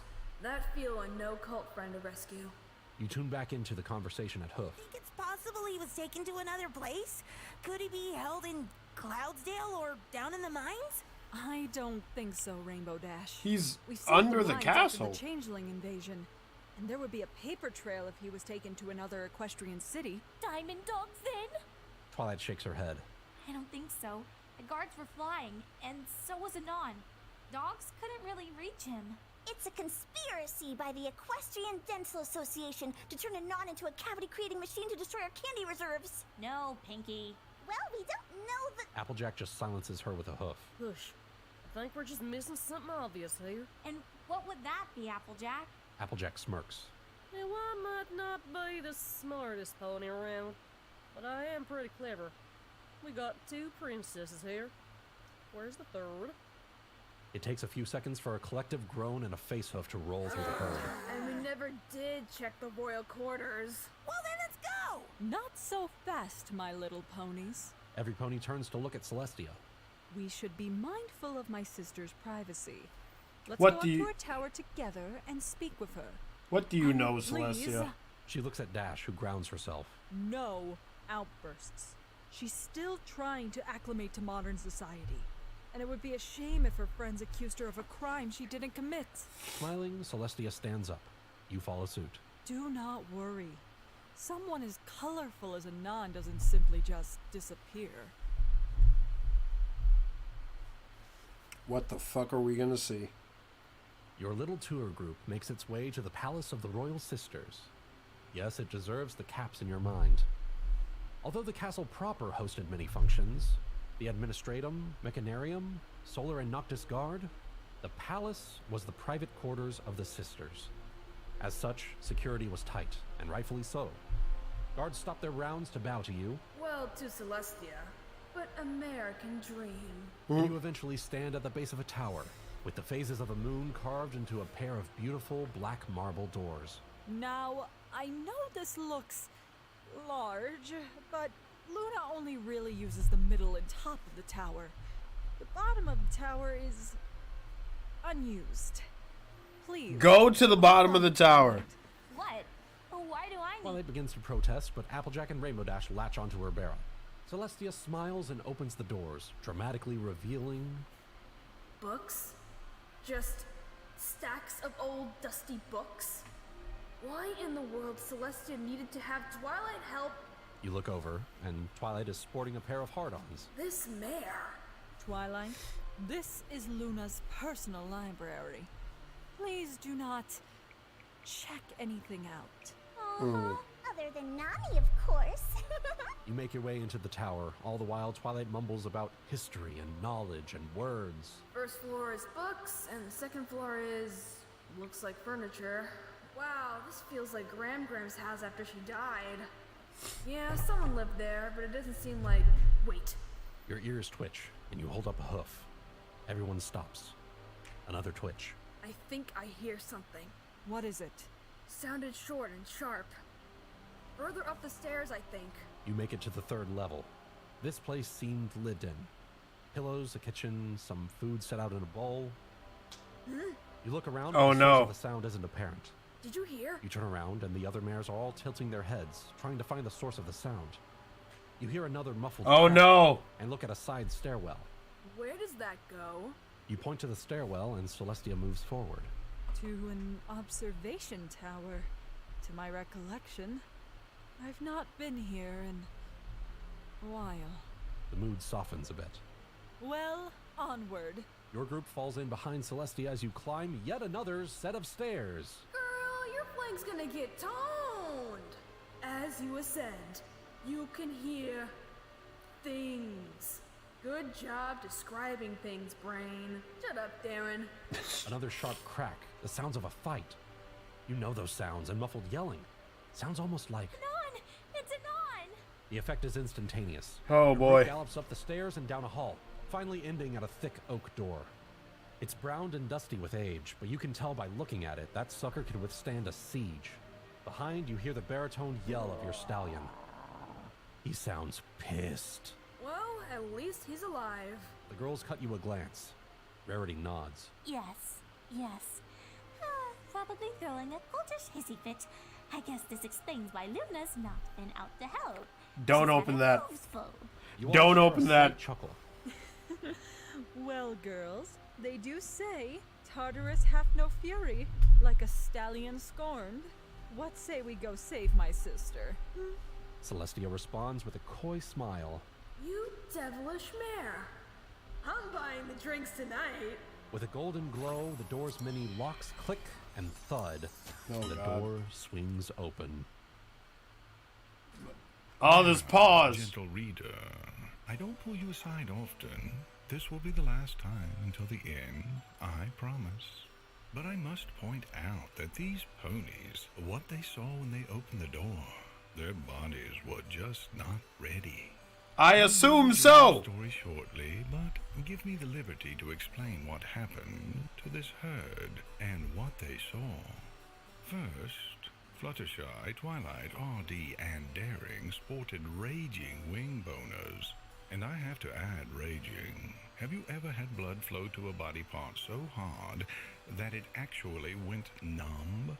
Fluttershy ended up collapsing. AJ and Pinkie Pie got weak in the legs, AJ falling face first, flank in the air, tail aside. Pinkie seemed to be shaking all over, moving yet standing still. Rarity's eyes began to unfocus and she started to drool, most unbecoming.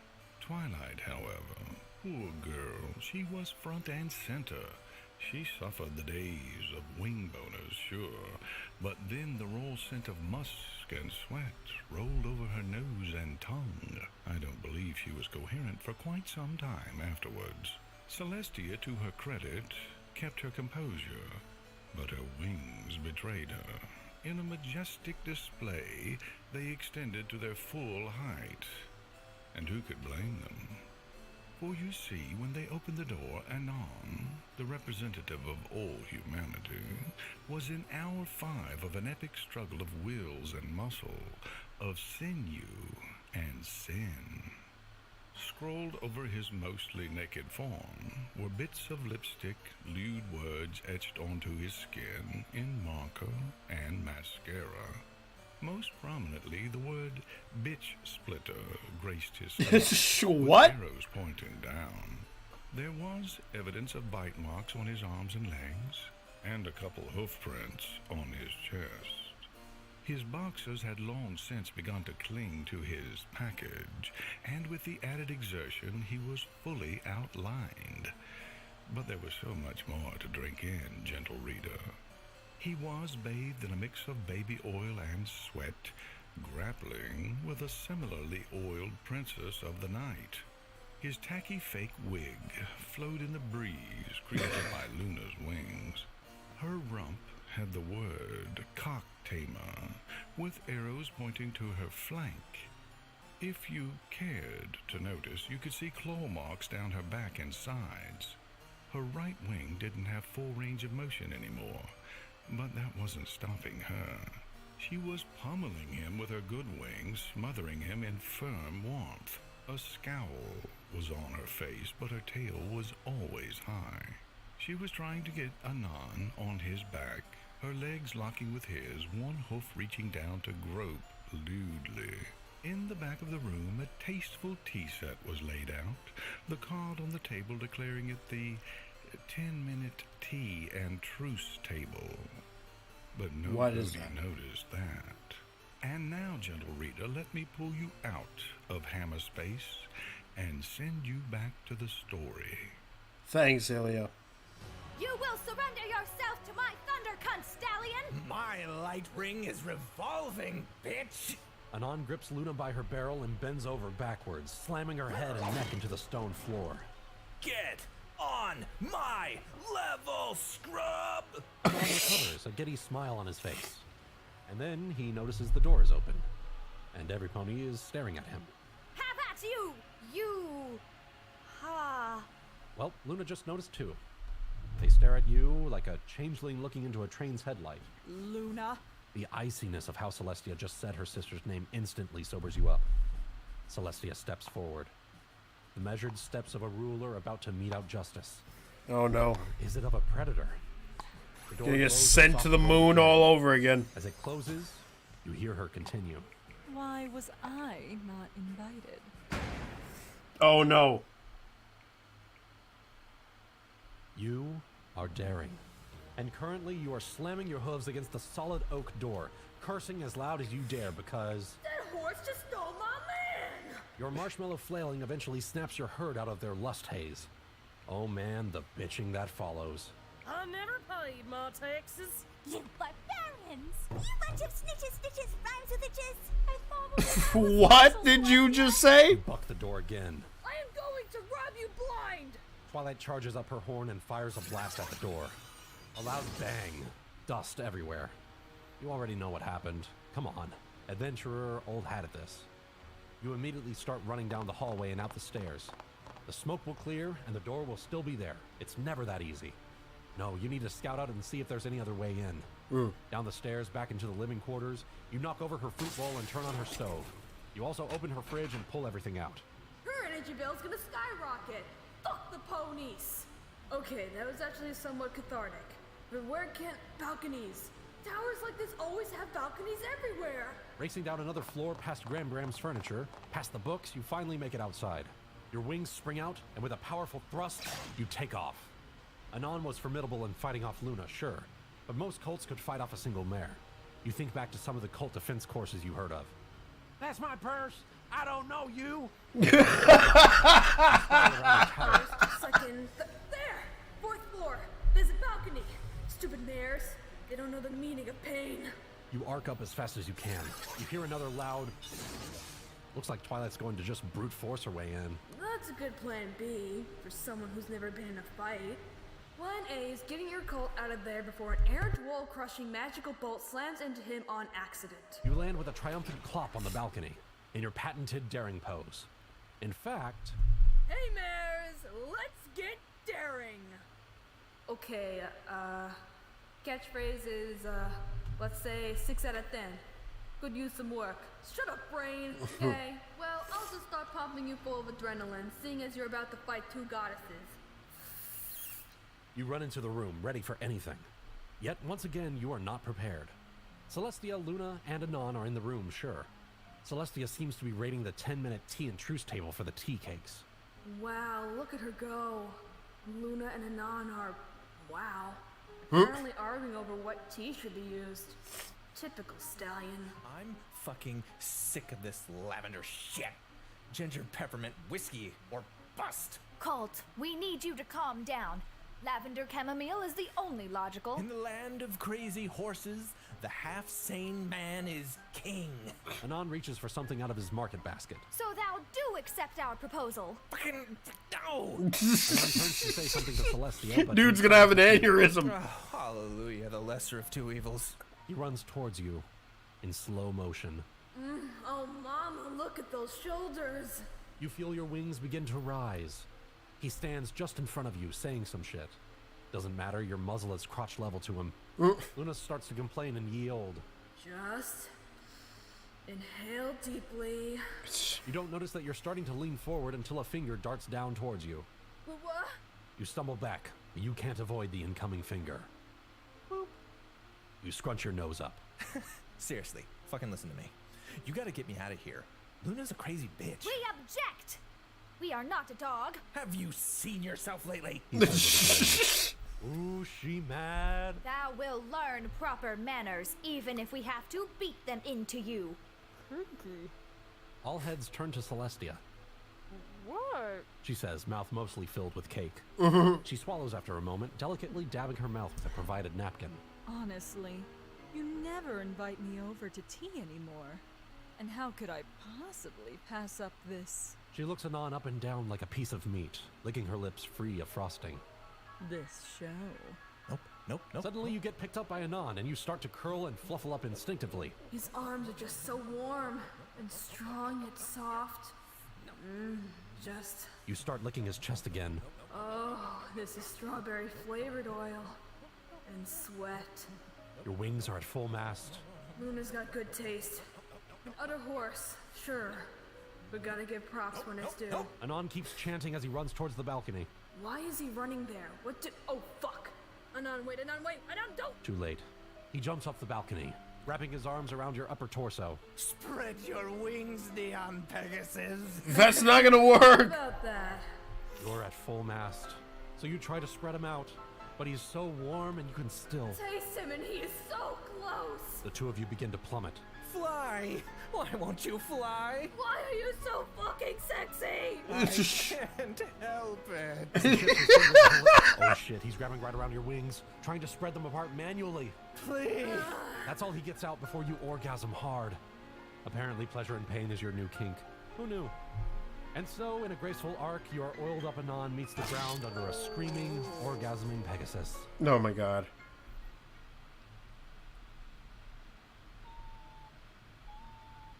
Oh, new art!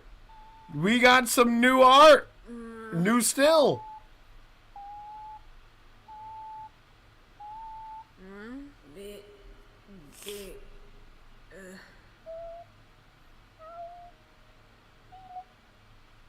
The hell is that? Not helping. Be someone. Derek! Derek! Yes! Ow! Fuck brain! You get a cookie, you remembered who I is! Yeah! Also, I'm doing good at breathing, boss. Yes, keep that up. But how else would she know she's in a hospital?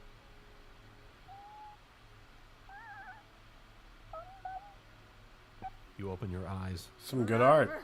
Good job. Just stellar at these first impressions. Well, I take it you're curious as to what happened after your, rescue? That voice! I know that voice! You turn your head over to the left.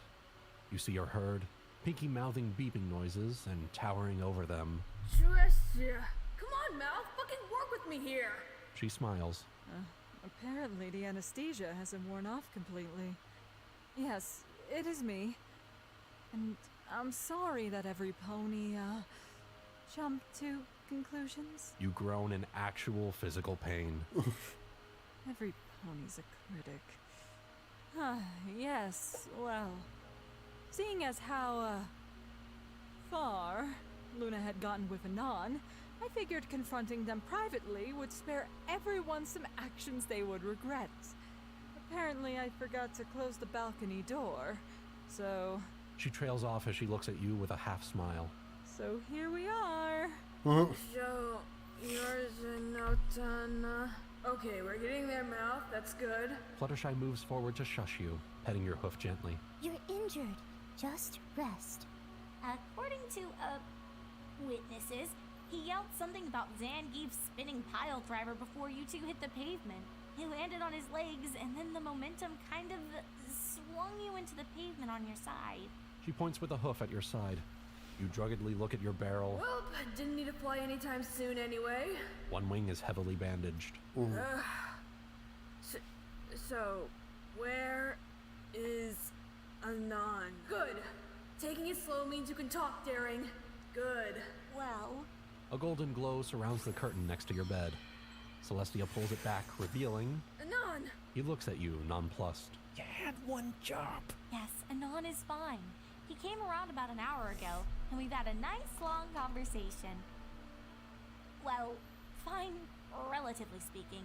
He's not dead, but his legs are a bit, damaged. Broken. Broken as fuck. Twilight. Yeah, he's broken as fuck. Well, it could be worse. I mean, You face hoof and groan. That's just asking the universe to... The door slams open, startling every pony. Huzzah! We have found thee, Anon! Sister, please. Inside voice. Luna flattens her ears against her head and then smiles. Oh, sorry. Huzzah! We have found Anon! Luna trots in and trailing behind her. Holy shit, there's about 500 flowers, boxes of chocolate, jewels, bags of bits. When in doubt, bribe. Anon, we wish to sincerely apologize to you. We have been educated on the various social changes since our departure, and it was wrong of us to imprison you so. Yeah, that's okay. Anon tries to scoot back in his bed, away from the approaching Luna. Seriously, you don't need to... But we insist! Take these boons as a token of our remorse. Luna tastefully arranges the flowers and whatnot around his bed. Also, we wish to let you know that we will continue to study the changes and shall return to you again with our new knowledge. Oh, okay, Luna. That's great. Really. Luna just nods, kinda. Wait, you know that look. She's just tuning him out. Yes, we shall begin studying this new chapter, the sexual revolution, at once. Everyone goes silent. Luna, Don't call it that. Nonsense! We shall lock ourselves in Celestia's study. We shall return to you, our Anon. Wait, why did she say his name twice? Luna immediately teleports out like a boss. Everyone is silent for a moment before Celestia coughs. We should probably go find Luna before she gets into any more scented or flavored oil. Twilight looks up at her mentor curiously. But I've been in your study plenty of times, Celestia. Where would she find? We should probably go right now. Celestia starts turning up the little at the door. You can just feel the secret chambers all up in her room. You may or may not still want to rob her blind. After a few more comments and hoof waving, you are left alone with your future husbando. So... You turn to look at Anon again. So... Uncomfortable silence mode, engage. I guess... I'm really, really sorry. Anon quirks an eyebrow at you. I see you and you're someone I want. And I just let it go right to my head. I've only ever been trying to get you in me, and I haven't taken the chance or time to learn anything about you. You search his face as you talk. Anon remains silent, but isn't stopping you. And, you know, forming a herd without your knowledge and trying to get you to submit to our group is... Underhanded? Yes. Arrogant? Yes. Arrogant? Yes. Your ears flatten against your head. Yeah, all of those things. I'm sorry. And don't do it, Mal. Don't do it, Brain. Just don't. Sorry, Darren. Heart's in control. Don't let that idiot at the controls. She'll do I'll leave you alone for good, if you want. Fuck! Seconds stretch into eternity as he looks around the room. Never. Here it comes. Never let it be said that I am not a generous or stupid man. What? He smiles at you. It's a half smile. Oh, Celestia, that's the greatest thing I've ever seen. I'm beginning to think that maybe, if you girls are after me so hard, maybe there's something to this whole herding business. Or at least dating to get out of my shell. You sit up in bed, ignoring the pain. And, well, I mean, look at the alternatives when I try to ignore you, Pones.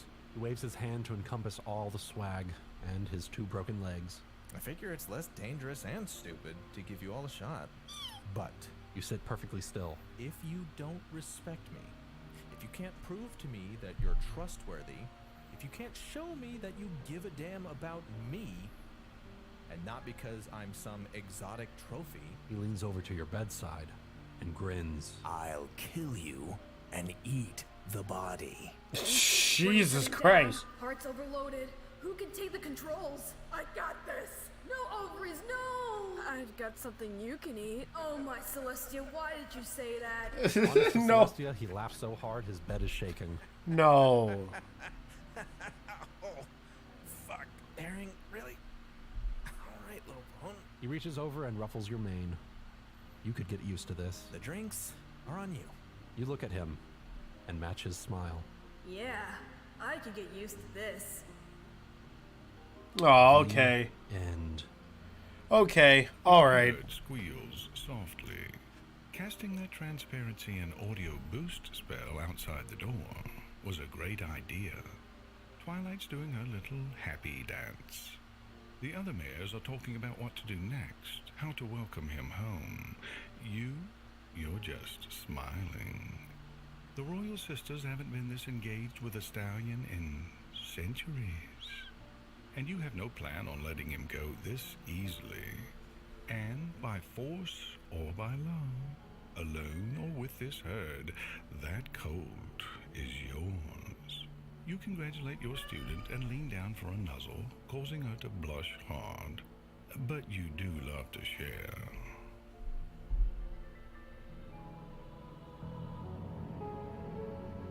That was great. That was really good. Auditioning for this because it was a fucking. Oh wait, hold on. Let me see this conversation. Hold on, everybody, shut up. I don't fucking regret auditioning for this because it was a fucking amazing thing. It's so goofy. It's like it's so me though. It's so me though. I love it. This is great. Anonymous Pegasus pitch. All I right. really had a good time voicing Daring Do in this. I'm really glad to be a part of this, and be able to work with Applejack, Obab, Scribbler. Scribbler gave her voice to Applejack for the last... Alright, that's surprising. Wuten and everyone else. Rainbow Dash is still lost. Let's go. The 3 different Anons. Celestia was keyframe. Let's fucking go. Yes. The 3 different Anons. I was like, that's not keyframe. That can't be keyframe. Shared my time with. Ilya.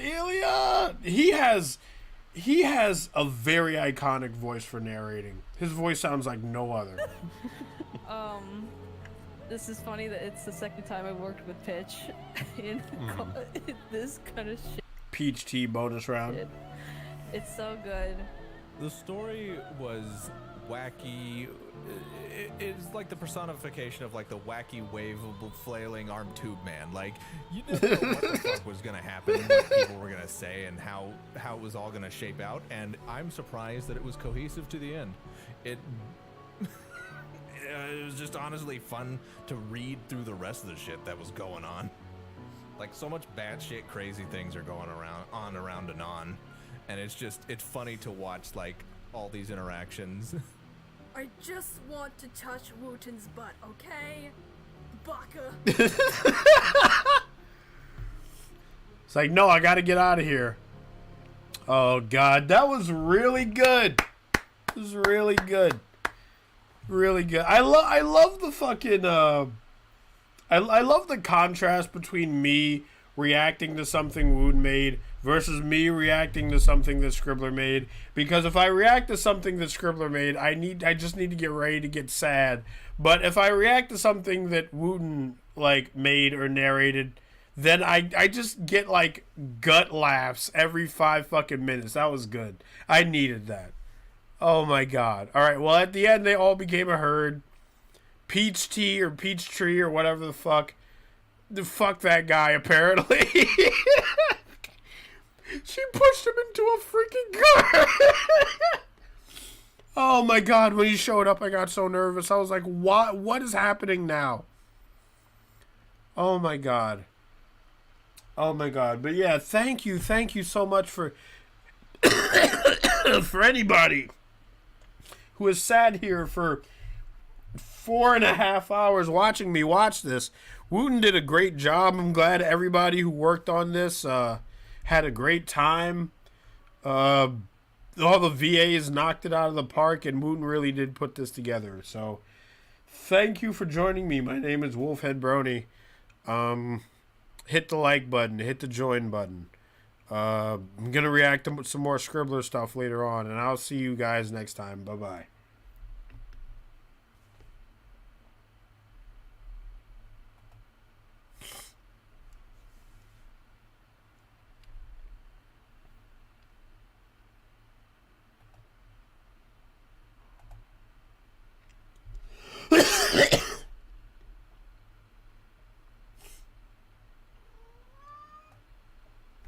Vap. Vap.